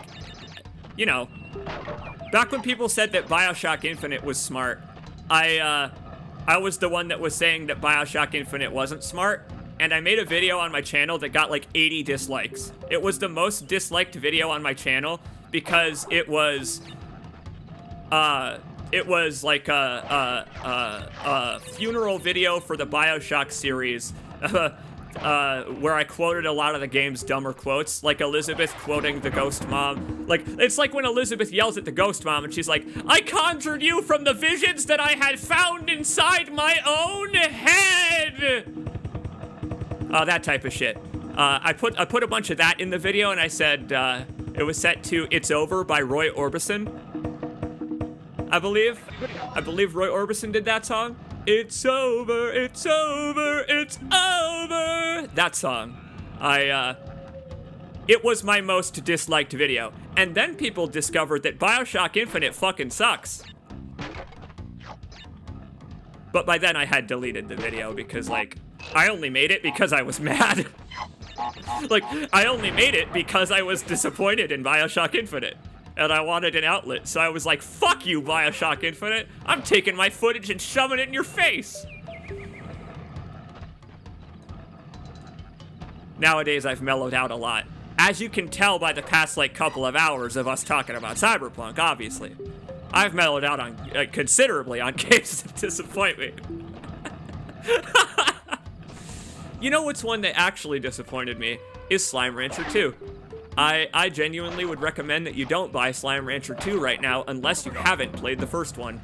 Slime Rancher 2, sadly, doesn't have enough, really, content to be a Slime Rancher 2. It's got the entirety of Slime Rancher 1, which is great. They started with remaking the entirety of Slime Rancher 1. And adding some of the new content that will soon be in 2. But it's currently not really Slime Rancher 2. It's currently... So yeah, I tried playing more of it and found out that there wasn't much more to play past where we were on the streams. We actually had reached the end of that. Oh, crap! What? What? Where'd I miss it? Again?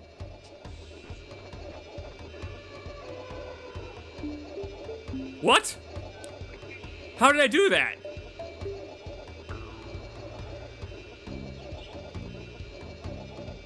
Yeah, I need the adult dating site spam bot right now to answer this question for me. Have I tried Vampire Survivors? No, I have not.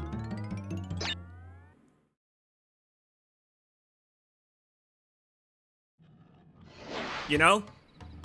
That's a problem we may run into in trying to find popular games for me to shit on relentlessly. Is I don't play a whole lot of them. I don't play a whole lot of just video games in general, believe it or not, other than the games I'm let's playing and streaming.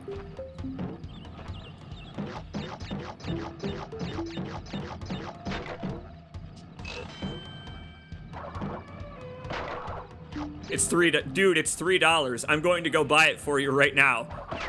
I mean, that kind of obligates me to play it if you buy it for me. I mean, like, thank you, but if you're gonna buy it for me just to encourage me to play it, I'll spend my own $3. Like, thank you, but like, man, come on.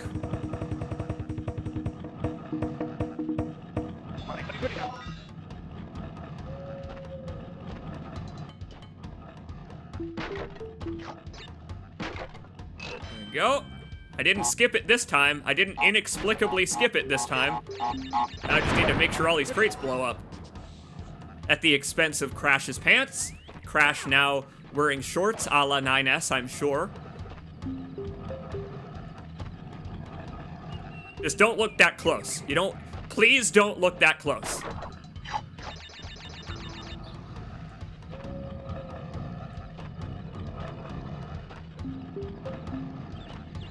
Holy crap, they raised the price. I see. It's now $5. That is highway robbery. I don't know.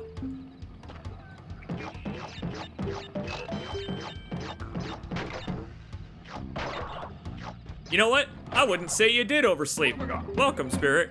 You are actually just in time for the second round of Crash Bandicoot.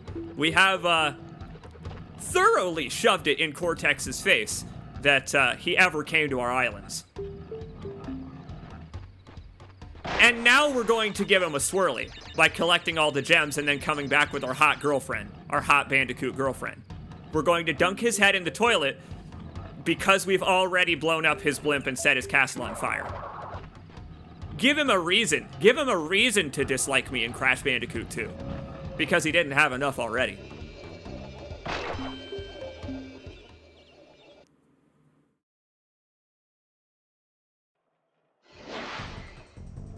Well, here we go.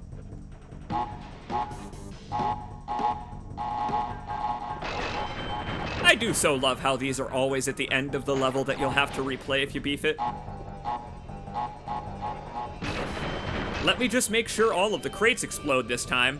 And hey, you know what? Just in case Brio counts as a crate, get out of here, you! He heard me talking about Cyberpunk and he was like, fuck this.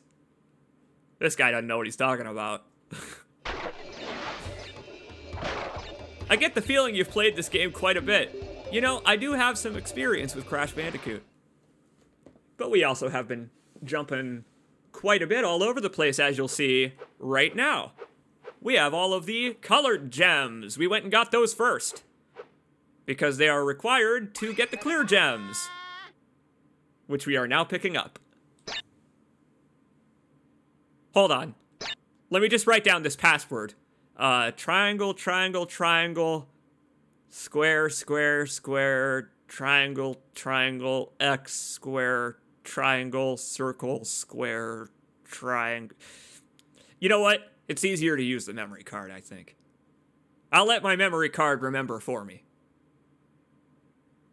I believe Spyro's password system is even more robust than this game's. It uses visual icons from the game of, like, you know, Spyro, Sparks, and all that. So I think it uses the save slot icons that you can pick. So there are so many more different possible passwords, I think. I think Spyro also used the password system. That's just such a fascinating piece of middleware that they had to put in. Because the PlayStation 1 didn't come with a memory card. Sometimes. And hey, look, we've already got the one in Hog Wild, but I'm gonna play the level again. Because of the wonderful soundtrack.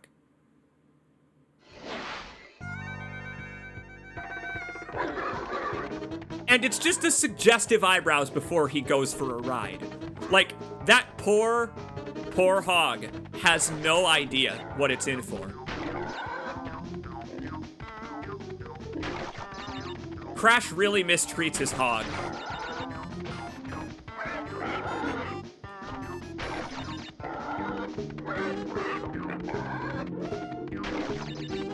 This is the only hog riding level in the game. I mean, we don't need to get all the crates. I already did it.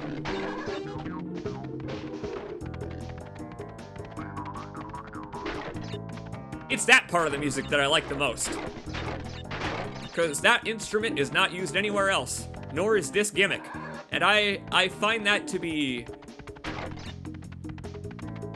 fascinating, that there isn't at least one more hog riding level. Oh, there is one more, isn't it? But it's one of the secret levels. I think there actually is one more hog riding level, but it's one of the ones you unlock with the keys.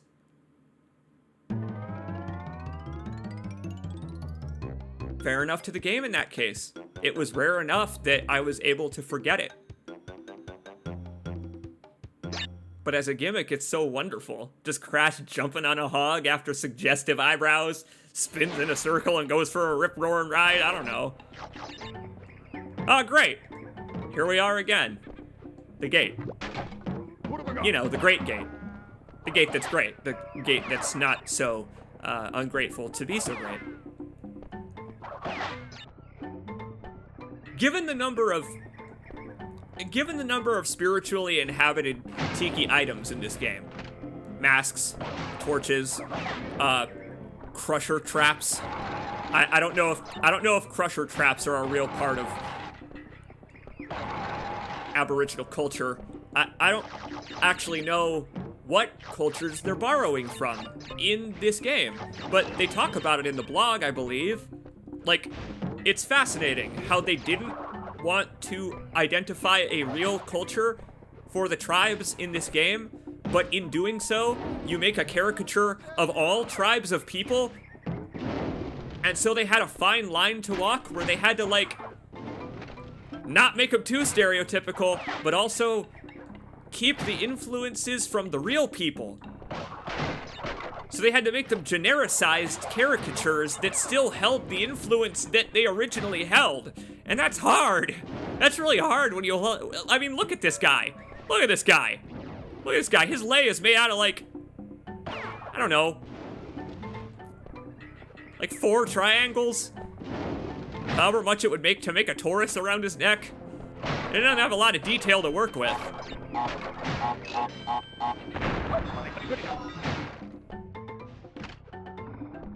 I think the blog talks about it. I think it does. Maybe one of the art books for one of those bad games where Crash gets tribal tattoos. They talk about it, about the tattoos themselves and stuff in that game, I think.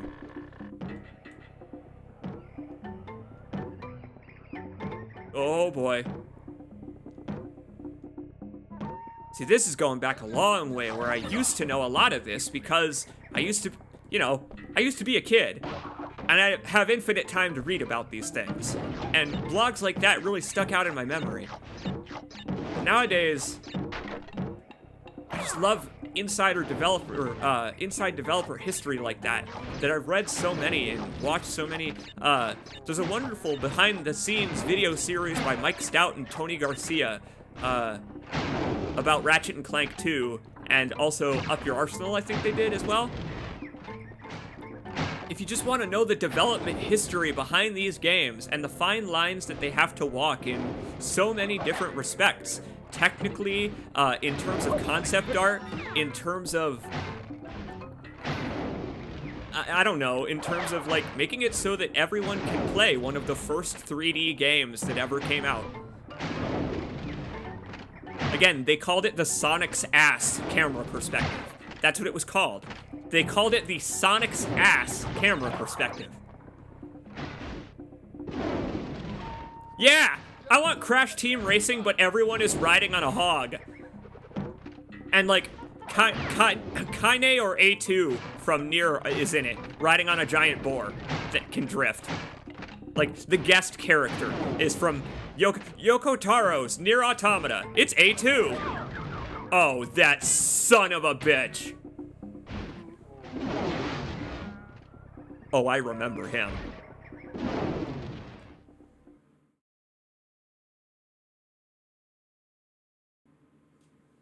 Yeah, those Traveler's Tales Crash games. Man, remember Crash vs. Spyro? Oh, Oh, that's a great idea. If he did the triple eyebrows as the starting lights before go. Oh, I like it. What have I got? You have to time it properly. Otherwise, he doesn't get properly erect before he jumps on his his hog. Hey, again, in Crash Bandicoot 3, they made him ride a different kind of hog. Clearly, I need to stream Crash 3 before I stream Days Gone, just to get used to riding a motorcycle again. Riding the broken road in the post-apocalypse. Oh! Oh, that's also a reference to Mad Max, isn't it, those levels? Right. It's a reference to, like, a bunch of things. Huh. Yeah, because Crash takes place in Australia. And those levels have a post-apocalyptic type theme. Yeah, right. So, like, yeah, right, and then Crash with the bazooka, also on the cover, also parodied Arnie as the Terminator? Yeah, huh. Those were full of references that I didn't get as a kid because I just hadn't seen those films and stuff. Now I have seen those films, and now looking back, I can be like, oh yeah! Oh yeah, that part where Crash gets abducted by aliens. That's a reference to a movie.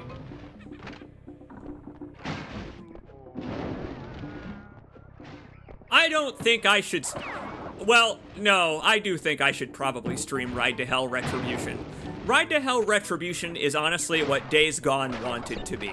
Days Gone wishes that it could be as utterly ambitious as Ride to Hell Retribution.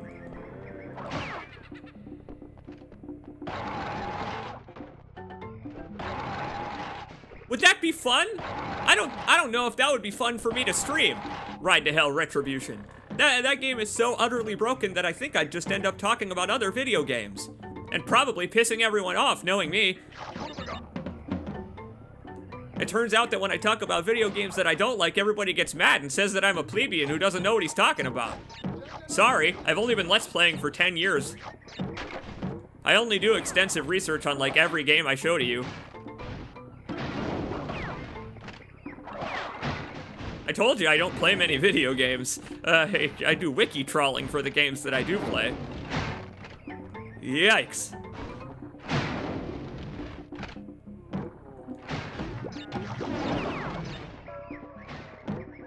For example, actually Crash Bandicoot's an example. I used to know which level of Crash Bandicoot had the most boxes and was thus the most fun to play of all of them, because it had the most crashing potential. Once again on the nose. But you know what? This time I was prepared at least. I don't deserve that. I don't deserve that bite on the snout that he takes every time. I just don't know how to avoid it. This, right here, is on the back box art of Crash Bandicoot's jewel case. I remember this, and thinking, whoa, those red emeralds? What are those? How do you get those? How do you stand on those in the game? Where do you find those? What level is that in? I didn't know. I didn't know how to get the colored gems and use them to come back to other levels. I was young enough that I didn't quite grasp the concept that if I got the red gem, I could come back here to this level where the small red gems would now be big red gems. Now, and to be fair, I don't know if a child could intuit this part where Crash gets really high for a little bit. Like, this is... When I say really high...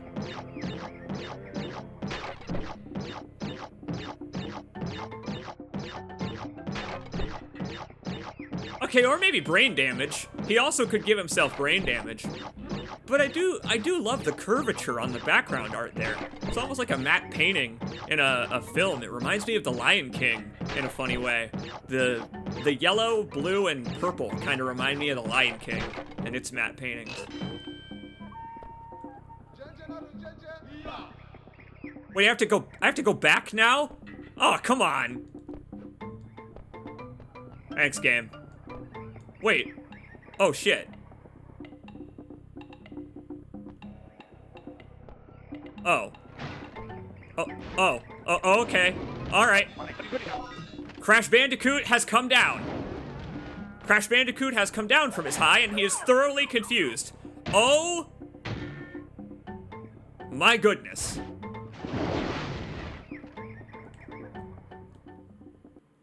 Well, Crash, you've had your first experience, and he wants a second hit. Apparently the first hit that killed him wasn't enough. After being resuscitated, he said, "Give me another, Doc." Strong stuff. What have I got? So I don't know, maybe that was Crash having a near-death experience. That could also be... That also could... Yeah, okay. Too many Wumpa Fruit? Man's got 77, 78 lives. He's technically got 79 because having 0 left counts. So, you know, he's got a lot of... yeah, he's got a lot of pain ahead of him, actually, thinking about it. That's kind of what it means when you have multiple lives to live, is, Crash, you maybe would wanna be glad if you only had the one. Seems like pretty miserable to be burnt into a pile of ashes and then stand up and go keep collecting Wumpa Fruits. That's the type of existence, right? That people have been contemplating being miserable since the inception of video games. The idea that there is the one man, another try, where it's like, what do you mean another try? Oh God, another try at life? Another try at my goal of satiating Crash Bandicoot's endless hunger for destruction?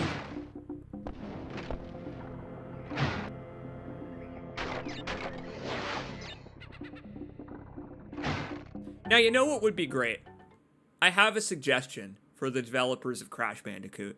I know this game is a little bit past its production date. They have moved on, Naughty Dog, to other projects. They have moved on to traumatizing their developers instead of traumatizing me by making me play through this. But I will say, Naughty Dog, if you were to ship an updated version of Crash Bandicoot, you know, Crash Bandicoot 1.01, maybe make it so that you don't have to beat the levels without dying in order to collect the gems. Maybe make there be a different punishment that renders you unable to get the gem. Like, I don't know, not getting all the boxes. Maybe, hey, you know what should be, hey, you know what shouldn't get you the gem in Crash Bandicoot? Not getting all the boxes. That should be what doesn't get you the gem. Oh, it is already? Huh, funny that.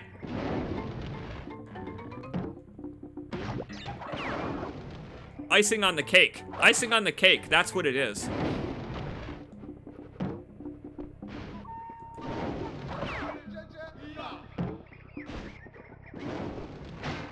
Oh boy.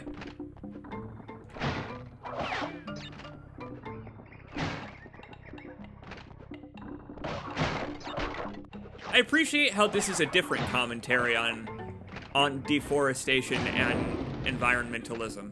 Crash Bandicoot's environmentalist message is one of my favorite things about it, because it is... So on the blog, they talk about how it used to be a bigger element of the game, or toxic factories and all of that you were destroying and all of that, but I like a lot that Cortex destroying the islands with nuclear waste and all of that is just incidental to what he does, which is turning animals into sentient animals. That's just how he does it, and the result is nuclear waste that poisons the environment. So Crash Bandicoot has this fascinating environmental preservation method, where Crash takes down all of these factories, and thus the islands heal. Like, and you can see through levels like this, you know, other uses for the islands, you know, that people live here. That Cortex is destroying places where people live, where they cut down these trees to make their forts and their houses. And, you know, Cortex is using those trees to make factories and all of that stuff. It's basic, but even as a kid, I was like, oh, it's like in Captain Planet. It's like I'm playing as Captain Planet. Minus the IQ. It's like if most of Captain Planet came together and he just didn't have, you know, some of the elements and he wasn't very smart. That's kind of what Crash Bandicoot is he's the world's dumbest Captain Planet.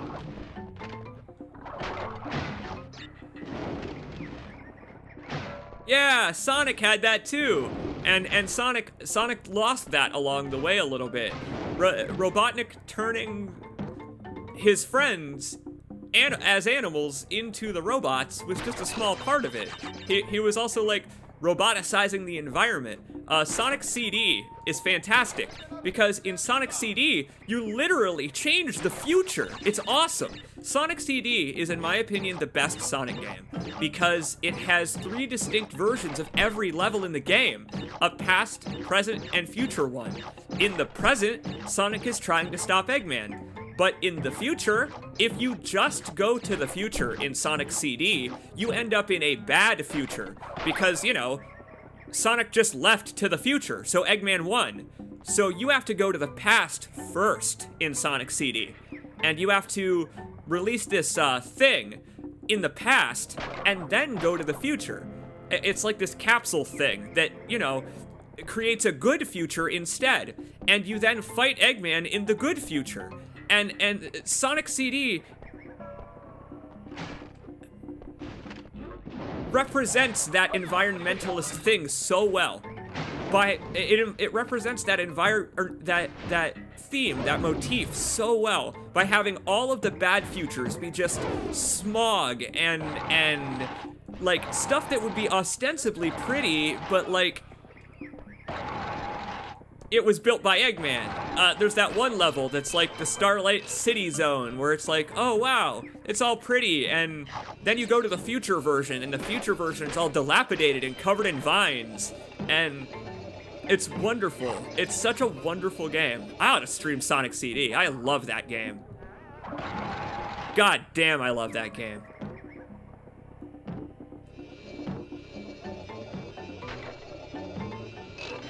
Yeah!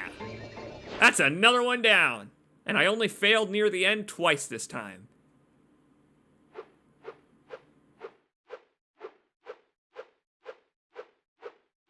The comic books.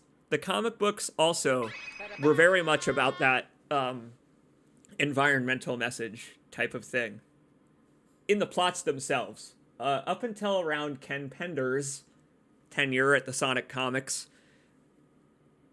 really, it was up until like the 50th comic, because I used to have a subscription back in the day to the Sonic comics.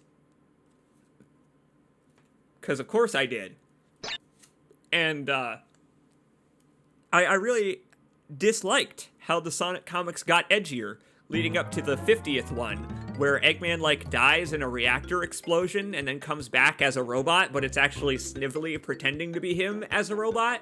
It was a very weird scenario, but the comic suddenly got very, very dark. And I was like, as a kid, I was like, wait, but I liked the thing where it was like a Saturday morning cartoon, but like, I liked that Sonic was a serial cartoon and comic, because it felt like the video game Sonic the Hedgehog was just one of his adventures. The video game Sonic the Hedgehog could have been a comic in the series. You see what I mean? Where they could have turned a lot of the early comics into Sonic video games, where it's just 8 levels of this and then it's over, and they tell the story through what the environment looks like. That type of stuff. Then they lost that when they started doing the Marvel and DC thing of having there be all this continuity and stuff that you had to remember about who Jeffrey St. John is. Jeffrey St. John, this is Copeland, come in. This is Radio Free Oregon. A fucking Jeffrey St. John skunk-looking ass. Continuity was what made Sonic worse. Always. It always was. Even into the Adventure series. The Sonic movies are good. I ought to see Sonic 2. Idris Elba as Knuckles appeals to me. Idris Elba as Knuckles appeals to me a lot. Sonic CD stream next? Yeah. Okay. I have an updated way to play Sonic CD in widescreen and stuff, so I may very well do that. I may very well spend some time revisiting games that I dearly enjoy. This is one of them. I mean, we've been doing this all day now. This has been fun. And this time I won't beef it by jumping into non-existence like I did last time. I don't know how Crash did that. He just escaped. He escaped the game.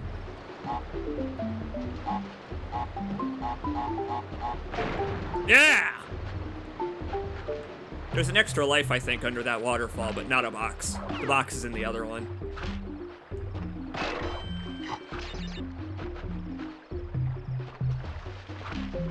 You know, over the course of this, it is really cool. I've been kind of paying attention to my deaths and the nature of them, and so fewer of them are from slipping off of platforms now. So many more of them are because I am impatient during the platforming and jump the gun or, you know, jump into an enemy's face without spinning or whatever. So much more of it is muscle memory based now. Now that I have played a little bit of the game and remembered it, I love the concept of muscle memory. It so fascinates me.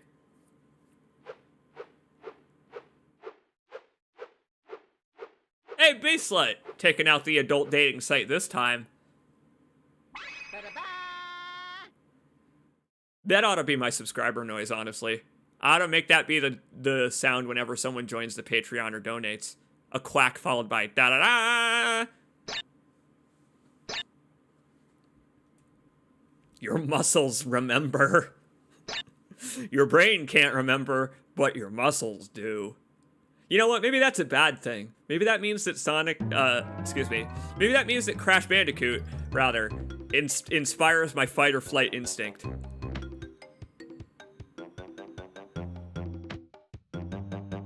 I want to fight Ripperoo again, just because it's a fun fight. Ripperoo is a fun idea for a fight, where they present you with the playing field and then let you kind of figure out how to beat him. I just also want to point this out because, I don't know, I pointed it out the first time after I beat him, but look at him now. I really like that he's just me. I love that Ripperoo is just Crash Bandicoot, but insane. Like, we're doing the same thing. You have to do the same thing in the fight to beat him. I don't know.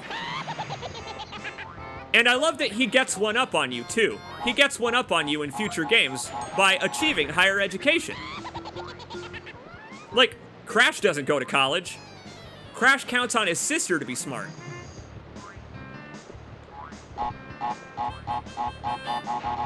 Like, Crash himself should have gone to university between games.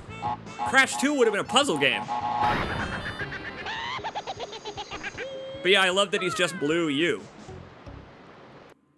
It's great. How pitting you against yourself is a valid tactic in so many video games. The Shadow Link fight, you know.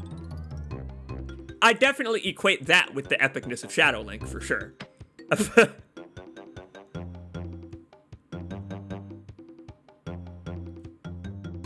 Crash 2 would have been developed by John Blow. Would have been a good game.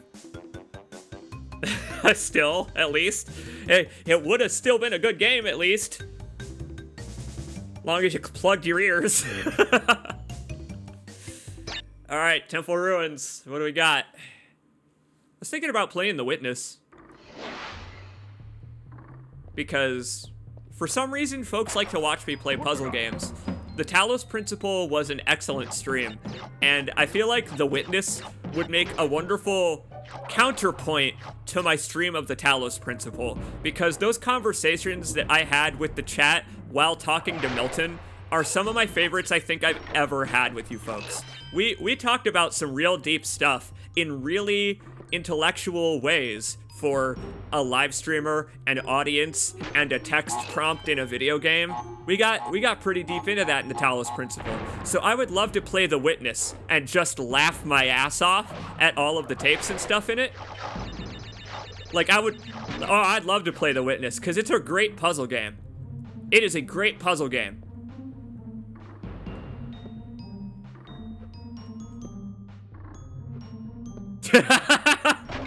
End of story.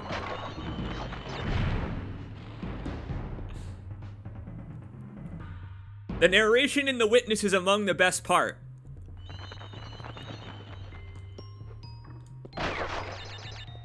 It is of a certain quality, isn't it?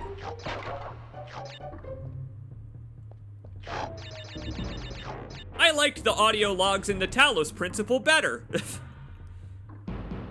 I will never get over John Blow crying because Soulja Boy was having fun in his game. I mean, like, that's how you know that John Blow is a pretentious prick, is that, like, Soulja Boy seems like the most fun-loving individual, where it seems like Soulja Boy doesn't really know much of anything other than how much fun it is to be Soulja Boy and the life that he lives, the lifestyle he had back in the day, I suppose. I don't know if Soulja Boy even still really produces music. But the point is, Soulja Boy was a cultural phenomenon, and he played Braid, and Soulja Boy was actually quite entertained by Braid, which was bad to Jonathan Blow. Jonathan Blow didn't want Soulja Boy to enjoy Braid, which confuses me.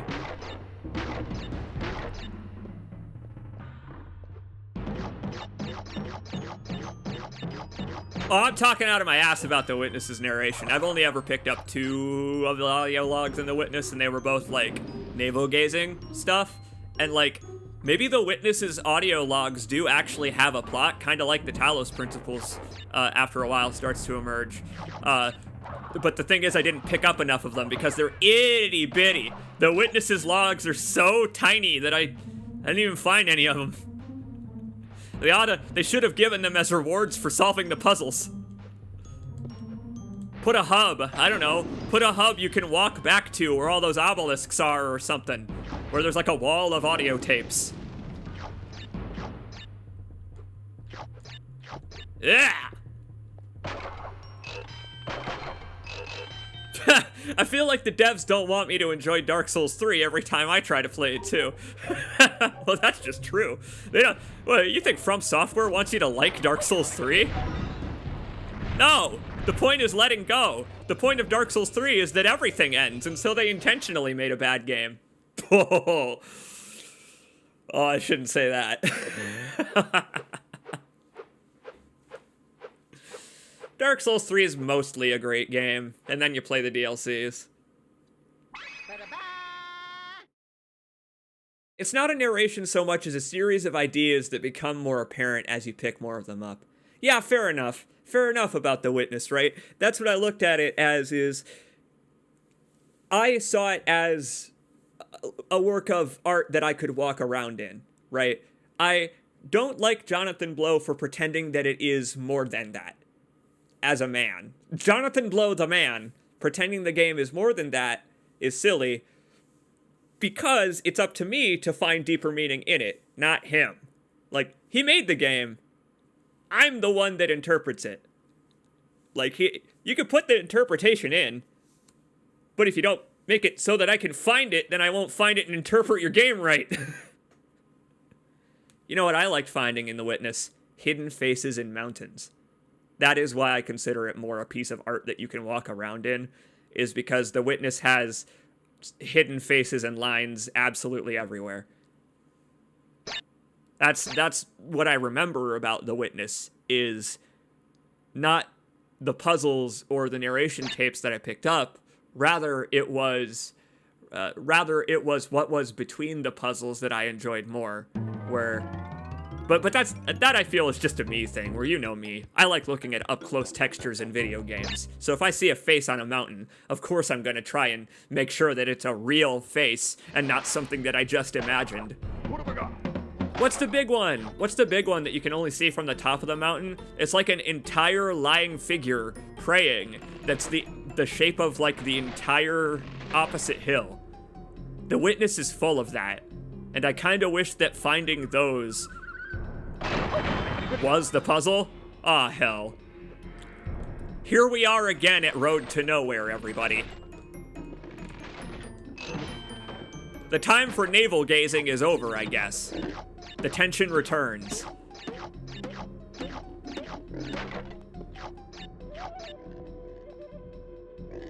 Yeah, see, that's what I felt about Braid back in the day is I played Braid all the way to the completion. You know, when it becomes a nuclear bomb metaphor. And I was like, oh, okay. Yeah, I get how the story could be reinterpreted to be about nuclear armament. Yeah. I don't know why you decided to do that, but I get it.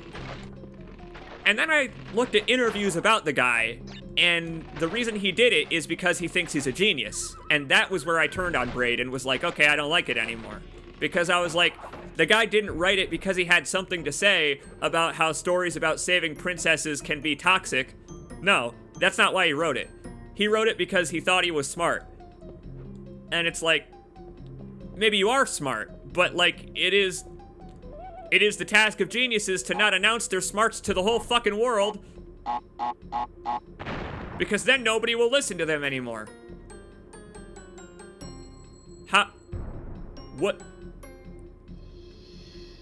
What do you want me to...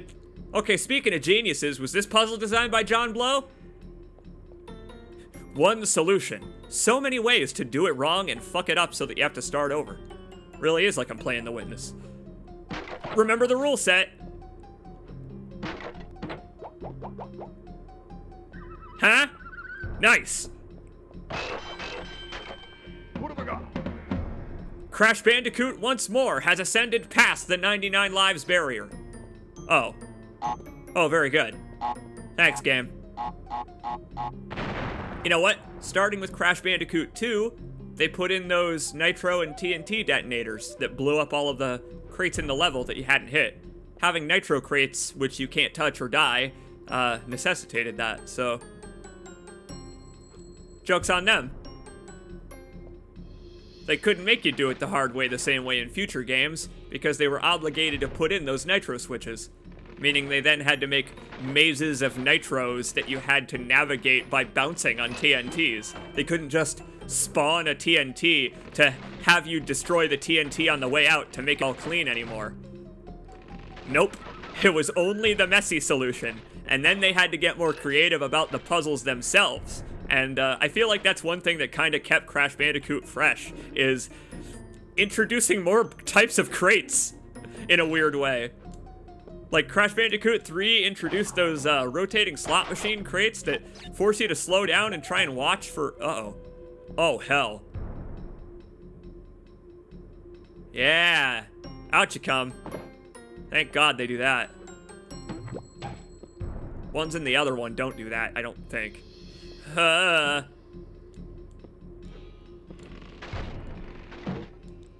See, this is the tricky part. Because now I need to not beef it. By overshooting this gem.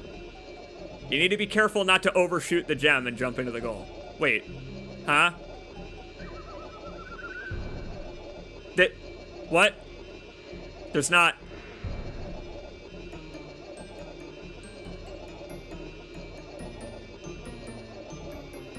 Now, game, I don't want to just walk forwards into the distance. This is quite the road to nowhere. Did it break? I don't think it broke. I think it was just playing a mean old trick on me. How much do I trust it? Is what it's asking me here.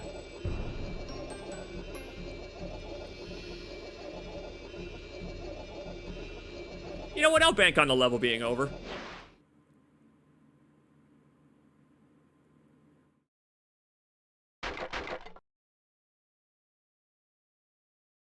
Now, Road to Nowhere is a pretty infamous level in Crash Bandicoot history for a number of reasons, one of which being its difficulty. I'll let you spot the other reason. Okay, so I may have missed 2 crates there. I have a question.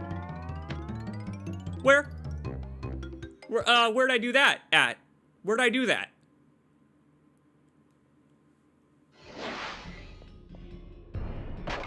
It's probably these. Somehow I skipped those.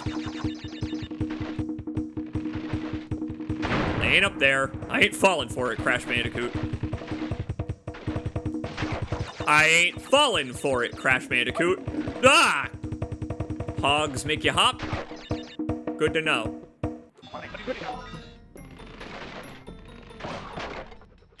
Okay.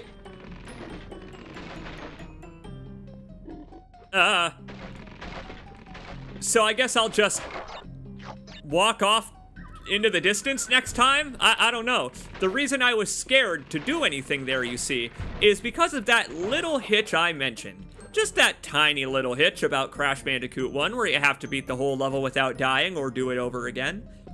You know that whole thing? That's kind of relevant here.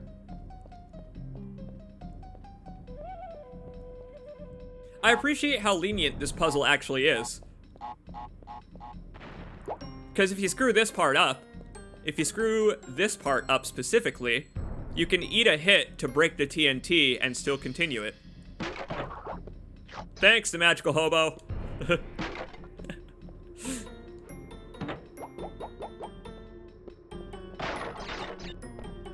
Yeah, sure. Yeah, sure, I'll be Super Crash. There.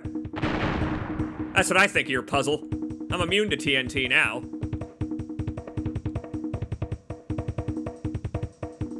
His nose sticks through the mask. Well, that's unforgivable. But then again, maybe that's how it stays on, is that there's a tiny pinhole in the mask through which Crash inserts his snout. Like just a little pinhole through which he just goes boink, and out the other side comes that olive on the end of his nose.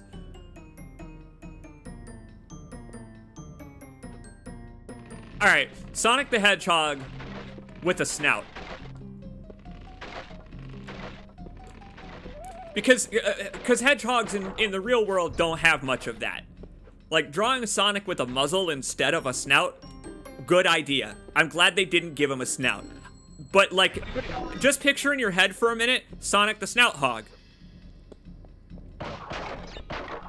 And, yeah, I know. No, I know. He's way past cool. Sonic the Snout Hog. Now just imagine every other hedgehog in the series also with a snout. Like, just them having, like, I don't know,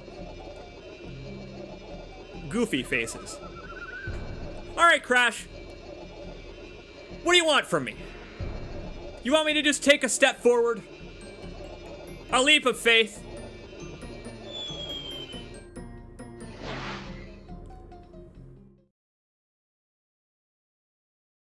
Huh?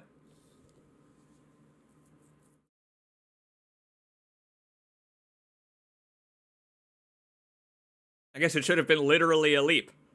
Literally a leap of faith.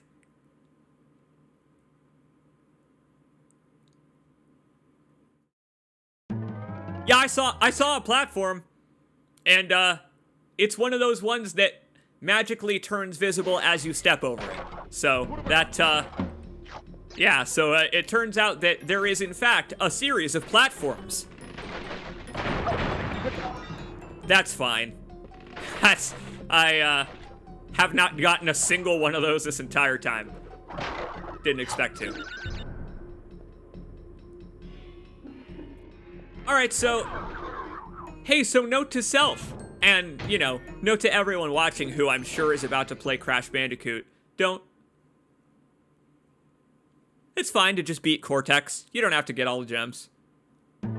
I'm giving you express permission, now that I have half of them. I have half of the gems, which means I'm obligated to go get the rest of them and finish the game, but you don't have to. I'm actually absolving you of the requirement that I know you feel to go play through Crash Bandicoot again. You don't have to do it. You really, really don't have to do it. Let me tell you, you really don't have to do it. Hell, and in some ways, you might be better off not doing it.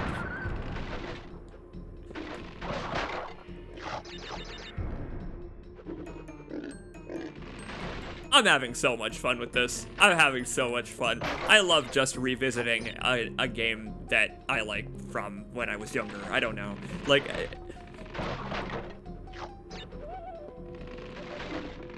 it really is like when I stream Dark Souls, where it's that kind of thing where we can dip in and out between commentary on the thing itself, being Crash Bandicoot, and other subjects, you know? In this case, we talked about, I don't know, the game's message, the game's development history, and all that stuff, but this has also just been generally a stream of consciousness. A stream of consciousness. It's been a stream of consciousness.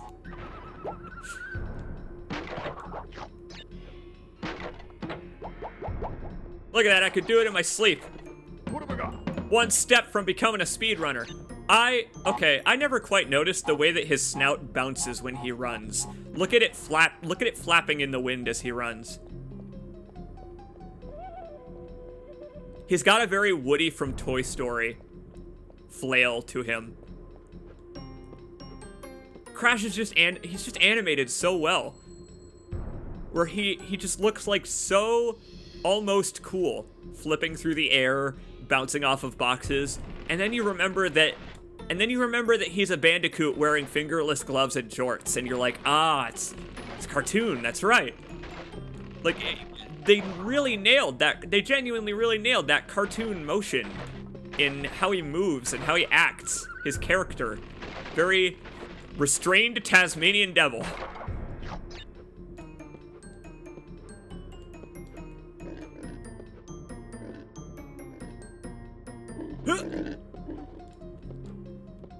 And now, for the 80th time, we approach the end of the road to nowhere. And you know what? This level is actually relatively short. So maybe they knew about how many dick moves they could potentially stuff into it. Because it's like, we got back here to the end pretty quick. It only took me 2 or 3 sentences. Then again, mine are pretty long. Alright,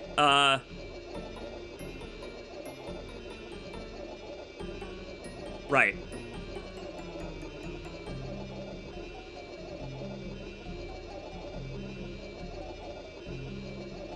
I mean, okay.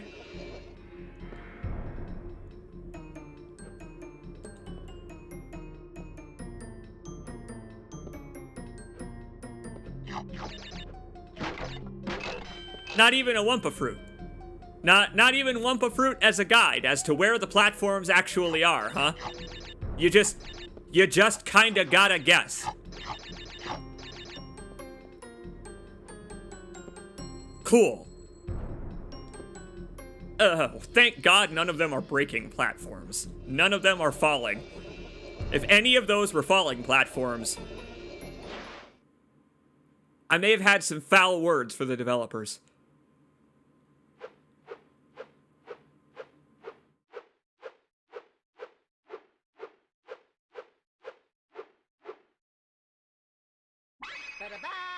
Every time. I love that the silence as they whoosh by gets 1 gem longer every time. There is just something so satisfying about working so hard for a gem on a level that's hard like this, and then at the end, you see every gem you've gotten so far, and you're reminded, oh yeah, I've been playing this for like 5 hours, so like, actually that was a lot of progress that I've made, in totality. You feel the weight of every gem so far, and I really mean that.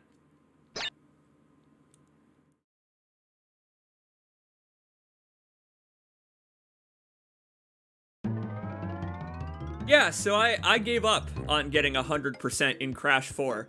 I loved Crash 4. Crash 4 is a fantastic game. Fantastic game. And the remix mode is a fantastic reason to replay it after you finish it. But man, they expect you to play every level and break every box without dying in the normal and Bizarro World versions that sometimes have visual gimmicks like a sonar mode that disguise the crates. And at that point, I was like, this is not worth it to make Coco look like a DJ. I'm sorry, Coco.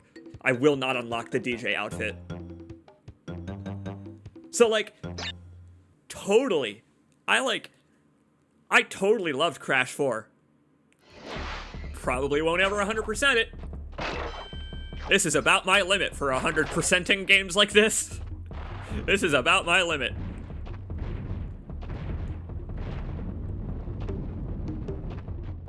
You know what it would be like? Imagine, okay, after you beat Jak and Daxter, you unlock the mirror world cheat or whatever. That makes it so that the world is just flipped horizontally entirely. Characters hold their guns with their left hands now, and all that stuff. Everything is just flipped. Imagine if you had to beat the game again that way to get the final rewards of, I don't know, the Daxter and Kira scene that you all were looking forward to, I'm sure.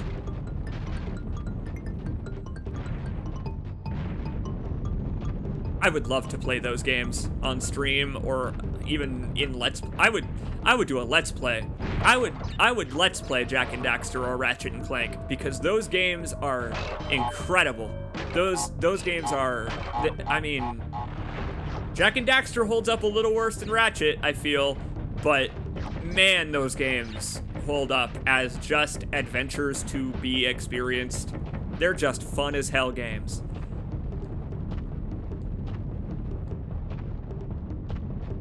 Crash makes me want to play all of this again. You know what had to be an intentional decision? When he runs through those tunnels. Ah, hell. Well, I guess you're gonna see it again, aren't you?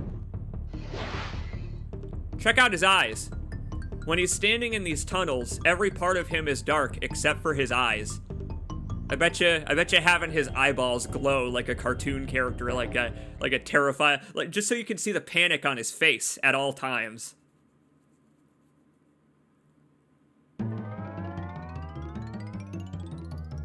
Yeah, but Ratchet and Clank doesn't have, I'm gonna kill Praxis in it. I guess that's true.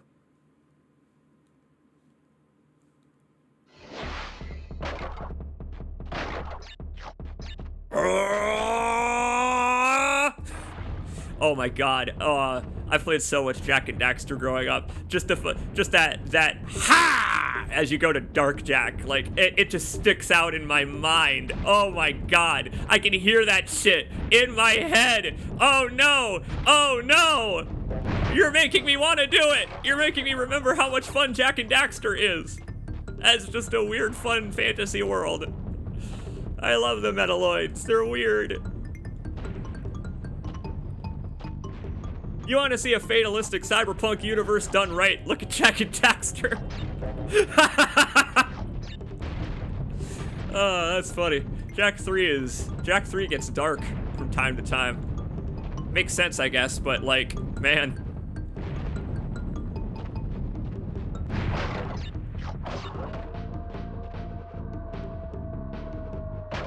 Oh god, Sly Cooper! Ah! Spirit, what have you done? Oh, Spirit, you shouldn't have reminded me of Sly Cooper, because that's absolutely going on the list. Oh my god. Sly Cooper was so pivotal to me. I'm so surprised I didn't turn out a furry. I'm just saying, after games like Crash Bandicoot, games like Spyro, games like Sly Cooper, it's amazing that I didn't. I mean, Sly Cooper has Carmelita Fox. Just kidding, it has the Murray. And everyone's attracted to the Murray. Wait. We don't have the purple gem? We don't have the Murray.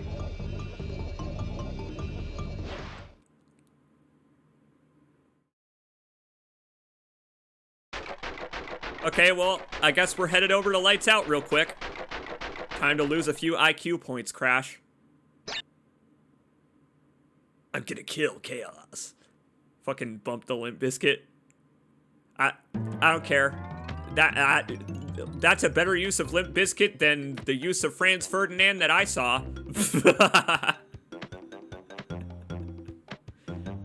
What if he'd played Franz Ferdinand after saying bullshit?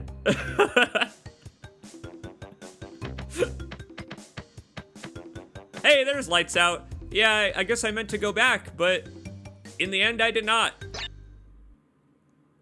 That's right. I recall now. We had to skip this level because the colored gem that we needed was in the lab, which was after this. Had to go see Heisenberg for the minerals that we needed. Yeah, I deserved that for that joke. That's about right. If you make a Breaking Bad joke in 2022, you You probably deserve this. What have I got? You know what? Better Call Saul jokes are all the rage nowadays. What have I got? Cortex. Put your dick away, Cortex. No! I can't. I'm not gonna do it. I'm not stooping to the level where I'm gonna start quoting TikTok or whatever memes. I don't even know if that came from TikTok. It probably did. Lots of things come from TikTok these days because people are okay with just downloading spyware on their phones. They're just okay with that. They just want to have spyware. Everyone has the spyware app, so now you must have the spyware app, or you won't know all the memes. Or the dance moves. You won't know the dance moves that people wearing plague masks do or whatever. What have I got? I've seen plague doctors dancing. I've seen that trend. I didn't know so many people had plague masks and looked sexy in them. TikTok is a wild platform. I've only browsed it a few times, and it immediately started recommending me pimple popping videos, so I closed it. Why, what do you know? What have I got? Soon it'll be lights out for you, Cortex. By which I mean, we're going to go do the boss fight and kick his ass again. Once we get all the gems. Just because this has been such an utter pain of a collectathon.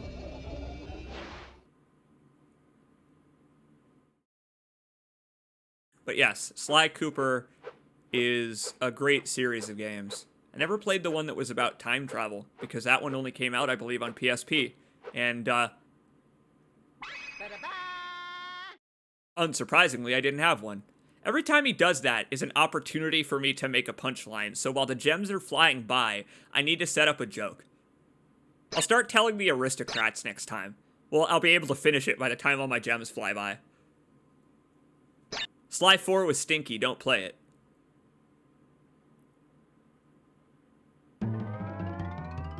Of all the people whose opinions to believe, I believe yours on that. I believe your opinion on that. Like, of all of the people to tell me that Sly 4 is stinky, and then have me say, yeah, it probably is, without looking into it any further, yeah, Spirit, I believe you. Poorly written and not made by the original devs. That sinks it, yeah, that's a shame.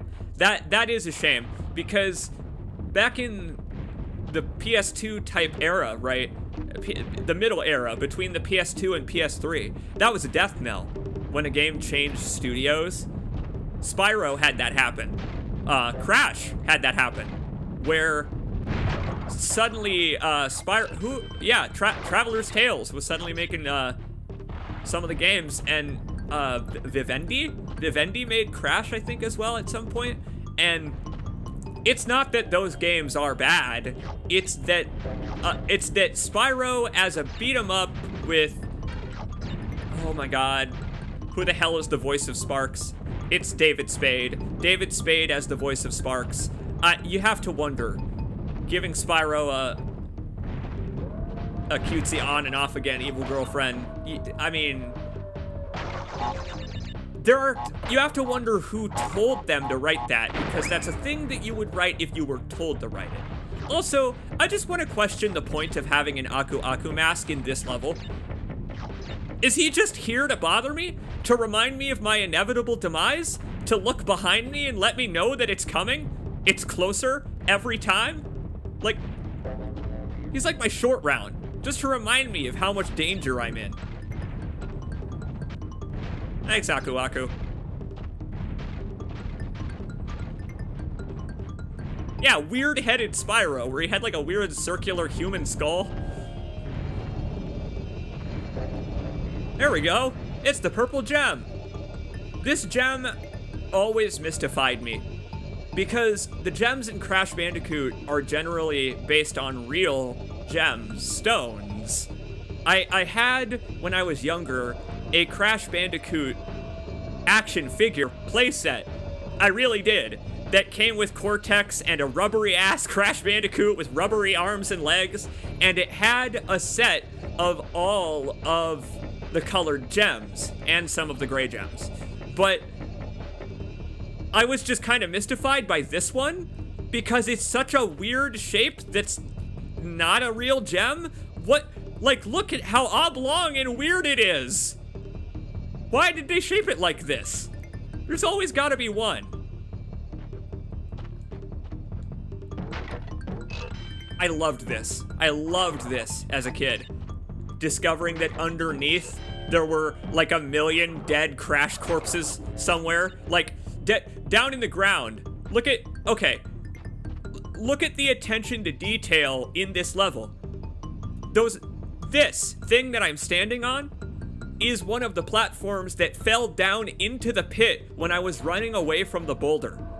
Isn't that kind of nuts for the PS1 that they thought about where those platforms would go and made holes in the ground for them to disappear into? Instead of just, you know, forgetting the platforms ever existed. That's crazy to me. That is, and there's even like a special blue piranha plant down here. I don't know. It's great that we're now running away from the camera in the level where you run towards the camera. All of this is so cool. This is one of my favorite little bits.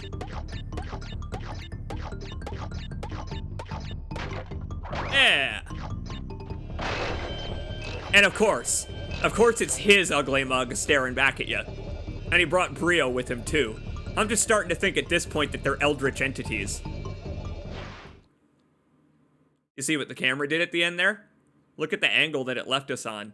It was leaving us on a slightly diagonal angle there, which they hardly ever do. They usually leave you like straight on with the exit.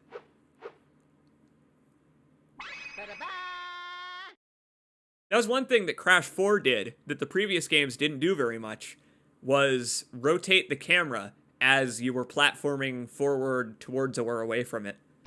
You know, rotating it to the side, to dynamic angles, making a forward and backward segment suddenly become a left and right segment. Crash Bandicoot 4 does that because they have the technology. Whereas this one only has hard 90-degree angle turns.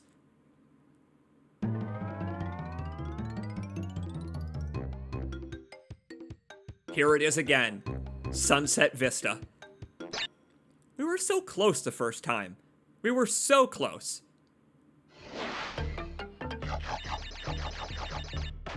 You know what? Maybe Aku Aku functions like a token. Maybe he functions like some kind of lucky rabbit's foot. In that when I have him with me, I feel safe.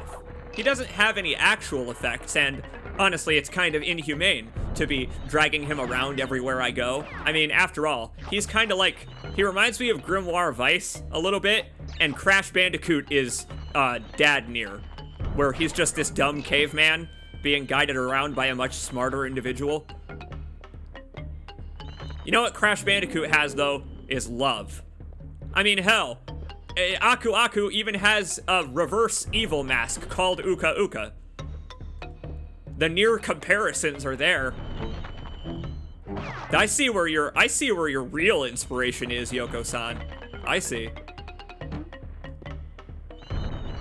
I guess Yoko-san is more Yoko Ono, huh? You know what? I see where her influences are too. Sorry you met John Lennon. I'm sorry anyone met John Lennon. He seemed kind of like a shithead. A shithead who wrote real good music.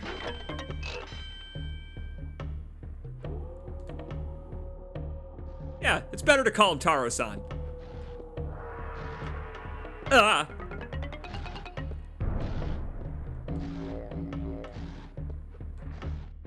Okay. What have I got? You know what? Maybe he would prefer Yoko-san just for the confusing nature of the honorifics. Yoko Taro himself would prefer the more confusing one. Well, great. Gotta wait for my mask to run out so I don't murder this lizard.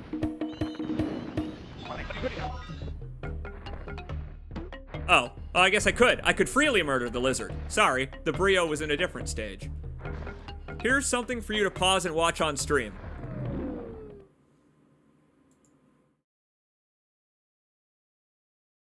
Ah! Well, this is important. Yeah, we need to... We have space for this, actually, here. Hold on. We actually have room for this. So, it's excellent that you've linked this.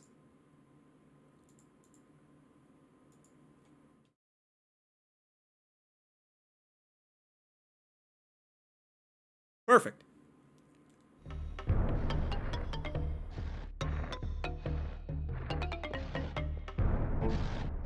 You know, thinking about it, this could have been a face cam stream. I could have wedged my face cam in there so you could see me sweating as I try not to talk shit too hard about Cyberpunk 2077 and lose all my audience. I mean, you can see me sweating as I try and make some of these sweaty palm-inducing jumps in the video game Crash Bandicoot. That's what I meant. I mean, it is. It is sweaty palm-inducing.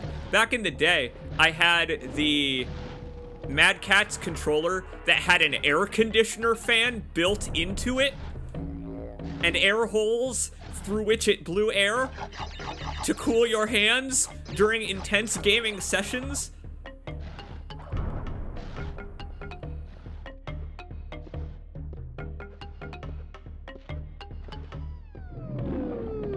Ah! Whoa, Crash! Ah! Whoa! Whoa! He's got a real precise hitbox in this one, that's for sure. This is not the remake. He's very rectangular. I like that his hitbox doesn't stick out as far as his snout does. That was a nice decision on the developer's part, is that Crash isn't actually, like, the shape of his hitbox. Like, God, if the hitbox was shaped like the Bandicoot. Oh, what a nightmare.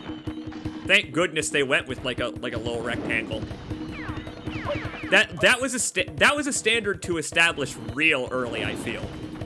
Because Mario 64, for example, would be a much more difficult game to platform in, let's say. Like, if platforming collision in games was based on the shape of the player object, wow, that would introduce so many problems. Like, when his feet would leave the ground, he would just go dick first into the floor. During the walking animation, you'd have to make his sprite hover off the ground however many pixels you wanted him to stand in the air. Oh. For a 3D game? That would have been a horrible pain in the ass. There we are. Give me the Cortex token. No?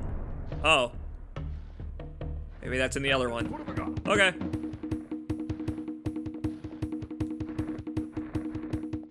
Oh! Ah, you... Yeah, that's about what I expected to happen. That's... what happens when you play a game for like 5 hours. You assume that you have the timing puzzle correct, and you've remembered the wrong one. Hey, thanks, dude. Yeah, that's real kind of you. I'm glad you're enjoying watching. I'm glad this has been a fun throwback for you. Commentary's been entertaining and all that. Like I said, man, it's like I said, I love streams like this that are just kind of like, we have the ability to duck in and out of whatever conversation we want and go back to the game whenever it's relevant, right? Where, now that we're replaying all the levels, I'm doing them halfway from memory. But of course I do still need to be competent at the gameplay, of course. Fun dynamic. You know, versus, say, playing a newer game, a newer release, or a story-based game where, you know, there's a lot more to split your attention among, or I don't know, a game with a skill system, or a game like Dark Souls that you can't just pause whenever you want and put a 2B plush on the screen. That kind of stuff. Doink.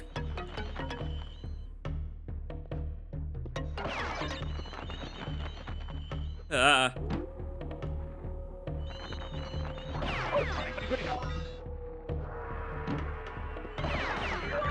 I was reading Dude's message there. I picked a bad time.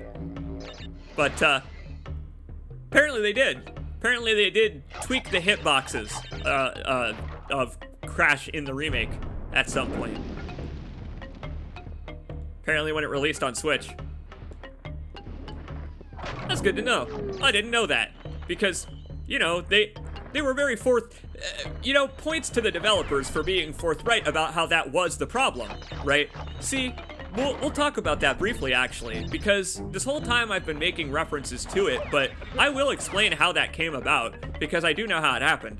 So, the Crash Bandicoot remake was meant to unify the 3 games in terms of control scheme. So, all 3 Crash games were now meant to control the same way without different physics and all of that stuff. Problem was, a lot of the geometry they didn't change to accommodate. So, Crash has slower movement speed in the remake, bouncing off of crates, bouncing off of enemies. Certain situations, Crash moves slower, but the levels are designed the same, with the same physical distance between gaps. So what would happen is, Crash would just slide off of pits. Because of the slower momentum, you would just barely not be able to make a lot of these jumps anymore. Because his hitbox was round now, instead of square. So because they made his hitbox round, in addition to the loss of momentum from now bouncing on crates, you could no longer make several jumps.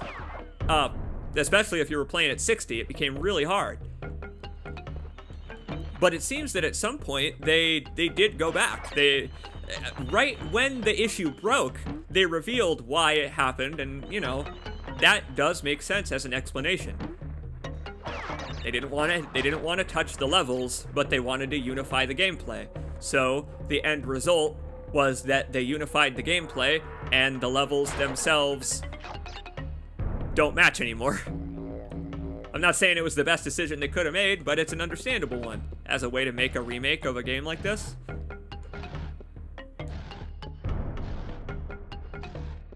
Woo!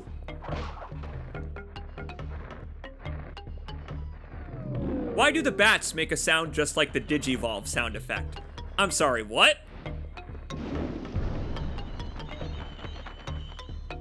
They do? Digimon garlic chunk yums.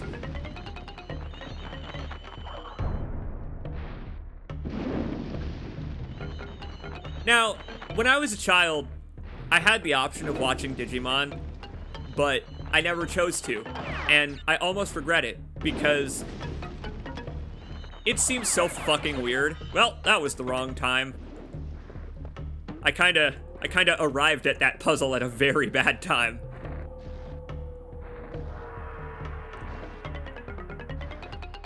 Crash Bandicoot was late for the subway. He had to catch the Chicago L.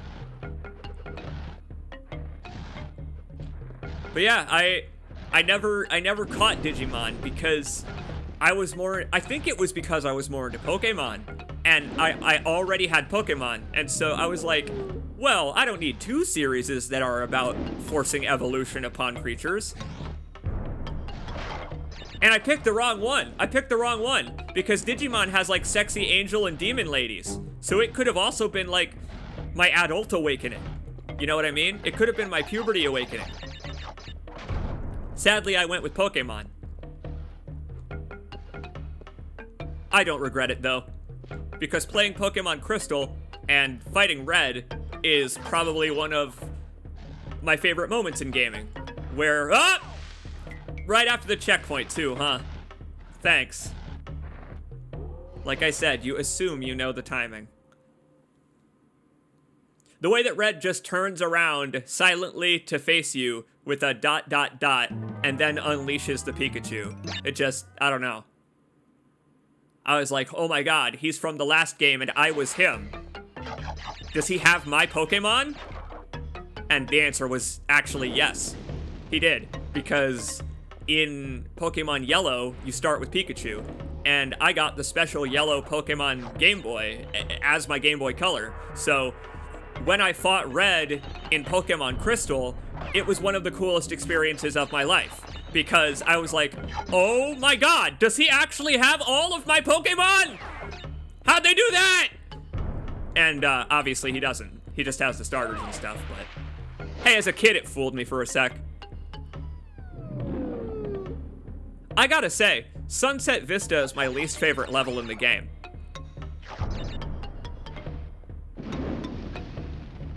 Mark me as the 150,000th person to have ever said that. I don't have a living metric to judge by, but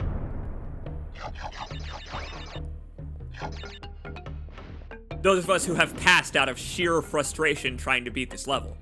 Their skeletons decomposed in front of their PlayStation 1s. To those, I say good for them.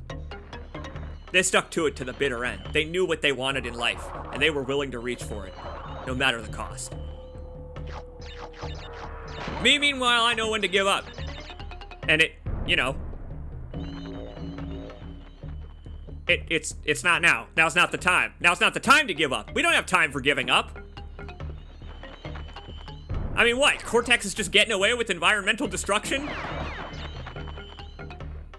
No. What I do have to wonder, though, is why the average fauna of the island is hostile to you. Maybe bats are just vicious. Maybe the bats and the lizard, maybe they just don't like bandicoots. They eat bandicoots. Maybe that's what it is. Any Australian animal that eats a bandicoot. Anything that's a predator for the bandicoot. That's an enemy type in this game. Maybe the bats have rabies. You know what? Cortex would give his soldiers rabies. He would. He would give them rabies to make them stronger. I mean, like, Crash came pre-equipped with it. It's a wonder Coco doesn't have rabies. It's a wonder that rabies don't run in the Bandicoot family.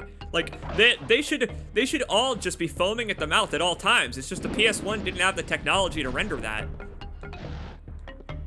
You know how Resident Evil 1 had some of those, like, dog-type enemies and stuff, like, foam at the mouth by having sprites of bubbles and stuff, like, fall out of their mouth? That is what should be happening anywhere Crash goes. And he should... and he should also be going...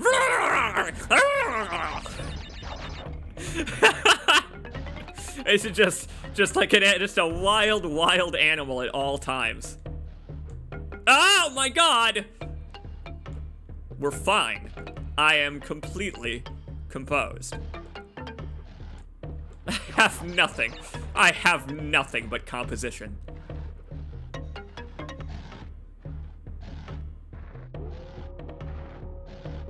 What in the hell kind of timing puzzle was that, Crash Bandicoot? That's what I gotta ask. You're trying to turn me into Jack Torrance over here. All work and no play makes Crash an old boy.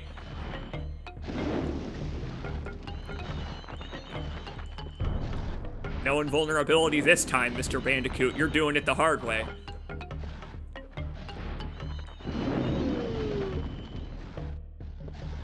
I wonder how much of this stream per capita is devoted to Sunset Vista. How much of this stream per square mile is devoted specifically to this level. And Slippery Climb, too. Like, these are just endurance challenges, man. That's what they are.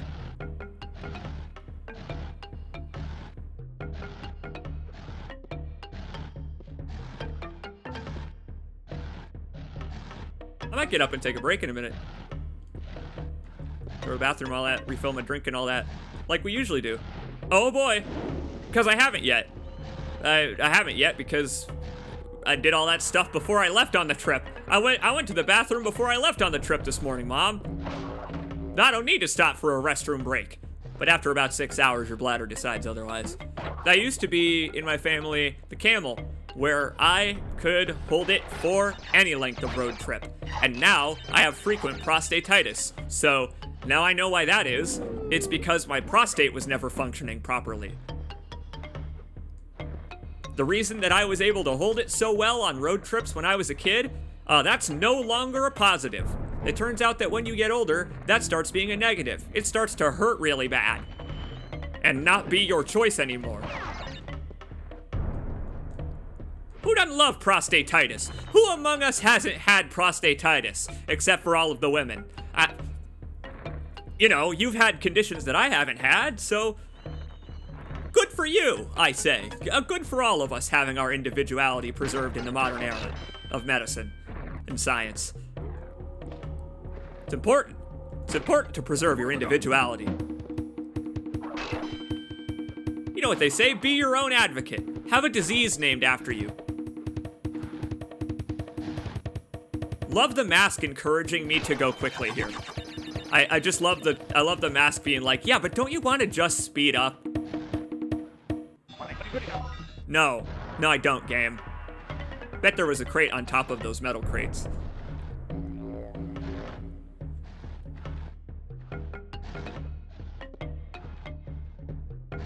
I love platforming games. I really do. I love them. About that sweat. About that whole sweat thing. That's something I can also take care of. I can plug in my Mad Catz controller. I'll plug in the Mad Catz controller, and then I'll turn on the fan. Won't have a problem anymore. Oh boy, oh boy! Oh boy! Aku, don't you just want to go ape shit? oh, I sure do! Yeah, I really do! Yeah, I really do want to go ape shit. Oh boy!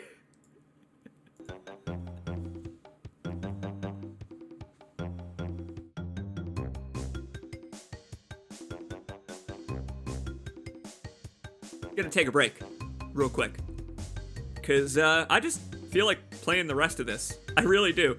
I don't know.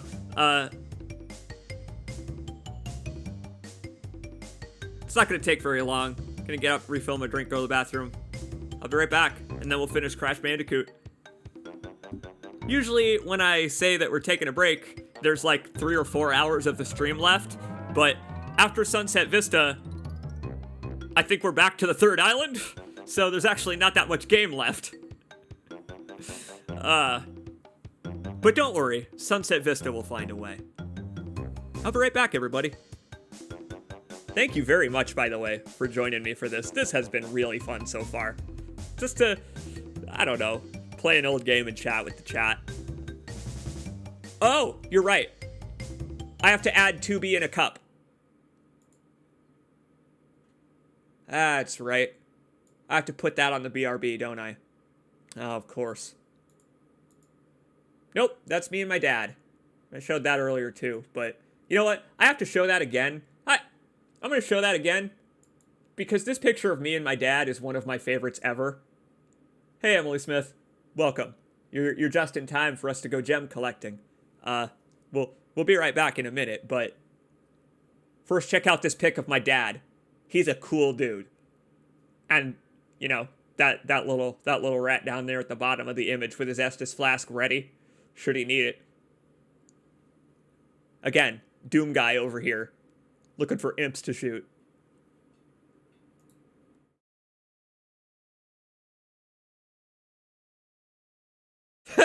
This is why I like this channel. Crash Bandicoot and prostate discussion. Name a more iconic duo. You're not wrong. I've been doing it for 8 years now. 9 years going on. There she is. Shall I drive you all insane? Yeah, I'll keep playing the music. Why not? I'll be back in just a minute, my friends, for more Crash Bandicoot.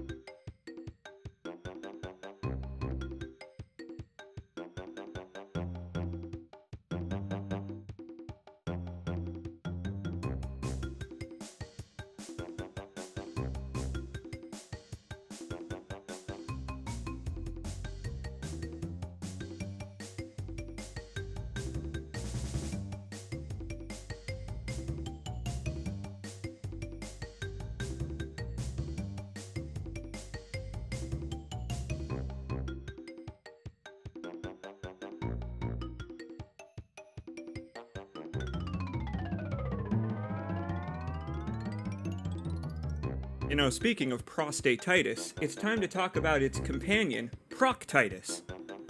When I had prostatitis and proctitis simultaneously, and I was in the ER, they gave me morphine for the pain, and it's the only time I've ever had a situation where morphine needed to be given to me, and boy, it made sleeping a lot easier. Pal CJ, I've been mentioning on and off again on streams and in the Discord, I have been suffering from real bad insomnia. It hits at about this time of year, every year. Let me stop the Crash Bandicoot music while I'm about to, give my medical update as I usually do. Things are going pretty well. The next Dead Space episode, just about complete. Very excited about that. Dead Space is coming back, my friends, and it is coming back soon, and it is coming back strong. But in the meantime, my power has been out this week due to brownouts and haven't had time to really work on it, and I've been exhausted because I have actual psychiatric diagnosed insomnia that rears its ugly head about this time every year, and this year my doctor has given me extra strength Klonopin.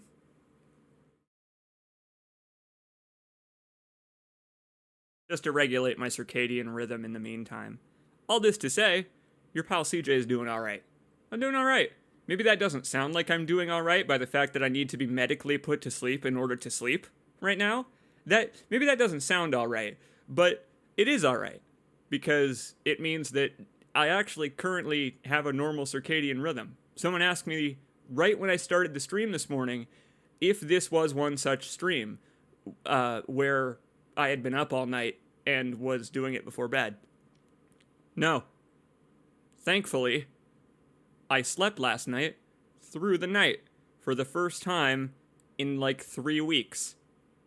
It was awesome to not get 2 or 3 hours of sleep for the whole day in the middle of the day. That was awesome. That 12-hour stream of Slime Rancher I did was because I got some sleep. If you've ever wondered why I just kind of disappear for a few days, it's because I'm sleeping. Really, insomnia fucking sucks when you have the type where you have a genuinely easily disrupted circadian rhythm. Oh, that's why I avoid caffeine. Stimulants of any kind nowadays, because even sugar will do it, because it provides you extra energy, keeps you up longer. Gotta be careful. But anyway, like I said, none of that sounds good, but it is good because it's all temporary and it's all chemicals. That is the way that I've decided to phrase it with, people I'm close with, is that it's just your brain administering chemicals improperly. And it'll stop. It'll stop when it's ready, but it'll stop. And until then, we'll work around it. Again, maintaining that positivity the best we can in circumstances like this, where I spend half the day crying. It's only half the day. The other half of the day, I can play Crash Bandicoot for you folks. Glad you're doing better now, at least. Hey, thanks, dude. I really like your username. That's such a natural thing to say. Hey, thanks, dude. Dude, you're right. That's fun. That's like, here, let's start the Crash Bandicoot music, because this will match what I'm about to say. It reminds me of how back in the days of Counter-Strike, you would get players who would name themselves My Ass, or other such things, so you'd get C. Jacob sniped my ass! And it's the most juvenile humor ever, where it's I don't know, it's not political humor, where someone changes their name to just be a political figure, right? That's the type of stuff I like in multiplayer, is when people change their names to something that's funny for everyone. It's agnostic humor, where it is funny no matter who you are. Someone just changing their name to my butt in a video game. Everyone has started Pokemon, named themselves their name, and their rival Butthead. You know you did it. I'm calling you out because I did it too. You named yourself your name, your real name, and then you didn't know that you were asked what your rival's name would be. You didn't know you got that choice. You didn't know you got to ordain your rival's name in Pokemon. You got to decide what his birth name was. You signed the birth certificate when his parents weren't looking. And you named him Asshole because it fit in the box. I know you did. Or exclamation point, exclamation point, exclamation point, Pokemon, Pokemon, Pokemon, exclamation point. You did. And I did too. And I'm so glad they let you.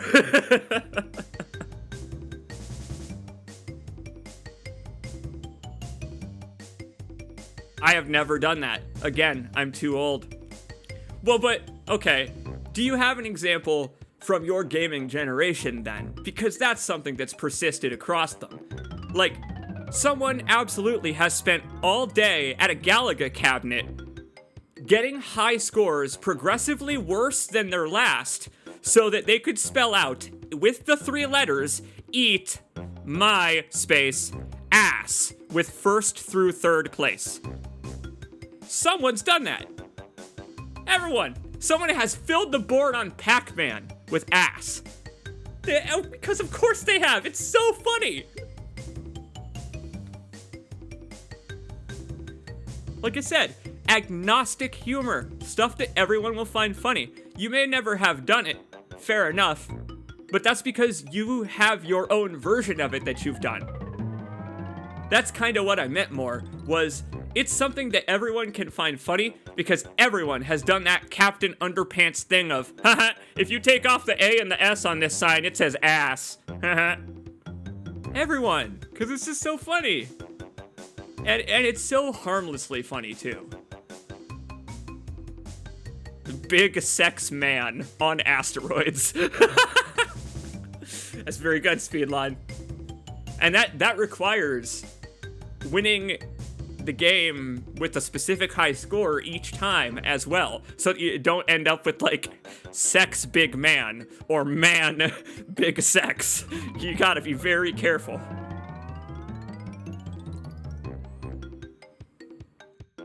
In A Hat in Time, if you enter a swear in one of the text input boxes, you get an achievement. Of course you do. And the game admonishes you too. In its way. I ought to have streamed the entirety of that game. I should have streamed the entirety of A Hat in Time, but it didn't click with me as a stream game.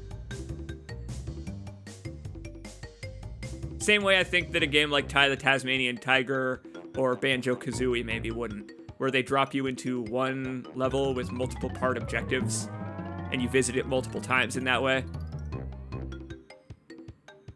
We'll go back to A Hat in Time maybe someday, because, like, I would love to do that. A Hat in Time is a lovely game. And, again, the mods that you can install that make you into Sonic.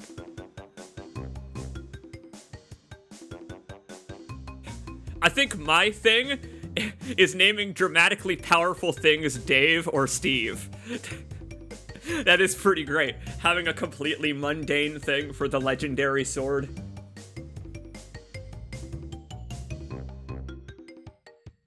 That reminds me, in the PS1 Spider-Man game, if you swear in the text box, Spider-Man punches it and changes it. Oh!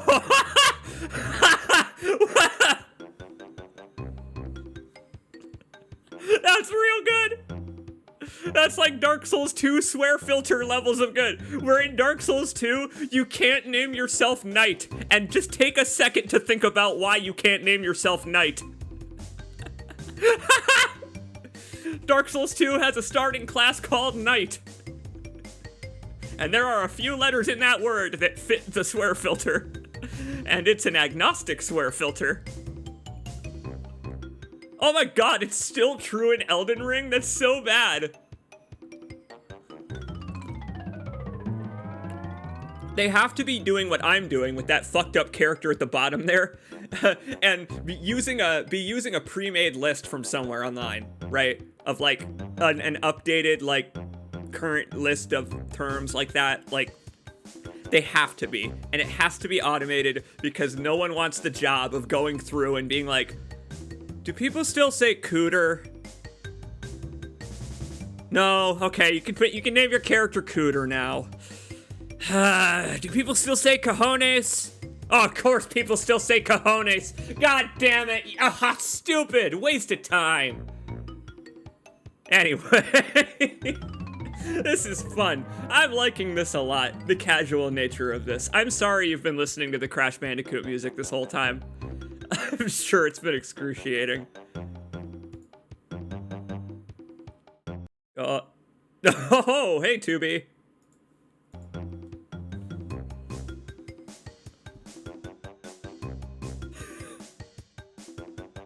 So the first level that we have decided to do after we return from our break is Sunset Vista. This is what I'm coming back to. All right. But this is what I've kind of learned, actually, from streaming games like this, is that taking a break really does help. My controller is a lot cooler now. My controller is not nearly so warm in my hands.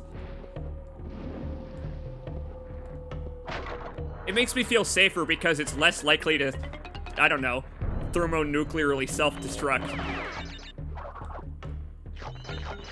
It could go thermonuclear. It's wild. I'm using a DualShock 4. I'm several generations ahead. I ought to find a PS1 controller and plug that in. Then I'd be even better at the game. As if I could get any better.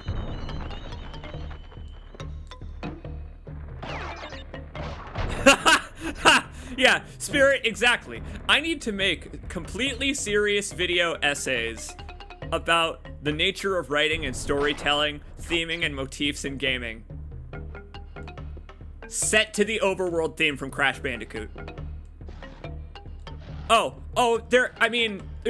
There have absolutely been channels I've seen that are like that, where they're like talking about murderers and they're talking about like, I don't know, aeronautics and space disasters and all that, like crashing satellites and other like failures of that.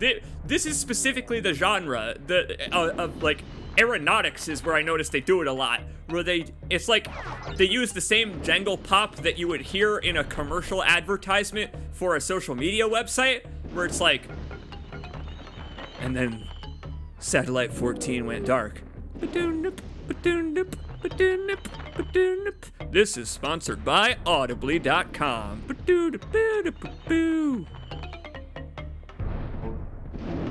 Upon boarding and re-entry, the satellite was discovered with 4 of its crew still alive inside. The whole time I was like, oh, just keep talking about space disasters. Stop talking in your voice about Audible. The whole time I was just like, you can't sell me an ad copy in your voice in your podcast. It's about space disasters. There haven't even been that many of those. Okay, all right. I get that they need their sponsorship, but take the advertisement from the company and insert it like a commercial break into your podcast.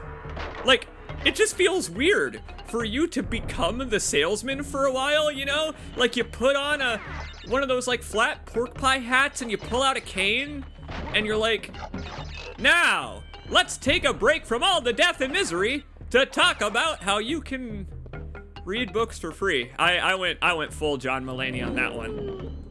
Now, let's talk about how you can read books for free. That's almost Pee Wee Herman. John Mulaney just keeps getting worse. It started off pretty good.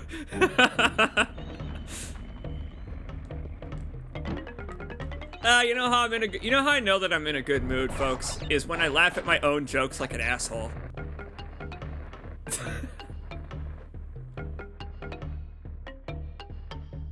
That's true. They do get very specific about how the ad copy goes, right? Where I guess in a lot of, the advertiser themselves, I'm sure, would rather have the podcaster read it for, social integration reasons and all of that, what parasocial relationship stuff, where it's like, wow, this implies that he actually uses the product when he clearly wants money. That's why he said all of these things, is he said these words because he wants money and doesn't actually wear these gel sole shoes, because no sane person would do that.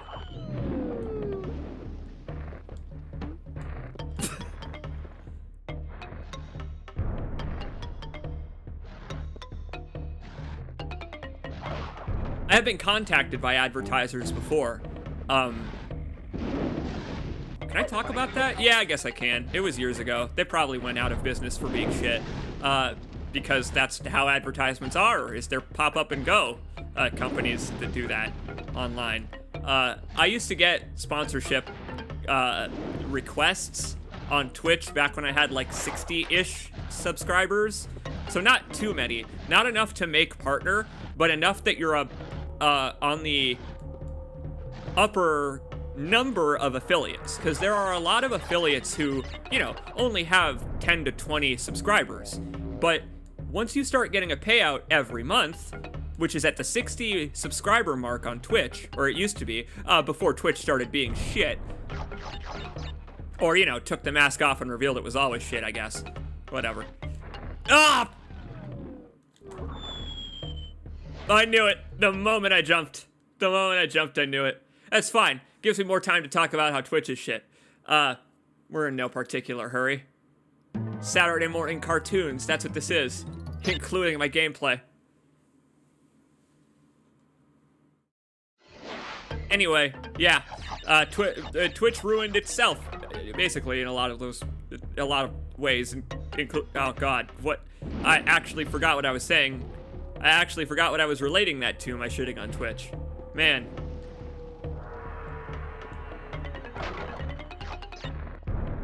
I guess the point I was going to get at in the end, I was going to sum it up after my point about Twitch, whatever it was. My point about Twitch, I suppose, doesn't matter to my overall point, which is that the ad just sounds better if it's not you being forced to read it in your voice.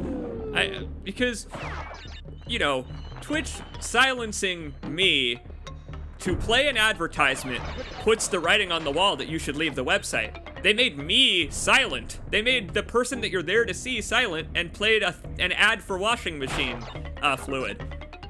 So, like, leave. And then on podcasts, you have a different problem where there is an advertisement in the podcast that is read by the host, but it's still them, and a lot of the time they still make jokes and stuff, and it's great integration of the ad read, but at the same time, it's still an ad that I want to skip through, and it's not, I don't know, I don't like people, I don't like when people start to, like, become the advertisement themselves. Oh, that's what I was getting at. Right, sorry. I used to get those. Right, someone mentioned Raid Shadow Legends in the chat now that I'm catching up on it since I've died. Raid Shadow Legends was the first game I was offered a sponsorship for. And immediately I said, well, that's a stupid meme, so I'm not gonna do that. But also, is their terms of service at all reasonable? And, no. But it also turns out that it's standard. None of them are reasonable. None of them are. It's so fascinating how they want you to sign your soul over for, I don't know, gel shoe insoles. And it's like, homie, I'm not gonna give you 10% of every live stream I do in perpetuity so that I can advertise Raid Shadow Legends. Oh, hey, that was actually the part that made me get distracted, was wondering if I could say that part. Yeah, I'll dump on them, whatever. Yeah, so I've received offers from some companies back in the day, not really anymore, to, you know, play their game on stream. And it was always an utterly terrible advertisement they thought they could get away with, or a pitch rather, that they thought they could get away with, because I was a small-time streamer, where they would be like, "Hey, if you play our game on stream, we'll only take revenue from the next 7 streams after." And I'm like, now, when you say 7 streams after, do you mean of this game? And they're like, no. And I'm like, fuck you, you idiot. I believe is what I said to Reem Sherman is his name.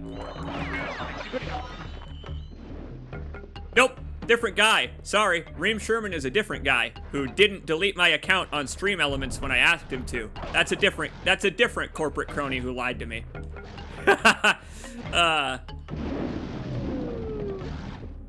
Here's the thing. there are some people on this earth who will go cyber psycho when they are lied to by corporations like that, right? A long time ago, I made a Stream Elements account to tell them that I didn't want to play Raid Shadow Legends because that was where that was where the advertisement had come from, was Stream Elements, and they wanted me to sign up for streamelements.live, which I now use, and it's a great service these days, to basically channel the funds from me to them and all of that crap. A middleman, basically. And I was like, so I'm not going to do that because you sound like drug dealers. Please delete my account that you made for me when you sent me this email. And they said, okay, we will. Guess what? When I left Twitch, I tried to log in, and that account still existed 6 years later. So, if you email a corporation and you tell them to delete your account, don't worry. You don't have to have any illusions that they'll actually do it. They won't. I will say, though, I was quite offended because my advertisement sponsorship offer for Raid Shadow Legends was gone.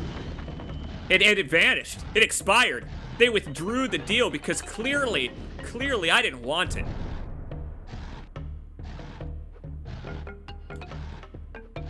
Oh, that 10% is a direct quote. They actually did want 10% of the revenue of someone who made like $200 a month, which is fucking hilarious. That's fucking hilarious. Like, that, first of all, that they thought they'd make a return on their investment that way.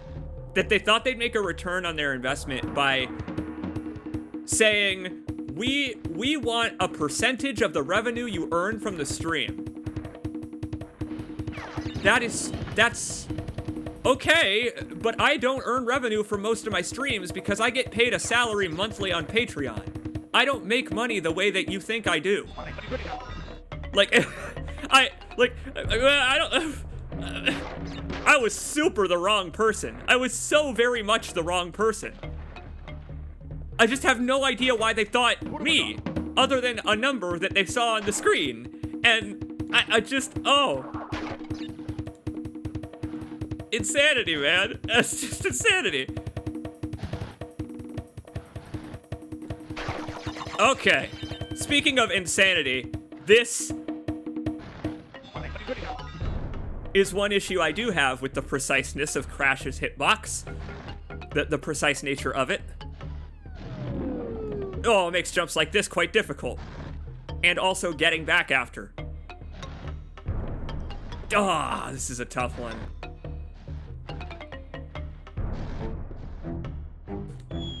Now, there sure wasn't a whole lot I could do there. Sunset Vista, you are kicking my ass, but I expected you to. I really expected you to. Let's go somewhere else. Fuck this level. Pretty sure I said the same thing in, like, 1994, when I think this game came out in 99. Ah, the only levels we have left to do are the hard ones. Great. Yeah, let's go to an easier level, like the high road. Let's try Cortex Power since we can do it now. Have all them colored gems to stick in Cortex's slots, if you know what I mean. So, alright, that final challenge there in Sunset Vista is a little bit too difficult for me.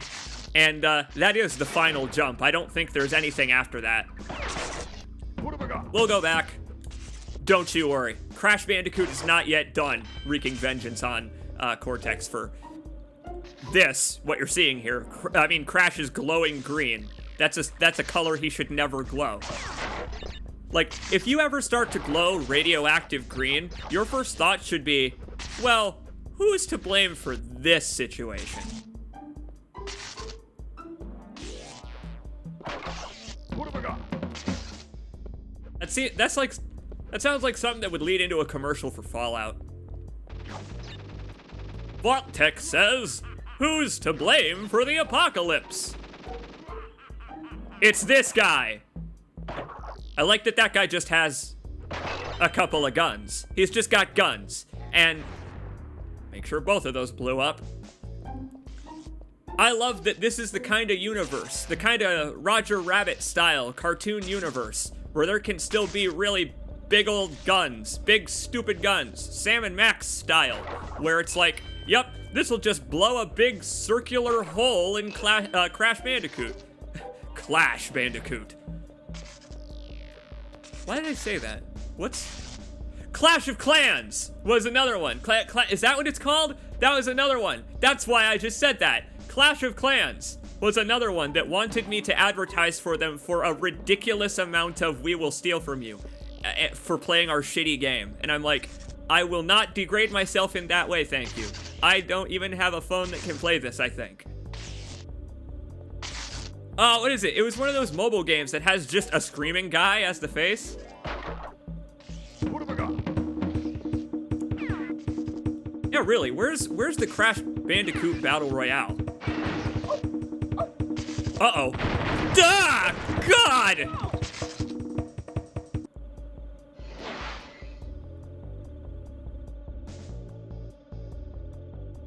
What? I know! I'm with Crash on that one. I was invulnerable, and suddenly everything exploded. I think some of the crates in that pit might have been nitro crates. Or TNT crates, rather. Oh.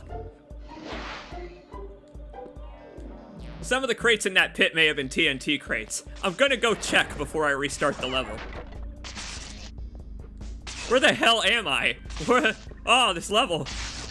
Oh, I picked the hardest one to do. You know what? This is a great alternative to Sunset Vista. The one that has multiple branching paths.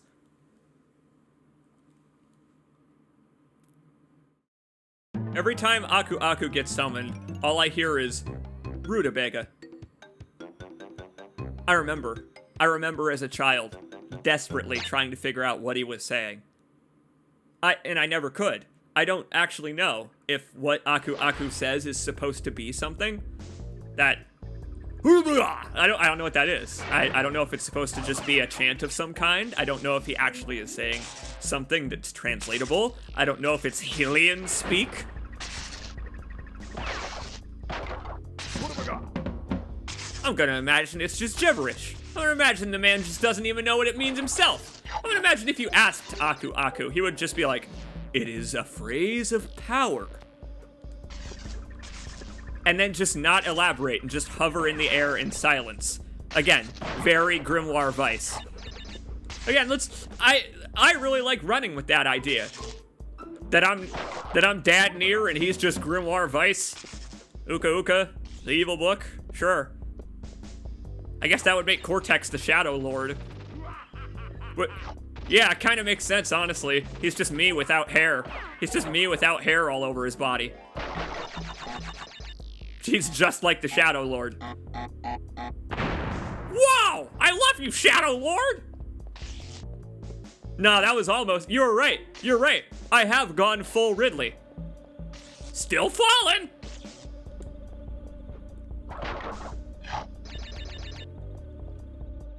I gotta watch those LPs again. Nope. Wrong. Incorrect. I gotta play Metroid Prime live on a live stream. That is what I must do. Because if I just watch Slow Beef and Diabetes play it, I won't really want to play it myself anymore. That's the nature of Let's Plays. Alright, well, I'll avoid the Aku Aku drug this time, I guess. I'll avoid the Aku Aku smasher. Excuse me. Fuck! I got mad about Cyberpunk, and rage took over.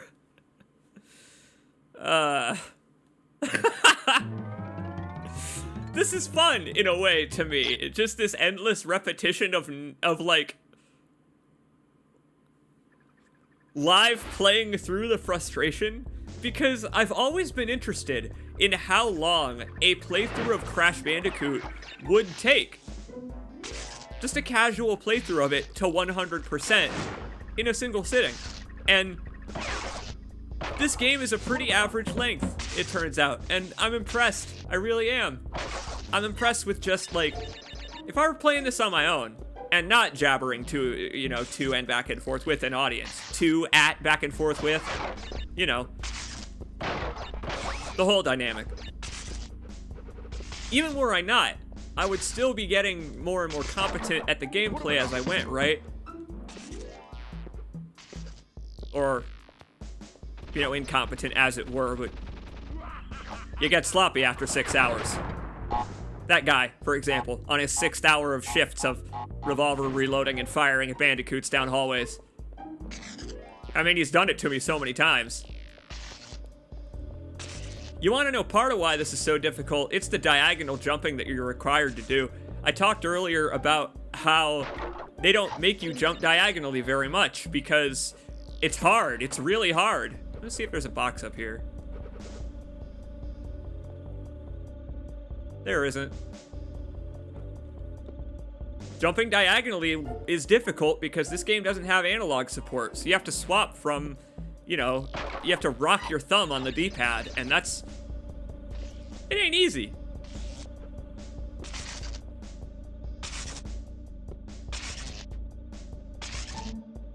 In future games, they had the analog stick, and you could swap from the analog stick to the D-pad.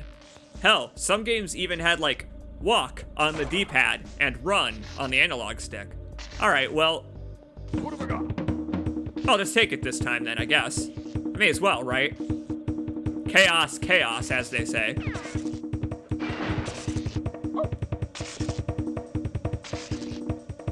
Yeah, that's definitely TNT over there. I will not survive that. Like, that's bait right there, to quote Mad Max. Yes, we have exerted some chaos control.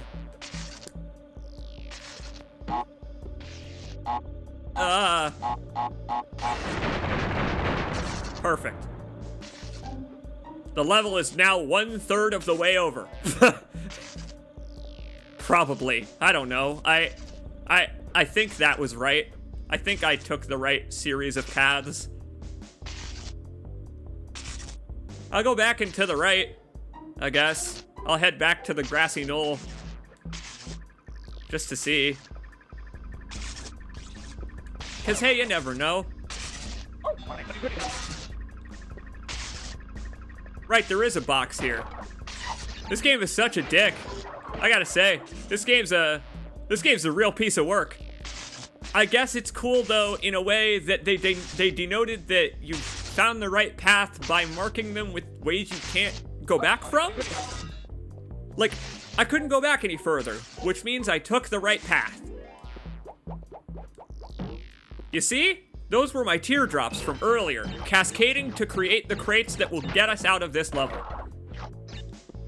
Oh, that looks delicious. I feel like I could just reach out and take a bite of that GIF. I was about to say JPEG, but nah, that's a series of PNGs right there. Oh, God. Well, Mr. Bandicoot, this is your final test. Platforming with the worst camera angle with which to do so.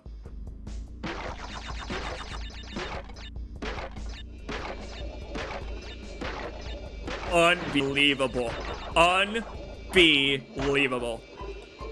Watch this. You missed one box. Oh, yeah.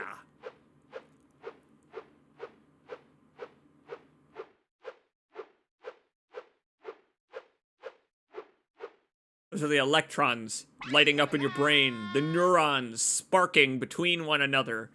Your brain's just going like, yeah! 20 whole gems. Out of 26. Look at that.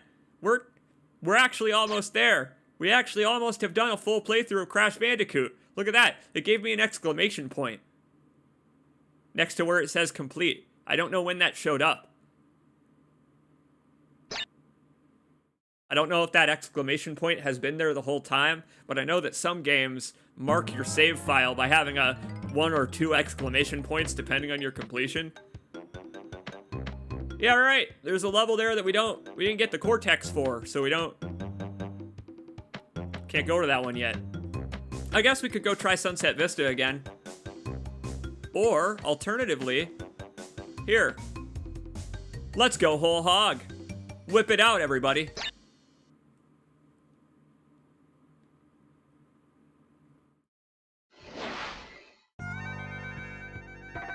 Oh yeah. Time to hork out with our pork out. Nice camera angle. This one's a little harder than the last one. Well.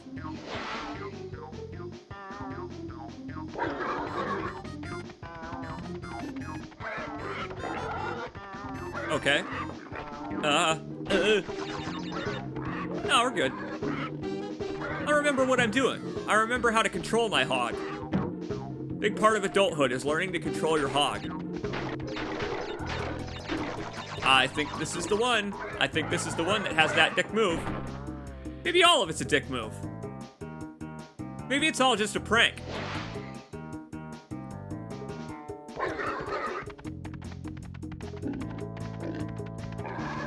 You know what? It means we get to hear more of this music. Wow, that timing is precise. This stream is sponsored by Raid Shadow Legends. I don't even fucking, like, that game just sounds bad and generic by the title alone. Like, why would anybody hear the title of that game and want to play it? Wow, Raid Shadow Legends. I wonder what you do in that game. I wonder if you're a shadow who builds their legend by raiding. Yeah, that's basically what the advertising campaign did. Flops face first into the wall.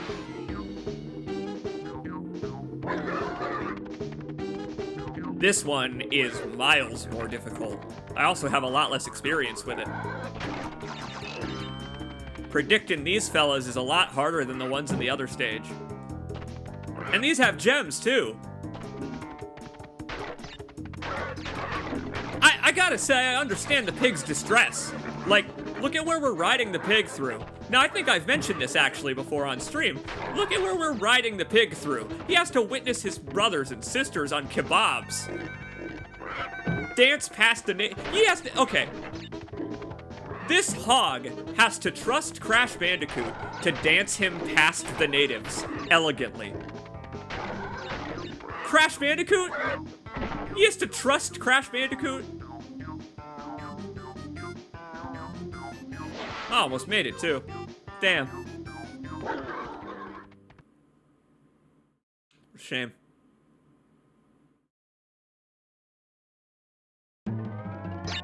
Did the hard part too.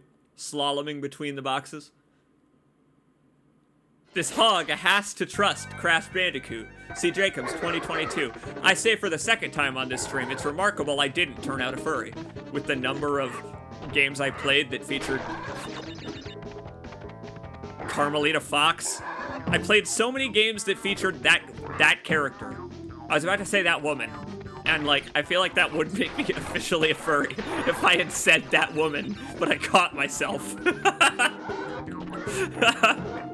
like that's the risky business moment where it's like Sly Cooper lowers his shades and goes, "What a woman."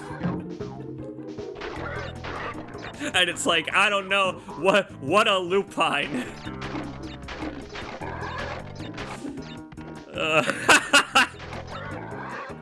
Shit!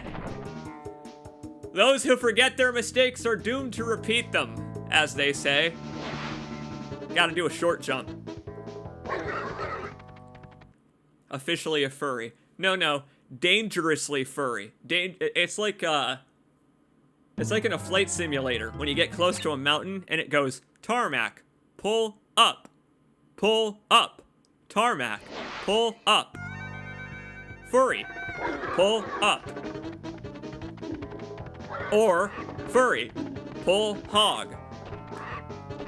You know, different strokes for different folks. Now, Very Fortunate and I did a lot of this back in the day, right? Where a common subject became animal biology when we were playing certain games like Dark Souls or Oregon Trail. I remember we talked about animal biology. There are certain things that you don't want to know in life, even if a friend tells them to you, where you don't forget them about the underside of a hog. And you gotta wonder, does Crash know what he's... Is the hog excited by this? It probably isn't. I'm gonna hope it's not. Just saying, that thing had to be flapping against it the whole time. 30 to 50 wild hogs died in the creation of this level. Just hire Crash Bandicoot. He'll get rid of them. Da-da-da! And there we have it. Progress made. Want to know something that frustrates me a little bit about Crash Bandicoot? And it'll frustrate you for the rest of time? I bet I know why that exclamation point is there. I bet that exclamation point is there because I've defeated Cortex and then loaded this save file. Because you can't do both. You can't collect all of the gems and beat Cortex. Because the ending where you go through the Great Hall to collect all the gems circumvents the Cortex fight. I say again, I still wish they made you do it anyway. Sure, have Crash's girlfriend fly you to the blimp where you then beat up Cortex while she cheers you on. Throws you aku-akus or something. Barfs them up from the bird or whatever. Well, that wasn't so hard of a gem to grab. Hey, what's the level right next to it? Sunset Vista? Oh, that sounds lovely. I would love a Sunset Vista.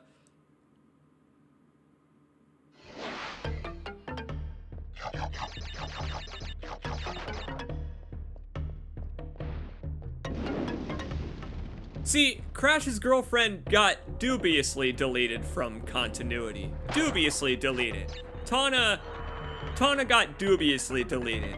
I think she's in some of the spin-off games, like still looking like Pauline from Mario like she does in this game, or whatever, or Jessica Rabbit more like in this game. She's like furry Jessica Rabbit. She's like if Jessica Rabbit was actually a rabbit.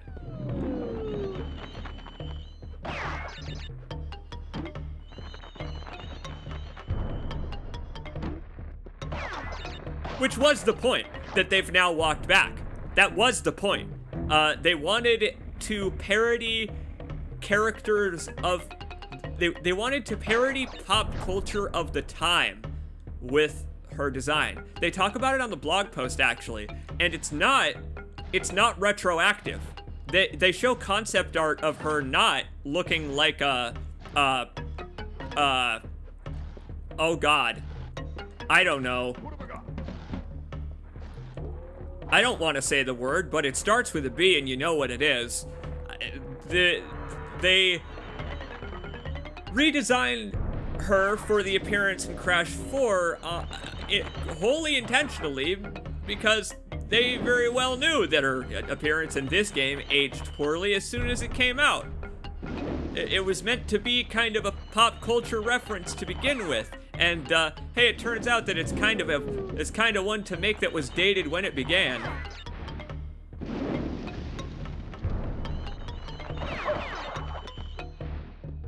That's why Who Framed Roger Rabbit did it well. Because they beat everyone else to the punch on it. Hot lady who you think is gonna be dumb, but she turns out to be the smartest character in the cast. That whole thing, that trope, well... They acknowledge the problems with that trope, where it's like, there are ways to pull off that trope and not offend people. A lot of the time they do it by making the man the stupid one. Like, a lot of sitcoms do that. Oh, God. We're back to Sunset Vista, all right. It sure is Sunset Vista. Oh, it sure is still Sunset Vista.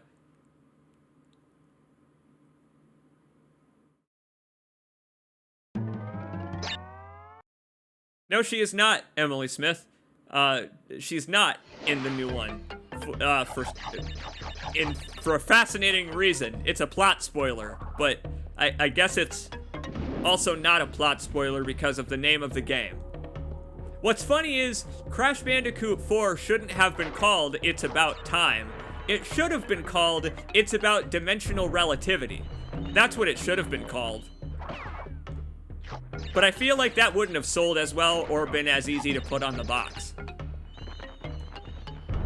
The Grim... Okay, I'll reveal to you one endearing moment of Crash 4 for me is when Tana, who is indeed not from the universe where the game takes place, that universe's Tana reveals that Crash and Coco are dead, as in actually dead. And Crash doesn't get it, but Coco gets it. Coco gets the concept of death, and it's like, what happens when Crash Bandicoot runs out of lives? He had 99 of them, and in that universe, he hit 0. Good lord. He must have really sucked at the game.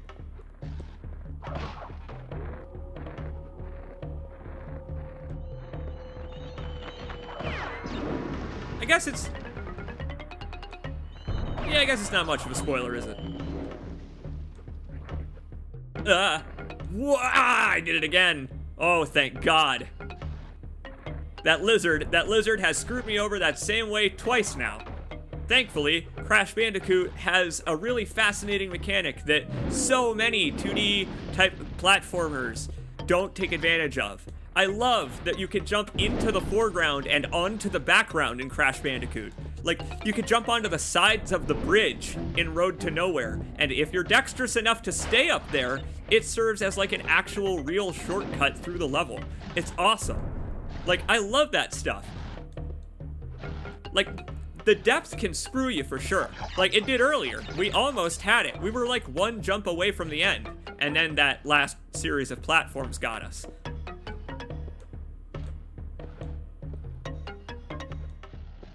Hey, you want to know something nice? We got the other level in this tile set on the first try, so we don't have to do the other one.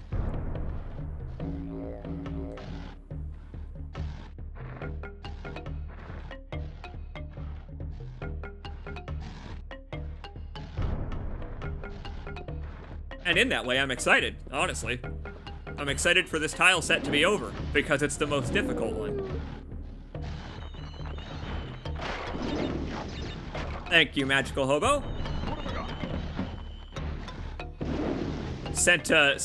You know what? Sent all of the furry adult chat site members to Horny Jail. They arrived having heard our discussion, and they came to spam.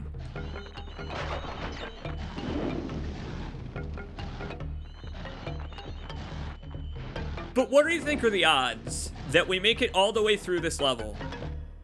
Finally, after all this struggle, and we get missed 2 boxes. Great! But you missed 2 boxes. You know how it says great? That's like the most sarcastic phrase in gaming, is the great at the end of a Crash Bandicoot level when you don't collect all of the boxes. Great! But is it? Is it really? Is that a performance worthy of being called great? No.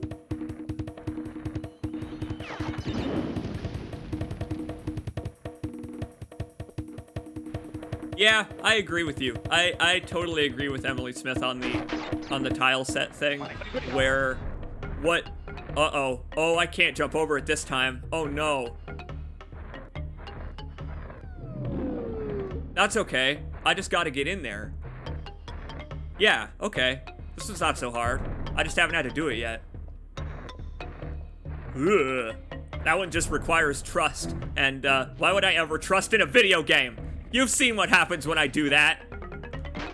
Jesus Christ. But yeah, I agree. I think it detracts from the flavor when you go up to a differently themed warp room in the next games and encounter portals to the same themes of levels that you just left, and it's like, oh man.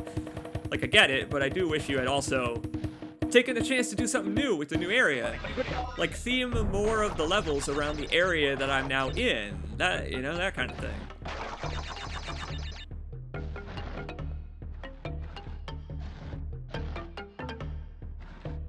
Shit, man.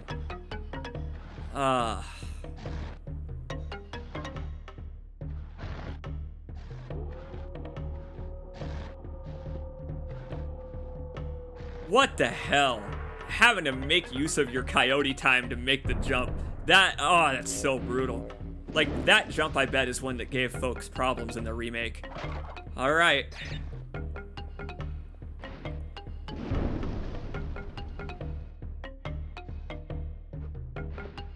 Watch for your shadow. One of the first things I mentioned on this stream is I really love that they gave Crash a consistent shadow, but only when you're over solid ground or a box. When you're over a hazard, no shadow. When you're over a death pit, no shadow. Like, these fire torches, his shadow isn't over the fire, just hovering. Like, they paid attention to that stuff, because in the same way Mario 64 does as well, because that stuff was really important back when people needed to know how to position themselves in three-dimensional space for the first time ever. Again, let me tell you, one of the first 3D video games, this one, and it's kind of nuts that it is. It's kind of bonkers. I don't think there are any boxes back there. I don't think there are. Let me look. Pretty sure there aren't. Don't quote me on it, because you should never quote me on anything. I'm always wrong. Yeah. Anything but video game trivia. Hidden TNT. Nope. You know what stinks? They didn't add the box counter until future games. In future Crash games, you can hit triangle to get a counter of how many boxes you have. And hell, they even show them in front of the goalpost. This one, there's nothing of the sort.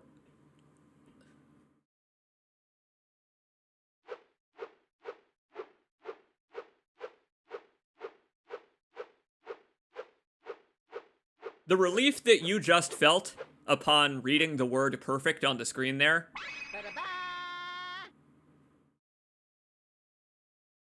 Congratulations. You know what it's like to have IBS now.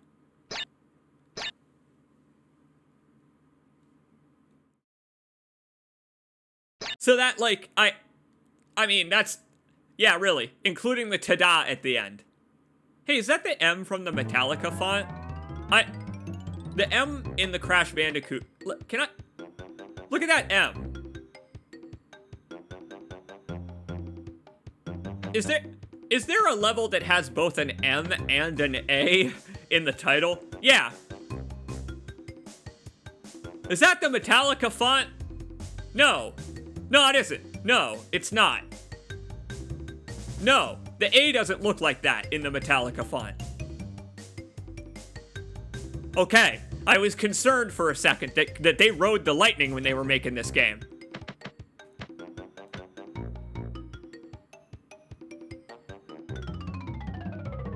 Just watching this was incredibly stressful, lol.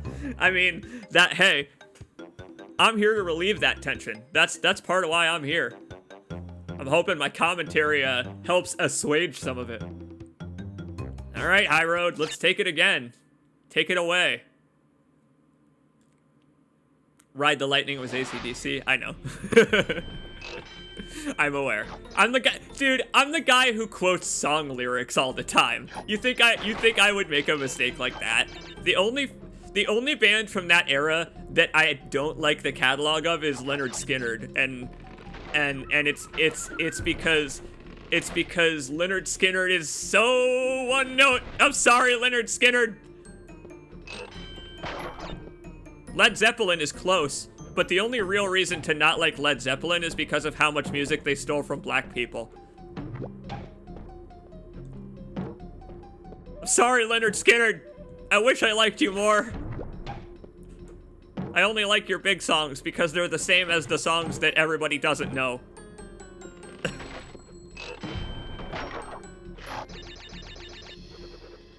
Maybe I haven't listened to enough Leonard Skinner.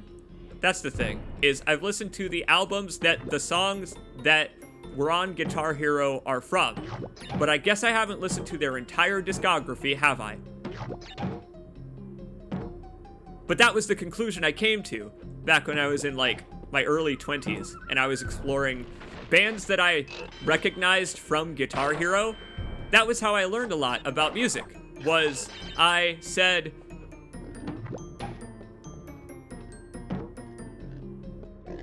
I said, this music being older in years doesn't make it any worse. And my peers in school went like, huh? Why don't you listen to Soulja Boy? And I was like, well, it's because Soulja Boy likes Braid. He's got good taste in video games, but he's got no talent. That's why.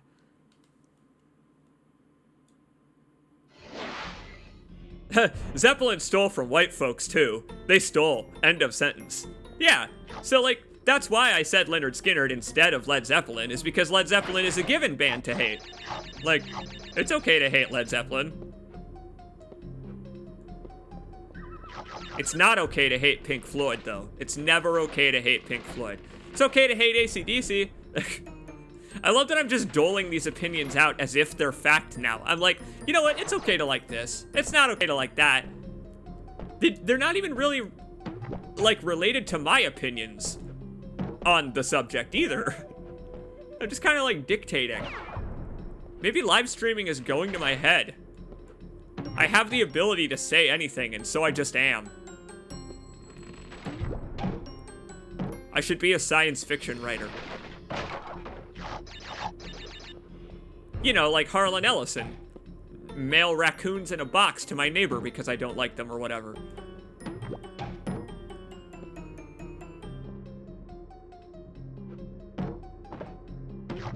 Oh yeah, I would say that there is a case to be made about how we're talking about all of these acts, the most popular ones, decades past their time. So that actually means that they're all completely overrated. All of them. Like, everything we just mentioned is a bunch of completely overrated old fogies.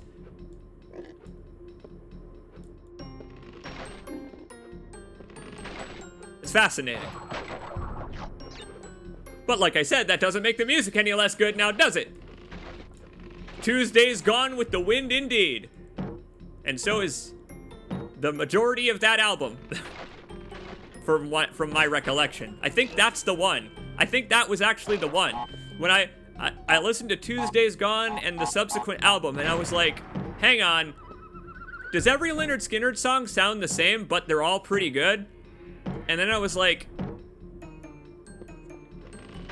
to my recollection, I was like, yeah, and I stopped. So, like, maybe on that specific deep dive, I do need to dive deeper. Oh, because everybody knows Freebird. You gotta go for one that's... No one should ever like anything more than 20 years old. Well, that's why I hate myself. Because I'm 28.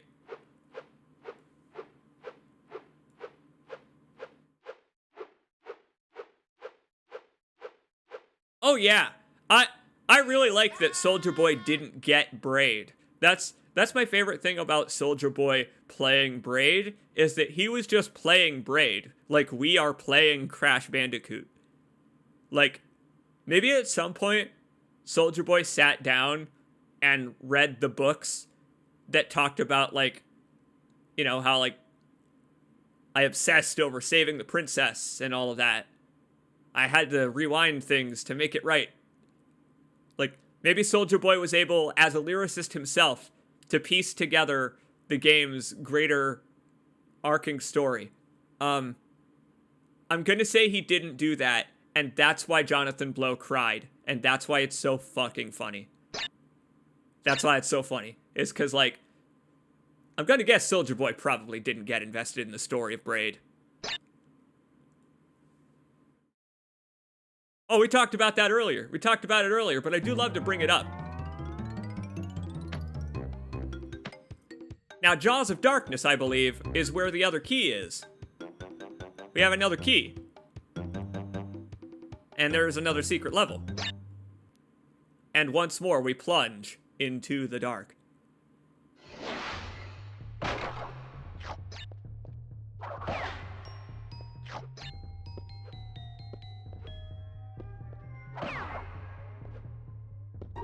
Huh. I was about to quote Death Cab for Cutie, but I already have. That's right. I used Follow You Into the Dark for, the Alan Wake trailer. Oh man, the Alan Wake remake. What have I got? I don't know. Alan Wake in the control engine. I don't know if I'm ready for the tweed. Like, that tweedy loser. I don't know if I'm ready for that tweed jacket. The leather patches. I don't know if, like, that in HD is, like, it's gonna look great, but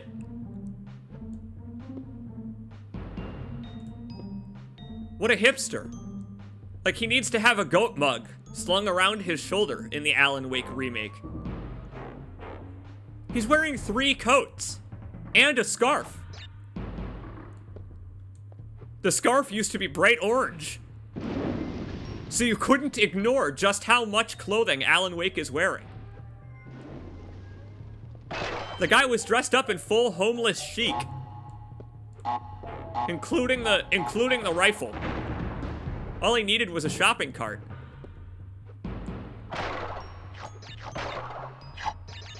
Jaws of Darkness was Metallica. Oh! Did you see what just happened? Oh, I just made a clown noise because the game tried to rob me. Oh my god, the game just tried to rob me. And it was a farce, so I had to act like a clown in response. Oh, farcical, that jump.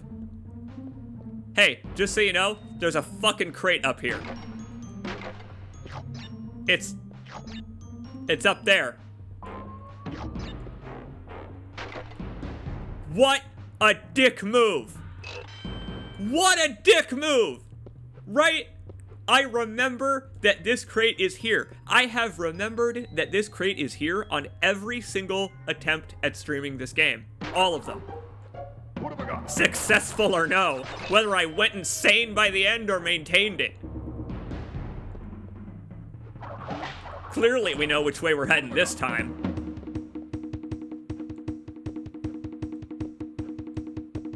Oh, Jaws of Darkness indeed. I don't know. I feel like it's a clever name. I mean, you saw the map from the outside, and look at how on the inside it's all mouths holding the torches. Oh, fuck you! Oh, fuck you, Crash Bandicoot!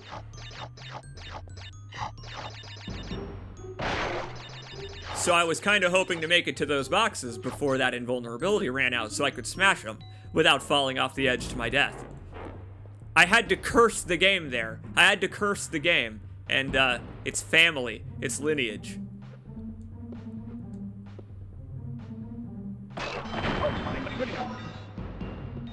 Well, I'm not sure quite what you wanted from me, but I bet I bet there's another box on top of that box. Crates on crates. So crates. As the philosopher, you know, was so named. Can't wait till they introduce the hippo crates. Those ones are full of Wumpa fruit. Ugh. Hate spiders. Ah! Ah! You doofy PS1 spider. There are no crates back there, are there? I don't think there are. I'm trying to remember if I have to jump over them or not. Ah, whatever. We'll just continue on. We'll just continue on. It'll only take a couple minutes to replay the level. See you later, the magical hobo. I love that even a goofy PS1 spider can scare me.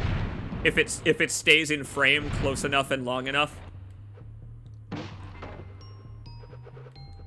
Fucking goofy cartoon spider. Like, I am made out of more triangles than that spider.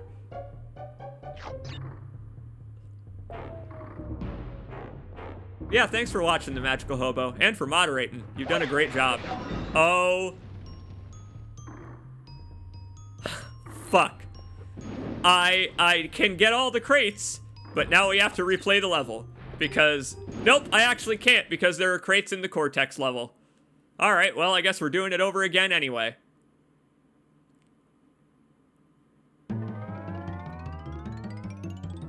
I didn't even spin the snake that time. The snake spun himself.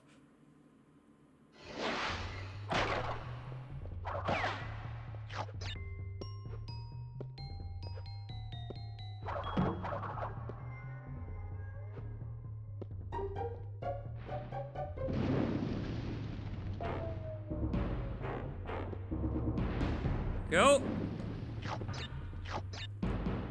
Ay, ay, ay.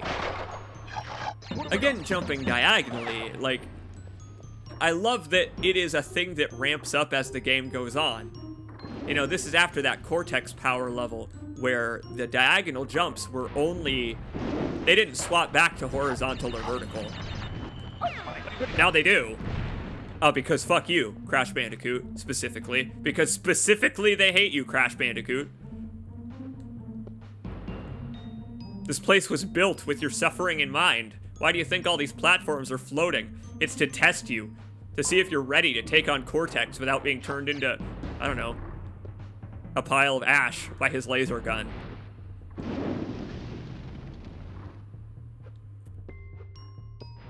Why doesn't he just shoot me here?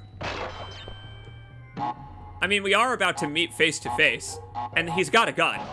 You know, like, I don't want to, like, he's got a gun. He could just shoot me.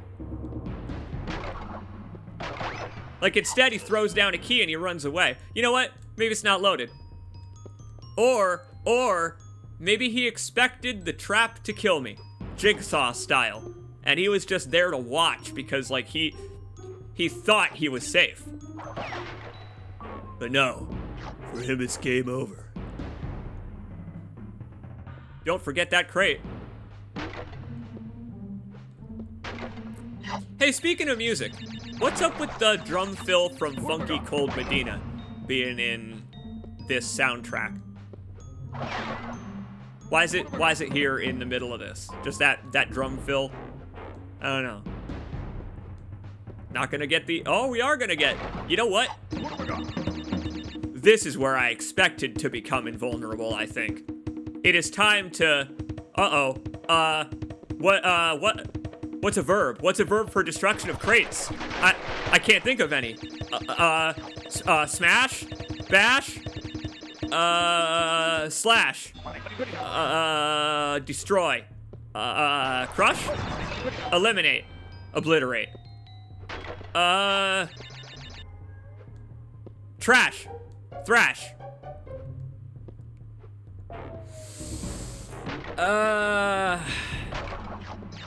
Mash? No. Fash. No, that's never in style. Don't ever go Fash. Fash Bandicoot. Now that's what I'd want to see. I would love to see Crash versus Fash Bandicoot. I want to see Crash wearing Hugo Boss. And then I want to, like, do a tornado spin on him. I want to see their commentary on that.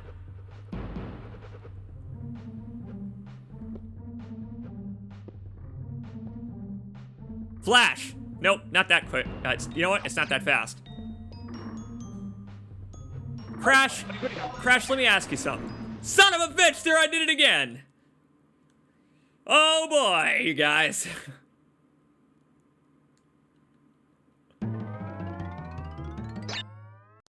Every time I hear that opening stinger of the overworld theme, it hurts just a little more because I know why I'm seeing it or hearing it. It's like when you die in Dark Souls and you hear that even if you close your eyes so that you don't have to see the taunting you died, you still know. You still know.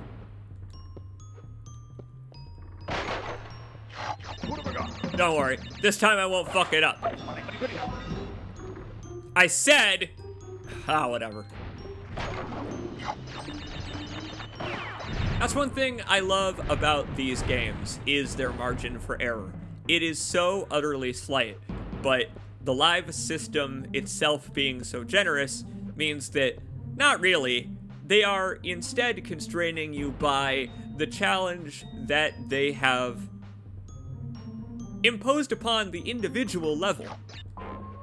You know, the whole darkness thing, the rotating platforms and all that, you know, it's great. Like, the live system allows them a lot of customizability where in every level, I could encounter a brand new challenge I've never seen before and die a bunch trying to figure out how to get past it. They could do that because they were generous enough with lives that I could just go back to the map and stuff, you know, and I still got 98 of them. In a lot of cases, they didn't. They were smarter than that in a lot of cases. That would have been very jarring if every level was a brand new experience. New enemies, new everything. Some stuff had to at least come over between tile sets, you know, the lizards or whatever. Thematic even. You know, Crash doesn't suddenly just, like, go to space and get a jetpack for no reason. That'd be silly if he did that. Hey, you know what? Crash Bandicoot 3, theming itself around time travel, was, I mean, a clever premise. And that is why I think Crash Bandicoot 4 has a poor name, because it's not about time travel. It's not about that. It's about multiple dimensions. Crash 3 is the one that's about time travel, since it has that thing called the time vortex, the Cortex Vortex or whatever. Time lock. Time shenanigans.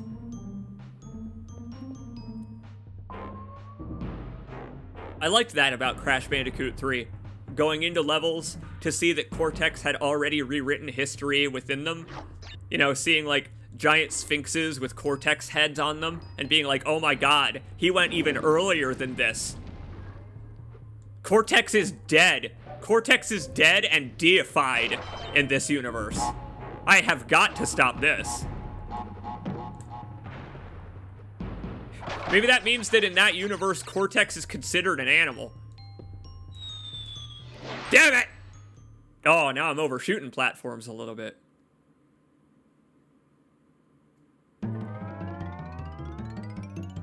You know, sometimes you just gotta let out a damn it of relief. You know what I'm saying? The thing is, I don't feel any frustration by this, right? And that is what I find so fascinating about Crash is I think the satisfying nature of breaking boxes and the consistent manner in which he moves make this game entertaining enough that, like, you don't get mad at having to replay levels because you died. Like, yeah, sure, this is the same platforming I've done, like, 4 or 5 times in a row now. Maybe it doesn't make for the most interesting viewing, for which I apologize, but I'm only fucking human, okay? Look at what I'm doing. As gameplay, I don't mind it, because, well, the puzzles have very slightly different timing based on when you approach. Excuse me. I've been talking for 6 hours. Oh, excuse me. Why I got a drink earlier is because you get a buildup of phlegm after 6 hours of yelling about Crash Bandicoot and Cyberpunk. 2 subjects that go hand in hand, if you ask me. That's actually part of why I'm playing this today, is... It's funny, it ended up being my outlet for talking about how I didn't like Cyberpunk in a way, but it also ended up... I played it because it's the farthest thing I could possibly think of. And I gotta say, it's made for a great escape. It's making me want to play the rest of them. Maybe not for the next, like, 16 hours, because they're even longer games that take even longer to 100%. They take even more effort and are even harder in some places. So I won't maybe do that, but still. This is fun as a throwback. I may do stuff like this more often. What have I got? Like I said, the birthday stream, it's really belated now, but I do still plan to do it. I do still plan to do the birthday stream because I do one every year. It's tradition. Like, I'm not, you know, I'm honestly doing it because I like carrying on traditions like that. It's like a keeping up thing where I can look at each of my birthday streams and see what my health was like and see how you folks are doing and see what you folks are talking about going on in your personal lives and all that stuff. That's why I like asking you folks questions about what you're up to while you watch my streams and all that, is because whatever your response is will be in the chat forever and ever. And you don't have to be scared by that, because when I was streaming God of War, don't worry, you were doing the laundry. That's what you told me you were doing anyway. You could have been doing anything. Maybe drawing or writing pornography, probably. Something you didn't want to tell me you were actually doing. You dirty, dirty mind, you. But I love that YouTube archives the chat and all of that stuff. For all of our benefit, not just mine. Once again, the timing puzzles, very slightly different on every run through the level. Always jerks. Always jerks. They want to fist you. They want to fist that Bandicoot real bad.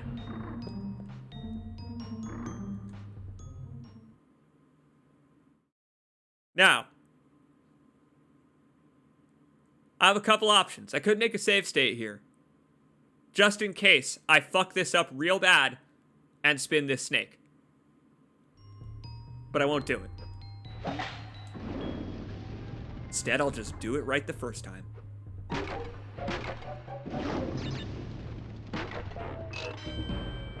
The first time. That's what that was, right? You'll cooperate, right? I meant to say nope. Speech impediment. Can't say I can't. Oh, the word corroborate is a hard one for me. I go full Elmer Fudd. There are very few words, very, very few words that my executive dysfunction causes me to go full Elmer Fudd. But I guess that's one of them. Corroborate. Oh, I don't like it. All right, Cortex, we meet again. If you only had one opportunity. Terrible Eminem. Would you take it or let it slip?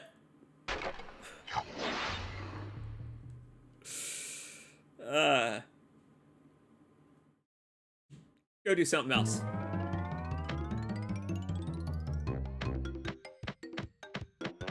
Couple more levels we could do on the other islands. I'm getting tired of that one. It ain't the only one left. I'm pretty sure. Maybe it is. Maybe it is. Uh-oh. It might be. Oh, hell. Oh, crash. We've crashed into a brick wall. How does he get between islands? I mean, maybe he just walks. Like, I see his shoes moving. He just, Pirates of the Caribbean style, walks on the bottom of the ocean without even thinking. Or breathing. I imagine that he doesn't breathe, Crash Bandicoot. Right, so Jaws of Darkness has a gem, and then whatever it unlocks has a gem up there. Castle Machinery has a gem, and then that's it. Uh-oh. Oh boy.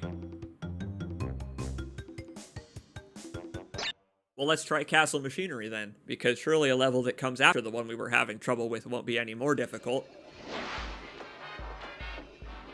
Let's see if I can do it. I might manage it, if I'm careful. Phew, I think I managed it without dying.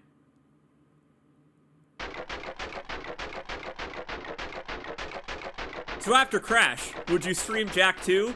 That is honestly a tempting offer, my friend. Like, the Crash Bandicoot, we talked about this earlier. Playing Crash Bandicoot like this has reminded me a lot of Ratchet and Clank, Jak and Daxter, other games that I played around this era that I would love to stream. I would love to re-experience. I would love to play them again.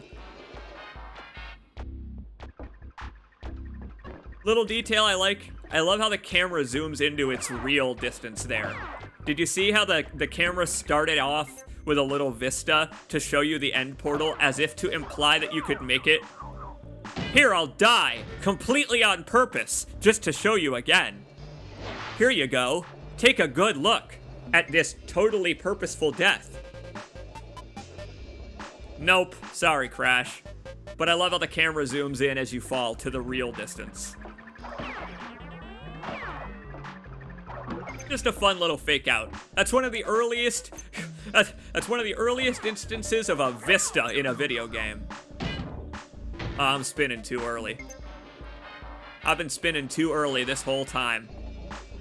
And hey, look, I collected enough lives that we've gotten the bug again. Crash Bandicoot has now ascended beyond that of mortal bandkind. He is more than a bandicoot.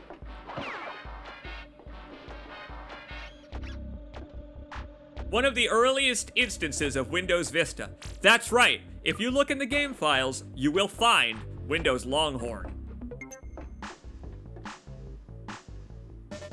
Crash is like, where?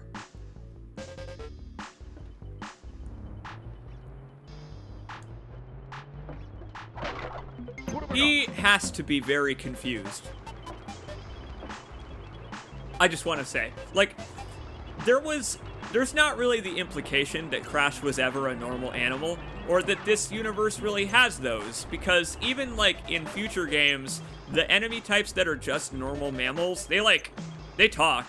Like, the skunks, like, there's an Easter egg where the skunks, like, stand up, and they're like, yeah, you, always jumping on us like we're nothing. What if we have personalities, eh? All that type of stuff, and it's like, man, I never thought about that. Boing, and jumps off his head. That type of stuff. Like, they break the fourth wall specifically to have the minor enemies talk at the characters. And the player simultaneously. And, like, nobody gives a shit. Where, like, everybody's like, oh, you're just minor enemies, whatever. So, like, even Crash Bandicoot has that goofy Pluto hierarchy. I guess is the summation of my words there.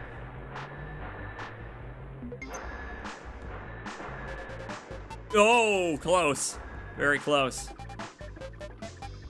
But yeah, Ratchet and Clank probably first, but Jak and Daxter is... I have played less of it, so I would be surprised by more of it. You know what I mean? I've played less of it over the years, so I would have remembered less of it correctly. And it would take me by surprise more. So I think it would be better to save it for last. Versus Ratchet and Clank, where, like, I can't tell you how many New Game Plus cycles I ran through in every single Ratchet and Clank game. Every one of them. I love games that have New Game Plus cycles and challenge modes. I always ran through that stuff. Silent Hill on the PS1, I got all the way to Next Fear number 10 or whatever, so that I could unlock the highest powered laser blaster. And of course I would do that for subsequent Silent Hill games on PS2 and so on. Of course I would. Now, I say this every time I stream Crash Bandicoot, but this was one of the first levels they designed for this game, this tile set, and I will say that it kind of shows. Uh-oh, I think I might have screwed myself. Oh, yeah! Dexterity bonus. Thanks for the extra life. I could really use it right about now. Crash is like, honestly, you could, dude, given your performance so far. But I like that they teach you early in Crash to accept that death is inevitable. You start racking up those lives, and you spend them. Ouch, my fucking ears. What the hell was that sound? Crash Bandicoot just taking it out on my eardrums that I burnt his tail feathers there. Sorry. My bad, Bandicoot. Off you go, my friend. I got a spam bot here to ban if you're still in the chat, folks. Magical Hobo had to go. I don't know if any of the mods I have are still in the chat. I may have to take care of this one myself. I command thee to vanish! Chat69.xyz. Now I imagine that's probably what Crash Bandicoot sounds like. That's probably close enough. Well, here we are. Yes, we've come to the end of the road. Still, I can't let go. That's like the Me First and the Gimme Gimmes version of that song. The magical hobo, if he were still here, he would appreciate that. I say that like he's dead. He passed away. The crash rabies got to him. The magical hobo was eaten by the jaws of darkness. Our final destination before the other final destination. Crash Bandicoot is Skeletor. Hey, how's my Skeletor? I used to be able to do a real good Skeletor, but I've slowly gotten worse at it as I've gotten older. Voice is starting to go a little hoarse from having talked for so much time. I just like to check on my Skeletor impression like it's a potted plant. Like, hey, how's my little Skeletor impression? How's my little Skeletor? It's pretty amateurish, I bet. What have I got? There are so many impressions that I used to be able to do that I no longer can do because, as viewers have noted, my voice has changed over the years. As depression hit me in my teenage years and the realities of the world dawned upon me, my voice also deepened. It didn't have anything to do with puberty. It was when I was in college. It's just that over the years, my voice has gotten a little bit deeper. So, I can't do my Otacon anymore, and it makes me sad. My Otacon is Otagon. You are so completely correct, Emily Smith.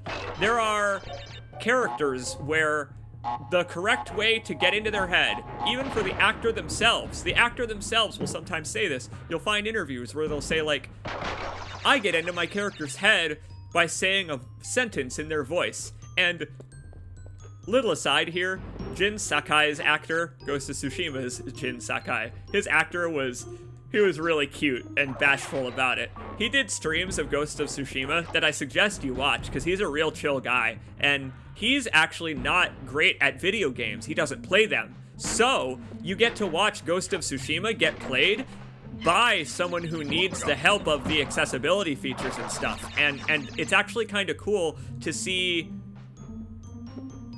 how the game accounts for people not being the ultimate master samurai ninja or whatever. But anyway,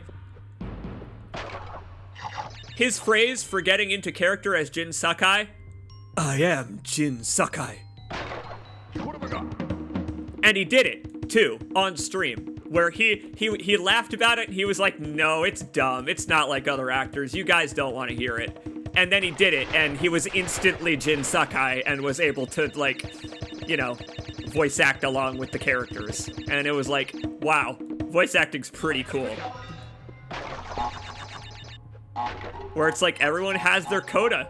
Everyone gets into character differently, I guess. Like, I pretend that I'm happy most days before I get out of the shower, and then that lasts all day. That's too dark. That's too dark for a C. Jacob stream, even if it is the truth. Hey, pro tip, if you cry in the shower, no one can see your tears. You're already covered in water.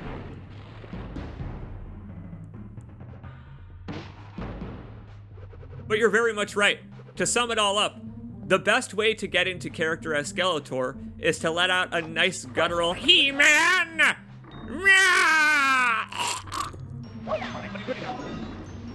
Sorry, I was watching for the snake to make sure that didn't happen.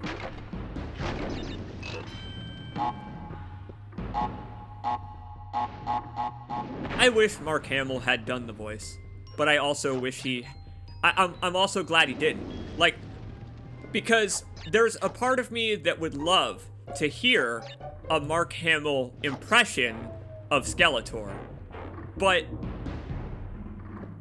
I also like the canon story of Skeletor that was told to me by 9 Gear Crow the other night, where originally he did talk like that, but as he grew corrupted by demonic forces, he sounds more and more like Skeletor until the cameo at the end of the new He-Man. Well, it's not at the end, it's actually the beginning, I think Crow said, where, hey, yeah, he busts out the full voice just because, you know, for old time's sake. I'm Come get that sexy He-Man! His exposed nipples!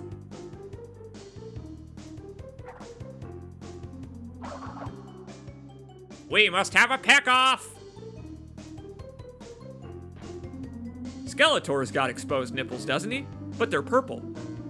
Alright, so this sucks. This is gonna be brutal. Because now we gotta replay the entire level that we just did. Like, all of what I just did didn't matter. We gotta redo the whole thing leading up to the bonus stage. Now you may see why I didn't end up doing a Let's Play of this game, because that ended up being a frustration exercise more than anything.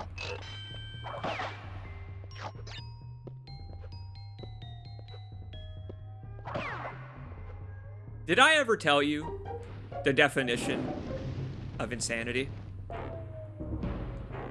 Michael Mando will tell you the definition of insanity excellently if you watch Better Call Saul. He is fantastic in that show. Michael Mando, fantastic actor. And such a soulful guy, too. Like, listening to the behind-the-scenes commentaries, like, that guy really got into the character's head from Better Call Saul, where he, like, really thought about everything, and he just seemed so passionate about it in such a grounded way. Michael Mando's cool. And intimidating. He scares me. He killed McLovin. Michael Mando killed McLovin.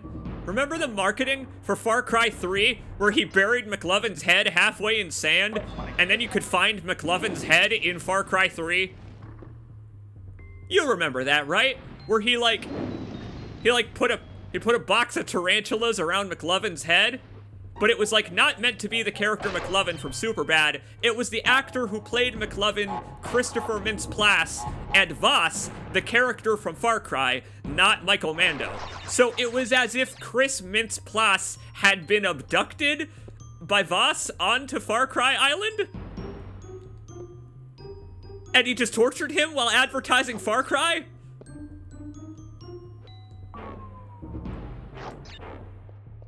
It was weird. And excellent.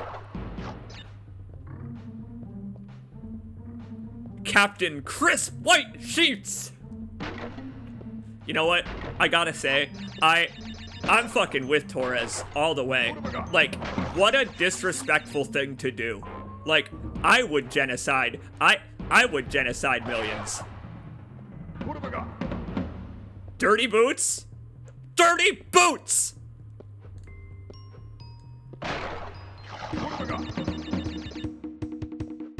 I don't know. Like, thanks to 9 Gear Crow, I know about Torres, Matthias Torres, and his insanity, and I have to wonder.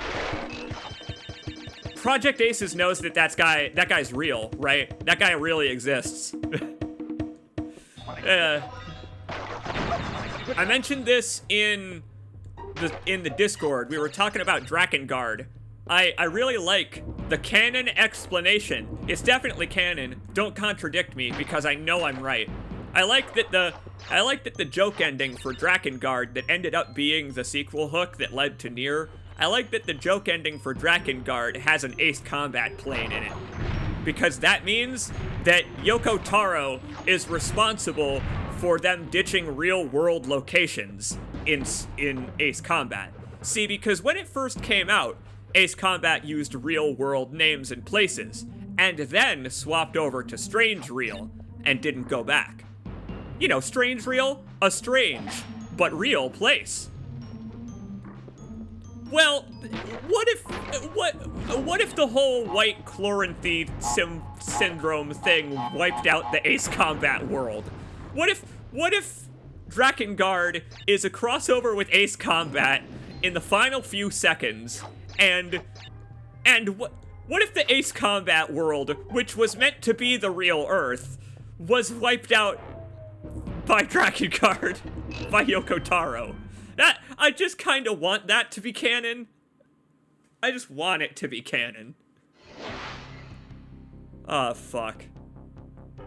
Here we are again, Aku Aku. Halfway down the world.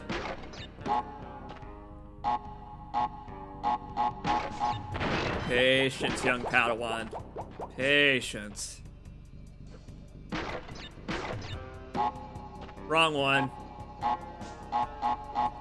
It's cool, we're not screwed. No! What? What? I think one of the TNTs might have pushed Crash upwards. Oh. I could have salvaged that one, but not quite. Come on, Jaws of Darkness. I will not give in. I will not give in to the darkness. Just so you know, after this is another, even darker level. The last Lights Out level is the one you unlock, I believe. Which is great. I would love to end this on an even harder level.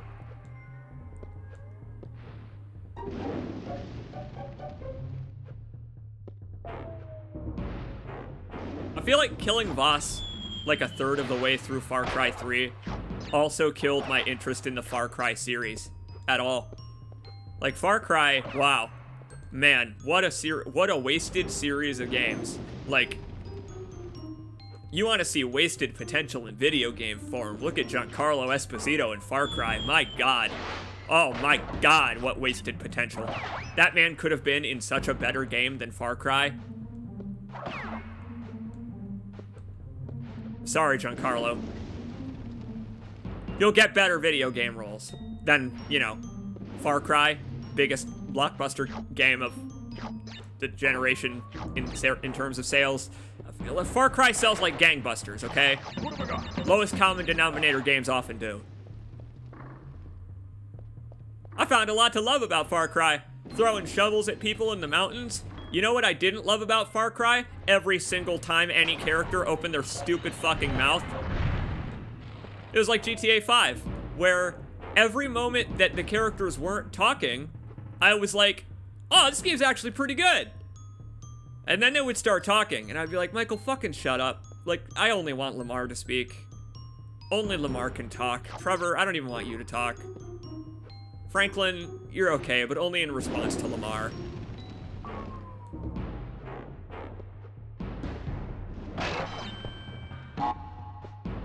Red Dead Redemption 2, another one of those. Where like, I was really enjoying the non-scripted parts of the game, and then it got extremely scripted and doesn't let you do anything, or else you failed a mission, and I'm like, oh, it's a Rockstar game, that's right. I can't just hunt rabbits in the woods with my friends. Nope. I can't just hunt rabbits in the woods. I also have to hunt rabbits in the woods in between talking about how society is broken. You know, something nobody was aware of until Rockstar Games said as much. What have I got?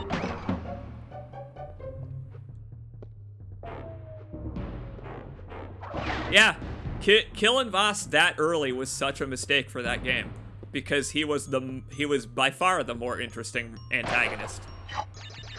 Also, if they had kept him alive, he could have had an interesting dynamic with Citra, his literal sister. They killed Voss and kept the guy that's not related to the other antagonist. Like, why did they do that?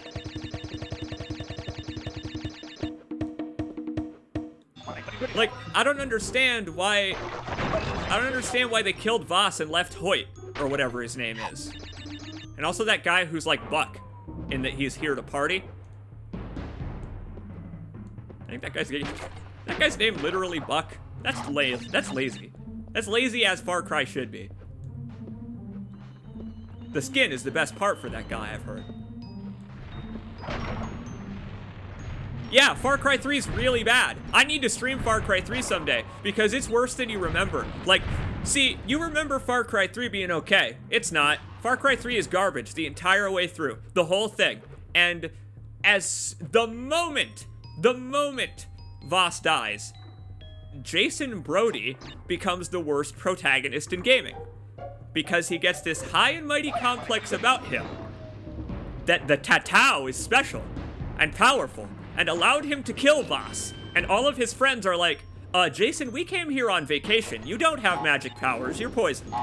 And he's like, no, I have to save more of my friends, which of course requires infiltrating this paramilitary that has overtaken the island. And, you know, clearly it's a good idea to go on drug-fueled rampages. For my humanity, I mean. Again, Far Cry 3, the game where a man looks at his hands and goes, what have I become? Like, he actually does say that. He looks at his hands and they're covered in blood and he says, what have I become? And it's like, Jason, you've become a shooter protagonist. You've become a first-person shooter protagonist. You're Nathan Drake. Your ascendance is complete.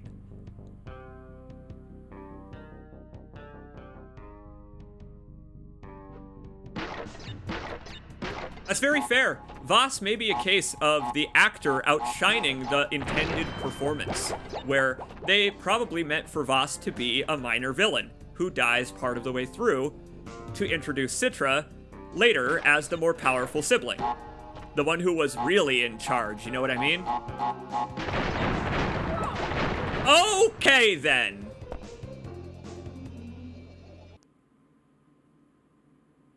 What do you want me to do, then? Huh?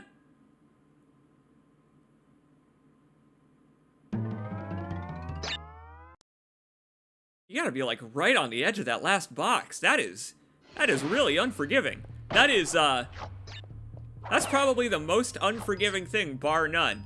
Like, one Crash Bandicoot width of wiggle room between you and the explosives. Maybe if I jump back across? Maybe that's what I need to do. Break those boxes in the air and then jump back across to the other side. I don't know. Stand on the TNT. And then jump over. Left instead of right. I got no idea. You've stumped me, Cortex. Good for you. It's the first and only time it's ever gonna happen. You know what they say about a broken clock? It's only right once before you sell the goddamn thing, because it's not like it works anymore.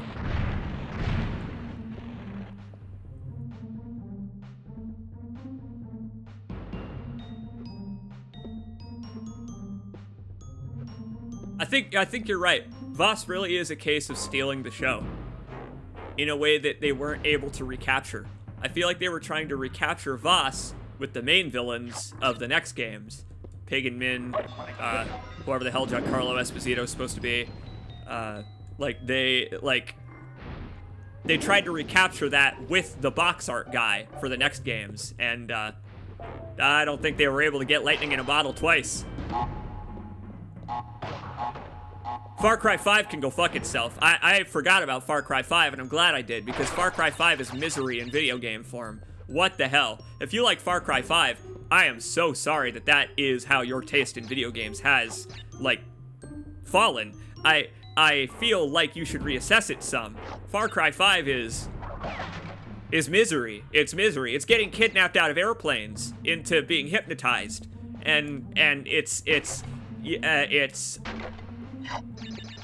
borderline functional, and I enjoyed throwing shovels at people I mentioned earlier, right? Like, but that's the only part of it I enjoyed, is because that's the only part of it that functioned in any way. The story made no sense. The characters were not just unlikable, they were unfinished.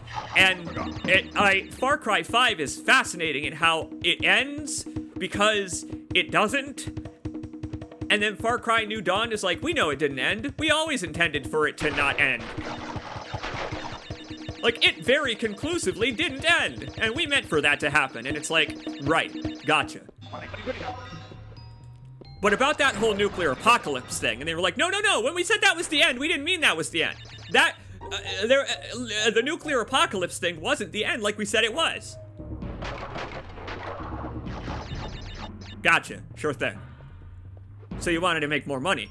And they were like, yeah. So I didn't play New Dawn.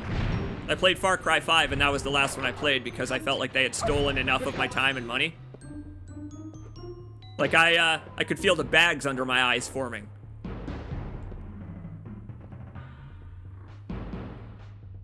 Every time someone blew powder into my character's face and said, this time for sure.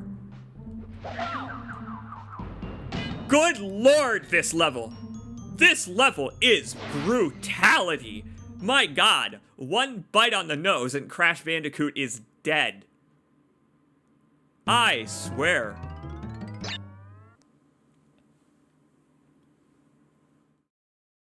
Just cracking my neck, don't mind me. We're so close to the end now, though, that we may as well finish it, right?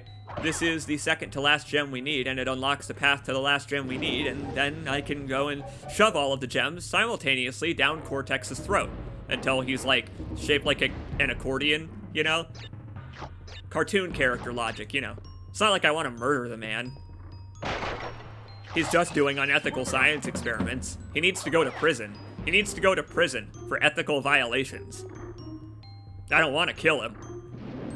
You know, hence why I shot him out of the air. You know, hundreds of feet over above that all that water and jagged rocks. I shot him out of the air with his own projectile. I'm the hero. Now, given what Crash does to Cortex at the end of this game, in response to Cortex's actions, hey, fair enough, because Crash did kind of strike a killing blow that just happened to not kill. It's just, I don't know if, you know, what it is, it's a reversal of what happened at the beginning of the game. Remember? Crash jumped out a window at the beginning of the game. He went, uh-oh, and then he fell down and washed up on the beach where we began the game. Well, the end of the game, we do the same to Cortex. We send him careening through the air and wish him good luck as he falls flailing towards the earth.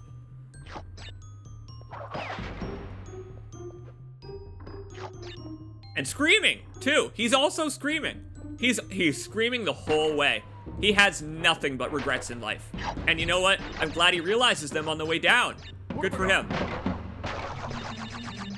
Little taste of mortality after all these deaths that we have endured. Think about that. All of the deaths that we tried to make Cortex endure, allegedly, nothing compared to what he has willed upon Crash Bandicoot. This is a spiritual struggle that lasts eons. You saw those Cortex Sphinx heads.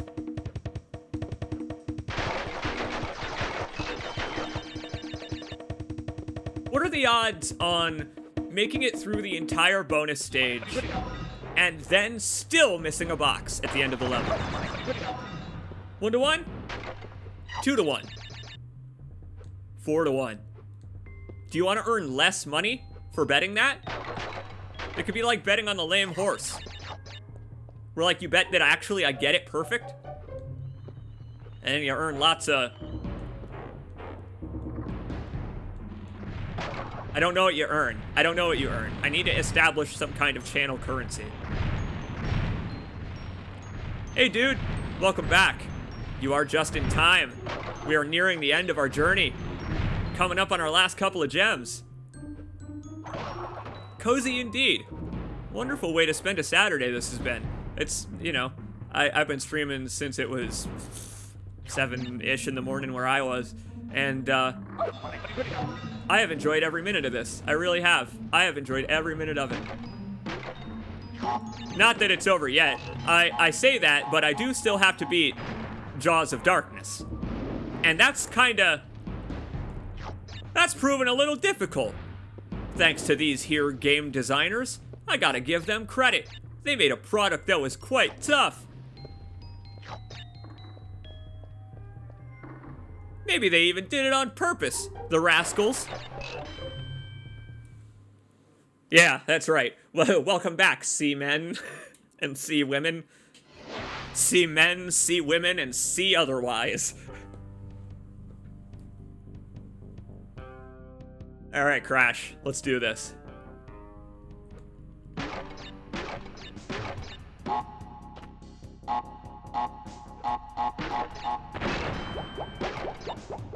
You can tell I've been here before because the one-ups are gone.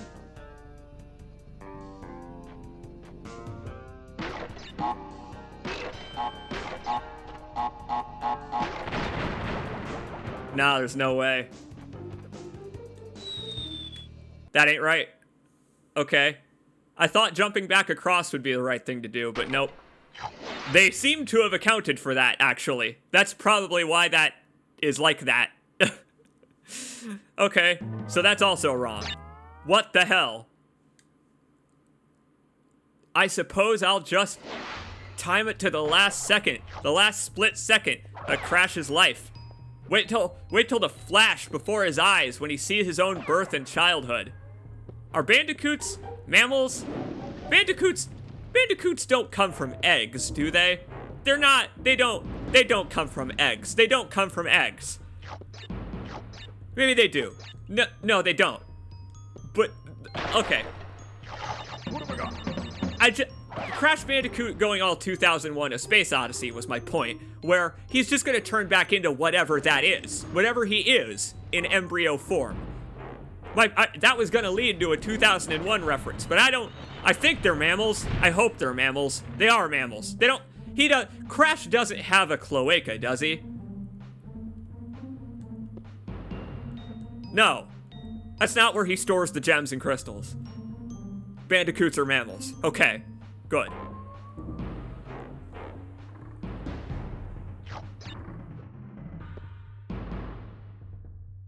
Thinking about it, the idea of a Bandicoot egg. I haven't heard of such a thing, so I think I was probably free to doubt its existence.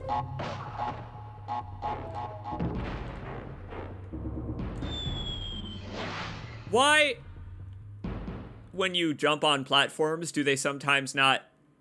I mean, I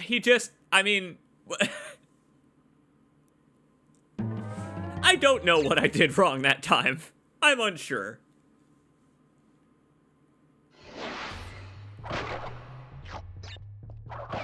Let's go back to talking about the nature of Crash then. Yeah. Platypi. Platypi are the mammals with eggs. Okay. I'm glad Crash isn't one of those. Although being able to poison enemies with my tail would be pretty brutal. As like a combat move. Watching them like keel over and die from the barbs in my tail. Crash Platypus. I'd play it. I played James Pond. That game's fun as fuck. James Pond is actually really fun.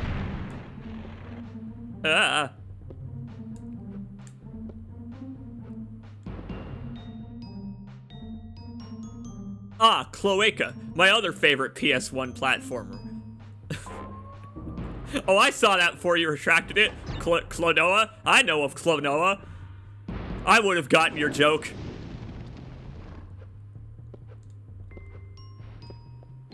Oh, I see. Retracting it due to typos. I'm sorry for the call out then.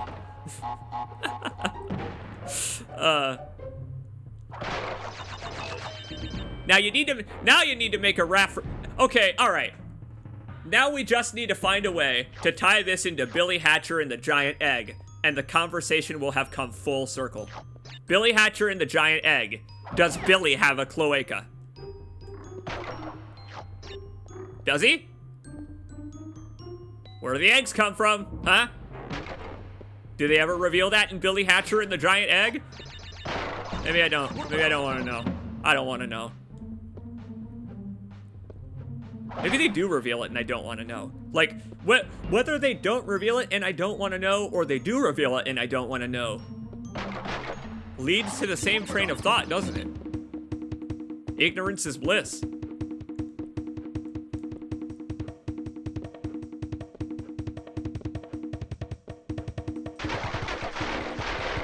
At least that's satisfying every time. I don't know if it's satisfying for you to watch me do that, but I gotta say, it's been satisfying every time I've ran through those damn boxes.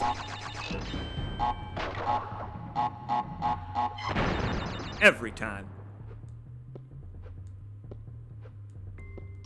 It's like stress relief almost. It's like stress relief for the upcoming segment. Gotta make sure to collect all the Wumpa Fruit, too. Really top off. You gotta make sure to stay at 99 lives. I thought that one crushed me. Ah, God! Oh! Oh! Deep hurting! Deep hurting. This is brutal. I actually had forgotten. We have spent probably about half an hour on just this level because it is so brutal. But consider, Crash Bandicoot only has 32 levels. It's only got 32 levels. It's not an extremely long game. And again, it is relatively arcade-like in sensibility. And how it only expects 2 playthroughs, and like, it's not like the challenge after you play through it, that therefore becomes mastery. You know, Devil May Cry style, where the first time you're just playing through the game and enjoying it. The second time, you're trying to get an S rank on every level. Or you're playing it on one of the harder difficulties where everything is a tank and it becomes not fun. I don't know. But it lets you style more. Crash Bandicoot could have used a style meter. HUD's a little empty. I gotta give points to this game, though. Check out the diegetic HUD. Eat your goddamn heart out, Isaac Clarke. I've got the original visible health bar. That's right there. Check out my visible health bar. In future games, my health bar gains a voice and starts quipping.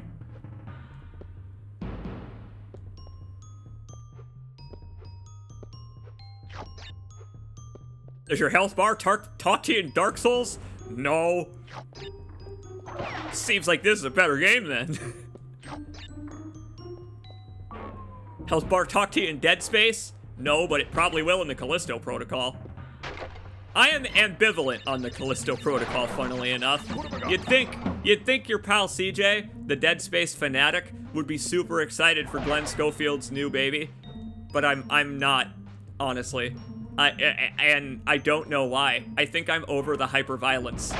I think I'm over hyperviolence being the penalty, because it seems like Callisto Protocol is going to be more of that, where your penalty for failure at puzzles, at combat, at QTEs, at narrative structure is going to be death and chunks. And I am fucking tired of games that are about that. Tired of it. I'm tired of it. Like, I really am sick of games where the punishment is your head gets ripped off in a grody way. Like, that is the Halo regenerating shields for me. Because I never minded regenerating shields or health as a mechanic. What I mind is overly gruesome deaths. The Evil Within is the one that I would quantify. To give you an example of how pointless of a trope that is,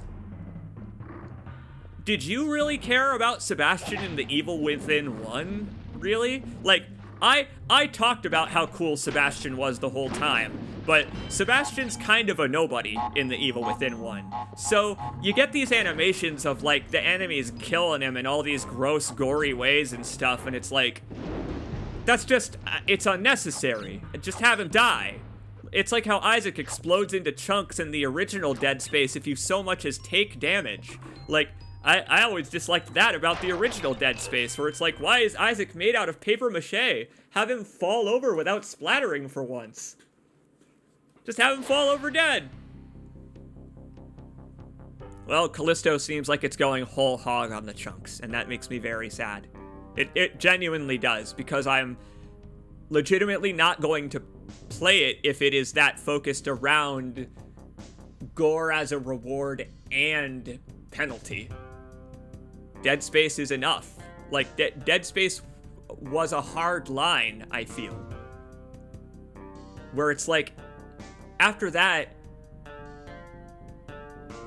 you need to introduce more nuance into the gameplay than just that. And it kind of doesn't look like they did. It just looks like Melee Dead Space. Oh. Can you imagine Crash Bandicoot's cartoon death animations, but in something like Dead Space? What? As in, like, Crash Bandicoot's animations are really gory and over the top, or as in they're cartoony in the realistic Dead Space world. Both are really funny. Both options. Ah, hell.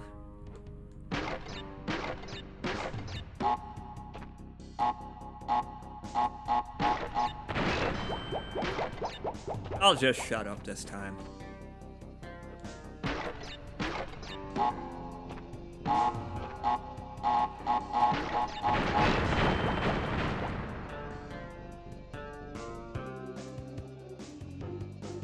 Well, what the fuck am I supposed to do about that? Well, what exactly am I supposed to do about that, Crash Bandicoot? Huh?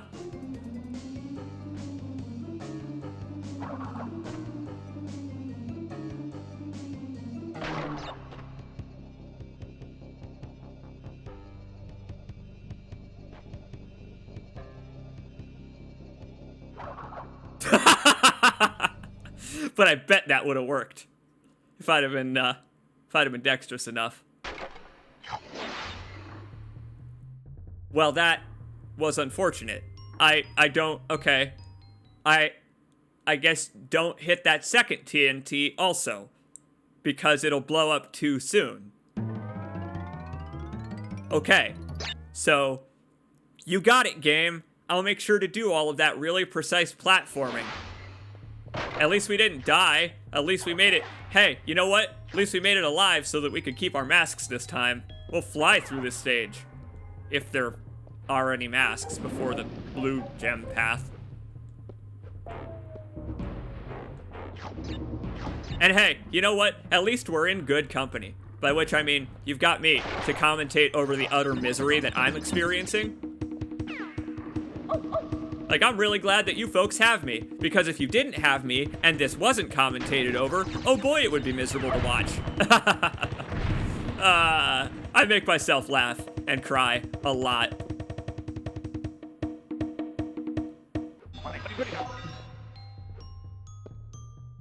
It's healthy to admit. It's healthy. It's healthy to admit. Hey, do you make yourself cry a lot?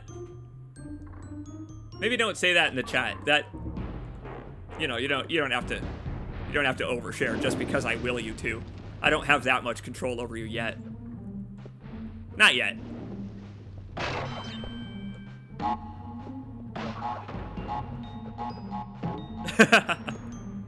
Thanks, Cloudiac. You know what? I appreciate it, buddy. That's the thing, right? Is I have embraced now the idea that you folks are kind enough to watch me do repetitive stuff like this. I don't need to be worried about the repetitive nature of what I'm doing. I could be playing Power Wash Simulator, and like, we would still be having an engaging discussion about whatever we were talking about. Power Wash Simulator or otherwise. Like, I've realized that. It took all of you folks telling me it over and over and over again, but I've finally internalized that, yeah, you guys are here because you like me. What have I got? It took a while, but I believe that I am liked. I do still cry a lot, though. I'm working on that. I'm working on the crying a lot thing.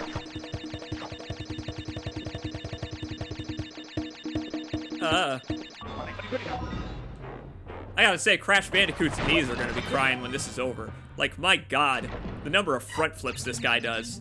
Like, his back is just, in his old age, he will be immobile. He will be required to be fed Wumpa. He will have a Wumpa IV drip, a constant drip feed of Wumpa, because he's earned it. And they'll just let him have it, the hero that he is. Look at him, he's already got the Isaac Clarke hunchback.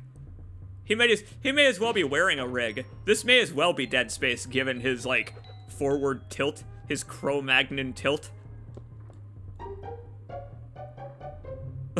I say that like he's a man. I say I say that like Crash Bandicoot is like his bipedal nature makes him a man. I ought to play Soma again. My opinions are gonna be weird.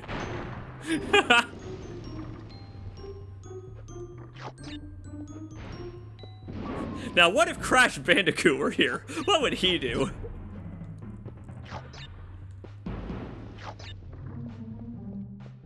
And here we go again! Everybody's favorite segment of this level! Yeah! Oh my god, Cortex's face. Cortex's face covering up Crash's makes it all worth it. Yep, Dead Space Remake looks like it has the love that it needs to be the quality that it should. I have faith in the Dead Space Remake. I don't jump on hype trains, but I will absolutely be buying the Dead Space Remake to play it for myself blind, because they've won me over by being open about its development and by being open about the challenges they faced in its development and revitalizing the original game. You know what won me over? That talk they gave about the triage room in Zero G in the original Dead Space, where you get the shock pad on the medical deck. That's a very short dead end that is your introduction to Zero G movement. And in the remake, they're expanding it to account for the new Zero G. And that means making more Ishimura. That means more new Ishimura that's never been in any Dead Space ever. And I trust them to do that. I trust them to make that and have it fit with the stuff that's already there. Because they showed that they know the aesthetic. They know what Dead Space looks and sounds like. They won that trust over in me the way I feel that game devs of remakes like that should. They did really well. They earned my money, I feel. Pat. Thanks, Sandman. I appreciate it. Yeah, I'm with you. And I'm with the folks in the chat various who are talking about crying as stress relief. I feel you. I feel you on it. That ain't it either. What the hell? How do you break that fucking box? Do you just pray? Do you just pray to whatever deity may or may not be listening? Do you pray to Andy Gavin?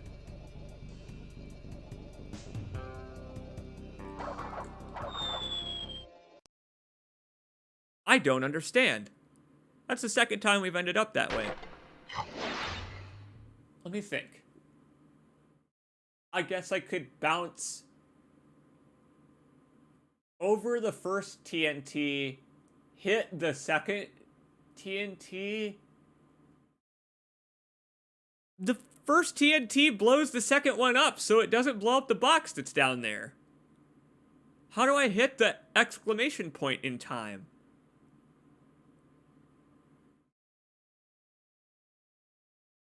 I don't understand. I don't get it.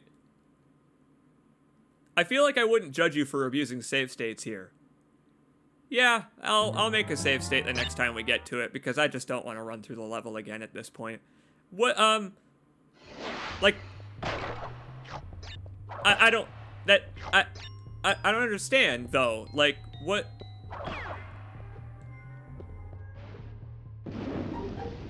could I have done differently there? The first TNT crate... Maybe I need to jump over the one on top and hit the one that's on the far side instead? I don't know. What have I got? This seems tedious. Are you sure? I don't know. Maybe let me do it like 10 or 20 more times. Like I said, at this point I may as well be speedrunning this game. But it's like I also said, I'm not complaining. This is the type of stuff that young me would have had time to do all day. And adult my dad wouldn't have ever been able to find time to do, and would have had to do piecemeal. And it's fascinating how, in that way, an all-ages game can still appeal to everybody, where this game may end up being a much longer experience for people who want to make out with Crash's girlfriend at the end, like my dad definitely did. My dad definitely wanted to make out with Crash's girlfriend. That's why he helped me through all those levels. I'm telling you,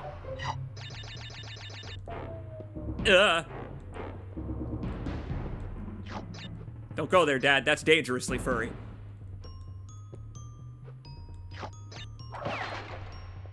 I'm just not sure what I'm doing wrong here.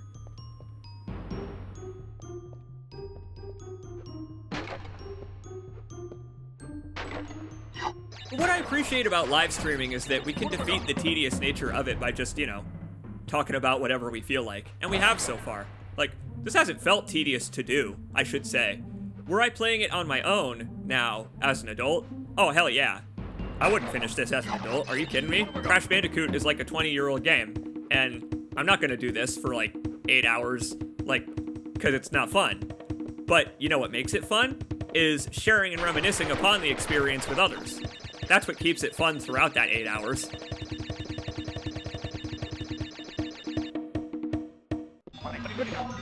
Again, that is how the game would differ from me as an adult versus me as a child. Where me as a child, I would come home from school and sit there all afternoon instead of doing any homework, playing Crash Bandicoot until I got the gems. Because I wanted those damn gems. But as an adult, I do kind of recognize that the gems are just vertices. They're shiny. They're very shiny vertices.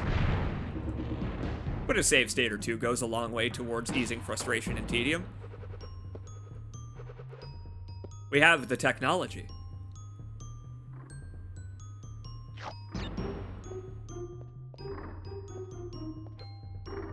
Oh yeah, this is not a game for perfectionists. It seems like it is, but it isn't. Because the perfectionism that it demands of you is literal. It's literal perfection. The only way it could be more literal is if they removed Aku-Akus, which they do in Crash Bandicoot 2 and 3 in some levels in the time trials. Sometimes they replace them with other Aku-Akus just for that time trial, but yeah, they got really brutal about it. Like, they really made you want to get everything and really stretched out that experience that I feel like didn't need to be. So, hey, I got good news for you.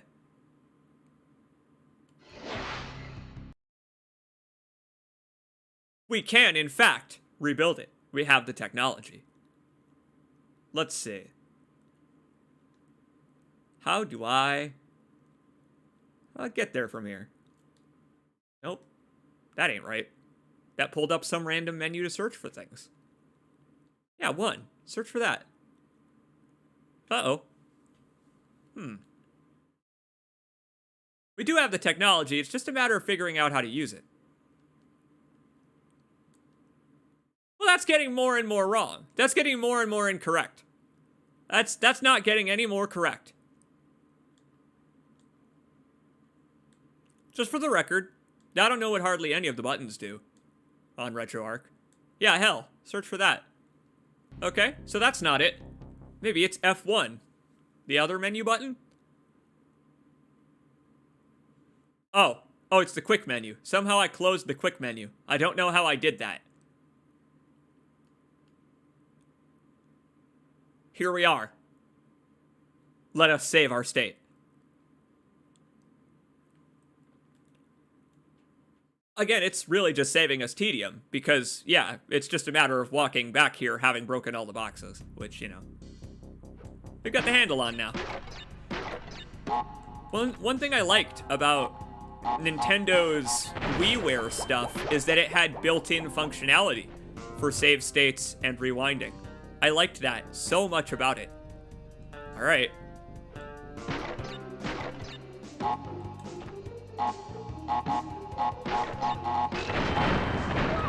Yeah, so that's very wrong.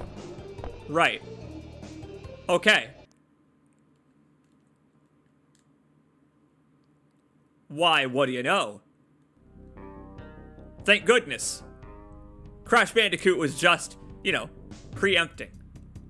It's a Sherlock remake style thing, where he was just, you know, Robert Downey Jr. style, eyeing the situation, sizing it up to make sure that he would leave Cortex in a coma for 6 months and in therapy for 3 weeks after. Discombobulate.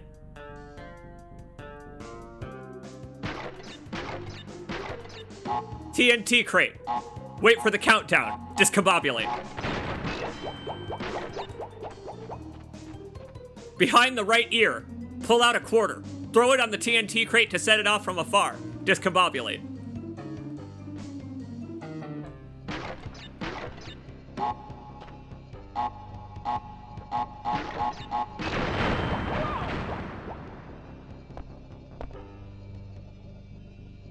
Got it.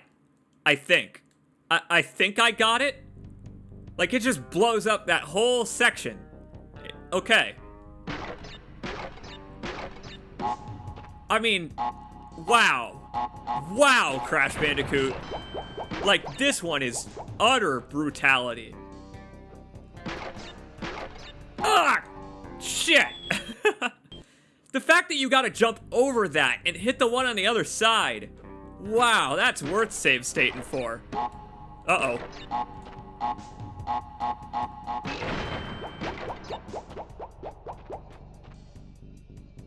I'll give the game credit.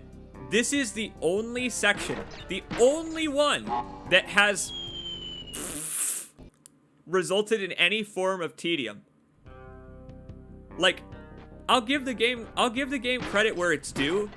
We were able to recognize where the line was on the tedium because it was so well defined versus everything else. Look at levels like the High Road or Road to Nowhere. I did those like 2 or 3 times just to figure out what the gimmick behind that red gem was. Do you remember? It's because those gems are short. It's because those levels are short, so I could reach the gem and test stuff sooner. This level is long as hell. I sound like a scared Half-Life scientist. Chaos. Absolute chaos.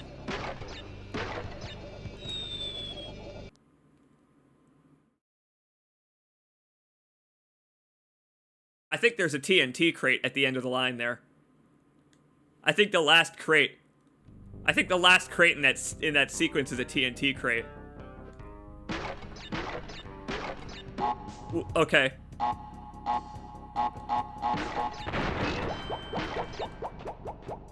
Once again, Crash Bandicoot has ascended. He is beyond 99 lives. Don't worry, I'll only save state when stuff like this happens, but we're almost done with the game anyway.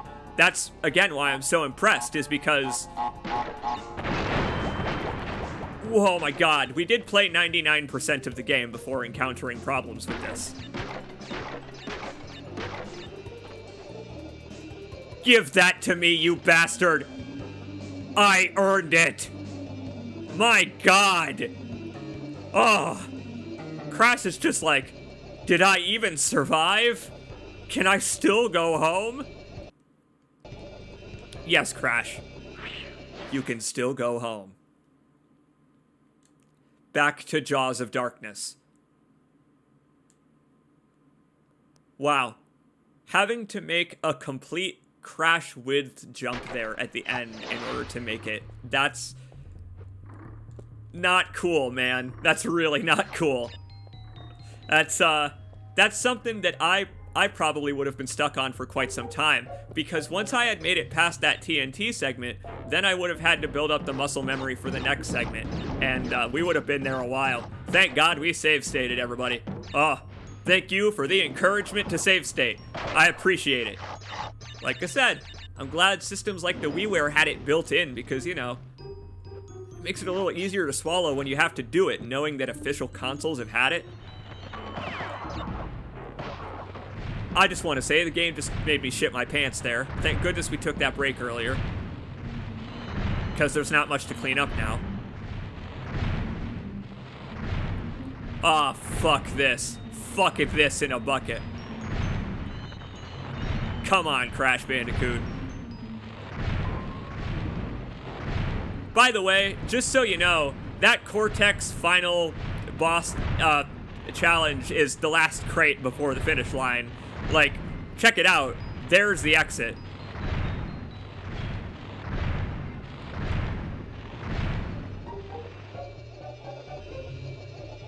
Phew.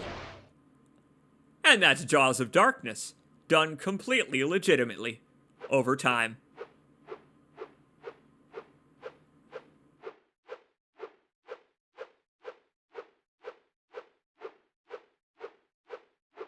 Hey, didn't beef it on the way after. I know, Crash. We deserve it after that. 98% complete. Almost there, my friends. We are almost there. Update that saved game.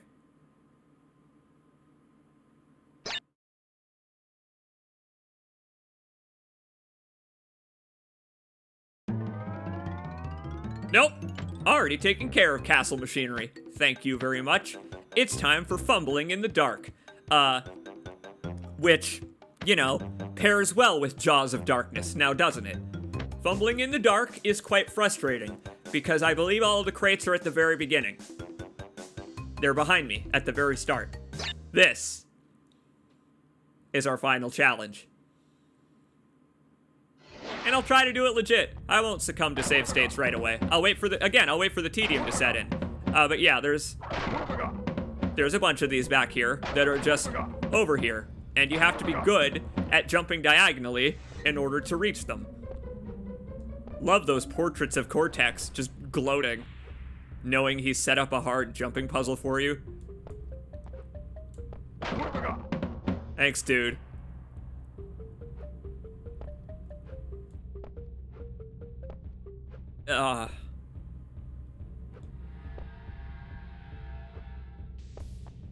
I'd call it fumbling. After a certain point, I'd say fumbling is all you can do. Don't spin. Oh, you bastard platform. Ah, the timing.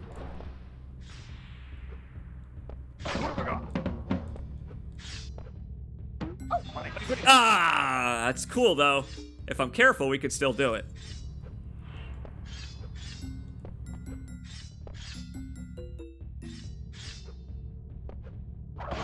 Like I said, it's called fumbling in the dark, not lost in the dark.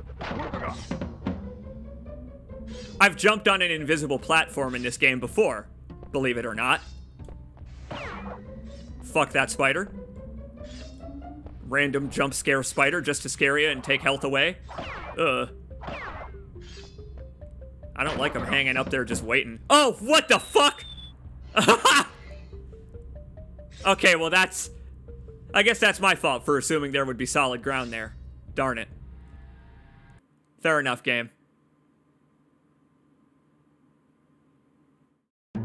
Would have been impressive if I'd have done it in one. But I doubt we're going to due to the end of this level being... Nah, it's not a dick move. It's not a dick move. It's a completely fair platforming challenge. So, you know, that doesn't mean it's a fun one. This is Crash Bandicoot. Completely fair doesn't always mean fun. This is the perfectionism game. Spyro, I think, is the better perfectionism game. Where Spyro makes, you know, achieving the perfectionism a little bit more satisfying.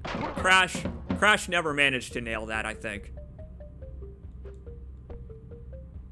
Oh boy.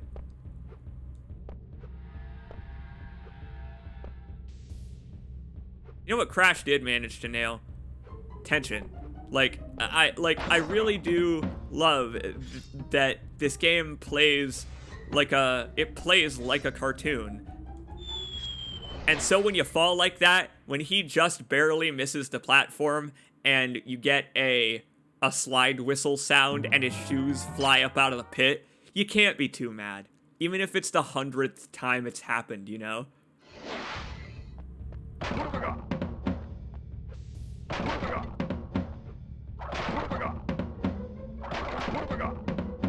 Banjo-Kazooie is a terrible perfectionist game. You can't perfect it. You can't complete Banjo-Kazooie. They didn't finish putting in the stop and swap items. You can only get like 2 of them.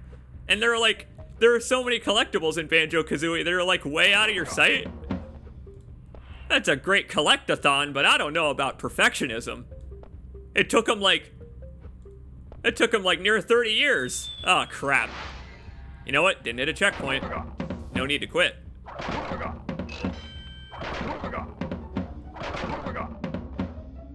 All right, that's just me being pedantic. Banjo-Kazooie is a really, really great game. And I honestly don't count the stop and swap shit because it just unlocks cheat codes anyway. Cheat codes that are already known. So, you know.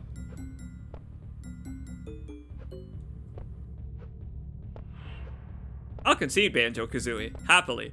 There was a Banjo-Kazooie kiosk at my local McDonald's. And every time we went to McDonald's, I would play Banjo-Kazooie. And because children are children... damn! Because children are children, and damn them, those children, my save file would always be gone. Or maybe the employees reset it. Either way, the point is, I would just join a random amount of progress in Banjo-Kazooie anytime I would go to McDonald's. And so it became this kind of mythical game for me, where I was like, if I ever have whatever system this is on behind the purple plasticky kiosk TV thing that I'm not allowed to see because I'm a child, so I can't hit the eject button or whatever. Like, if I ever find out what this game is, this console, I'm gonna get it. I'm gonna ask my parents for it.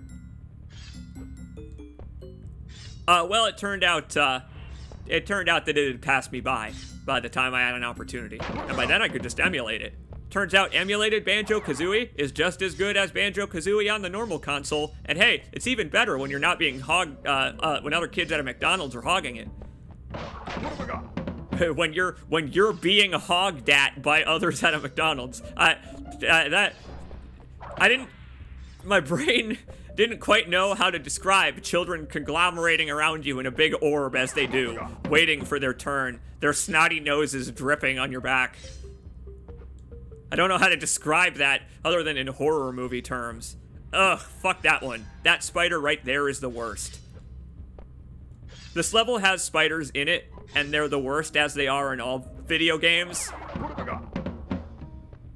But in this level, they're even worse, because they crawl and hop at you.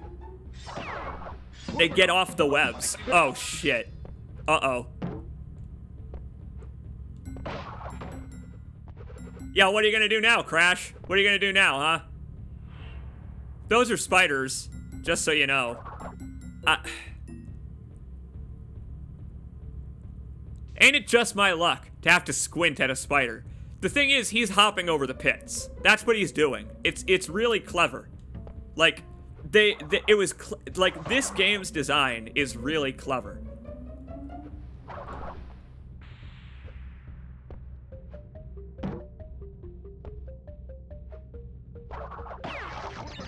I can't believe I just did that. I cannot believe that. Give me fucking props for that in the chat, please. I don't care if I fail this next jump. Please give me props for surviving that. My God. Video games are awesome. Hell yeah. Knew I had to end it with spectacle. I knew I had to end it with spectacle. That's how I do, baby. All 26 gems. Watch them fly by.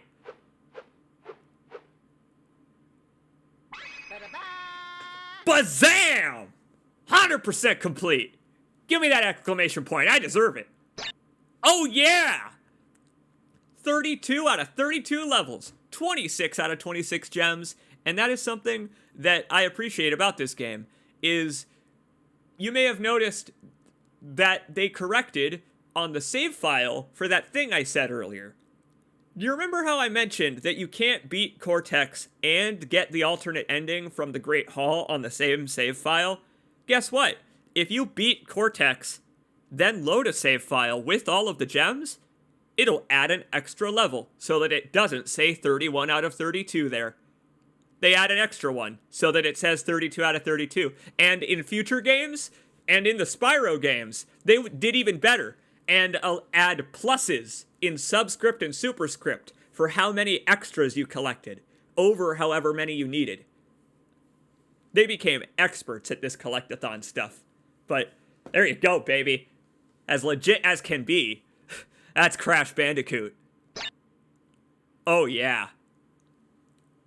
That's satisfying because that's the first time I've done that in a decade. I have not done this. We had to make one save state, but whatever. It wasn't in midair to try and perfect a jump. I ain't no deceased crab.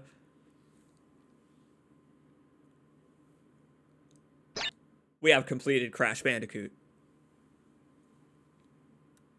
And now we have to go shove it in Cortex's face. The game is going to end when I beat Cortex. So, I do have to... Well, you know what? Here. We'll take the Great Hall ending first, actually, because it's clearly not the canon one. You don't defeat Cortex. You run away from the problem. You take your gems, and you marry your Bandicoot girlfriend. I assume. Now, I mentioned quite a while ago on this stream that the Great Hall is one of the toughest levels in the entire game. And it is. Because you need to hop along all 32 of the gems that you have collected. You gotta collect every single one of them.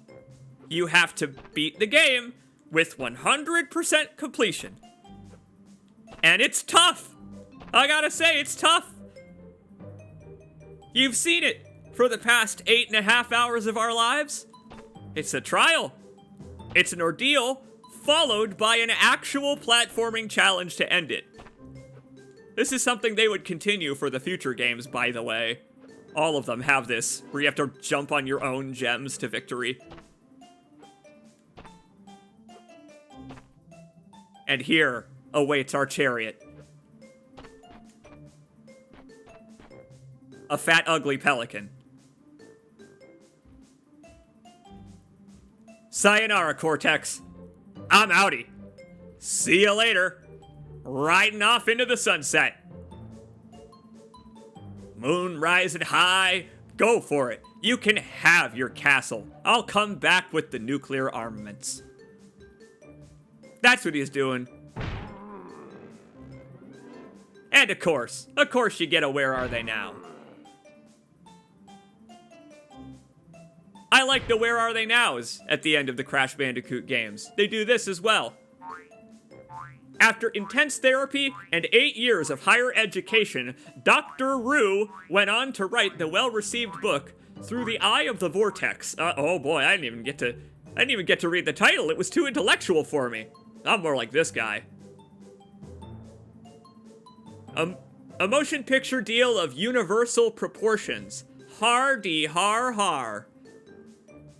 You see, Universal Studios. You know what? Good for you, Koala Kong, making use of your skills. Once again, now, if Pinstripe were to run for office, I wouldn't vote for him, but he'd win.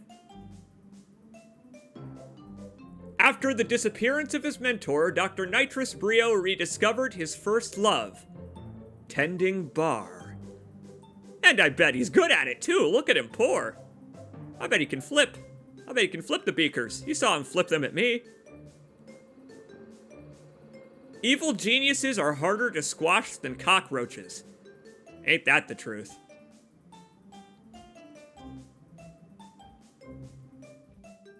Well, that's actually it for Crash Bandicoot. We could go beat Cortex up one more time, but I actually don't really feel like it.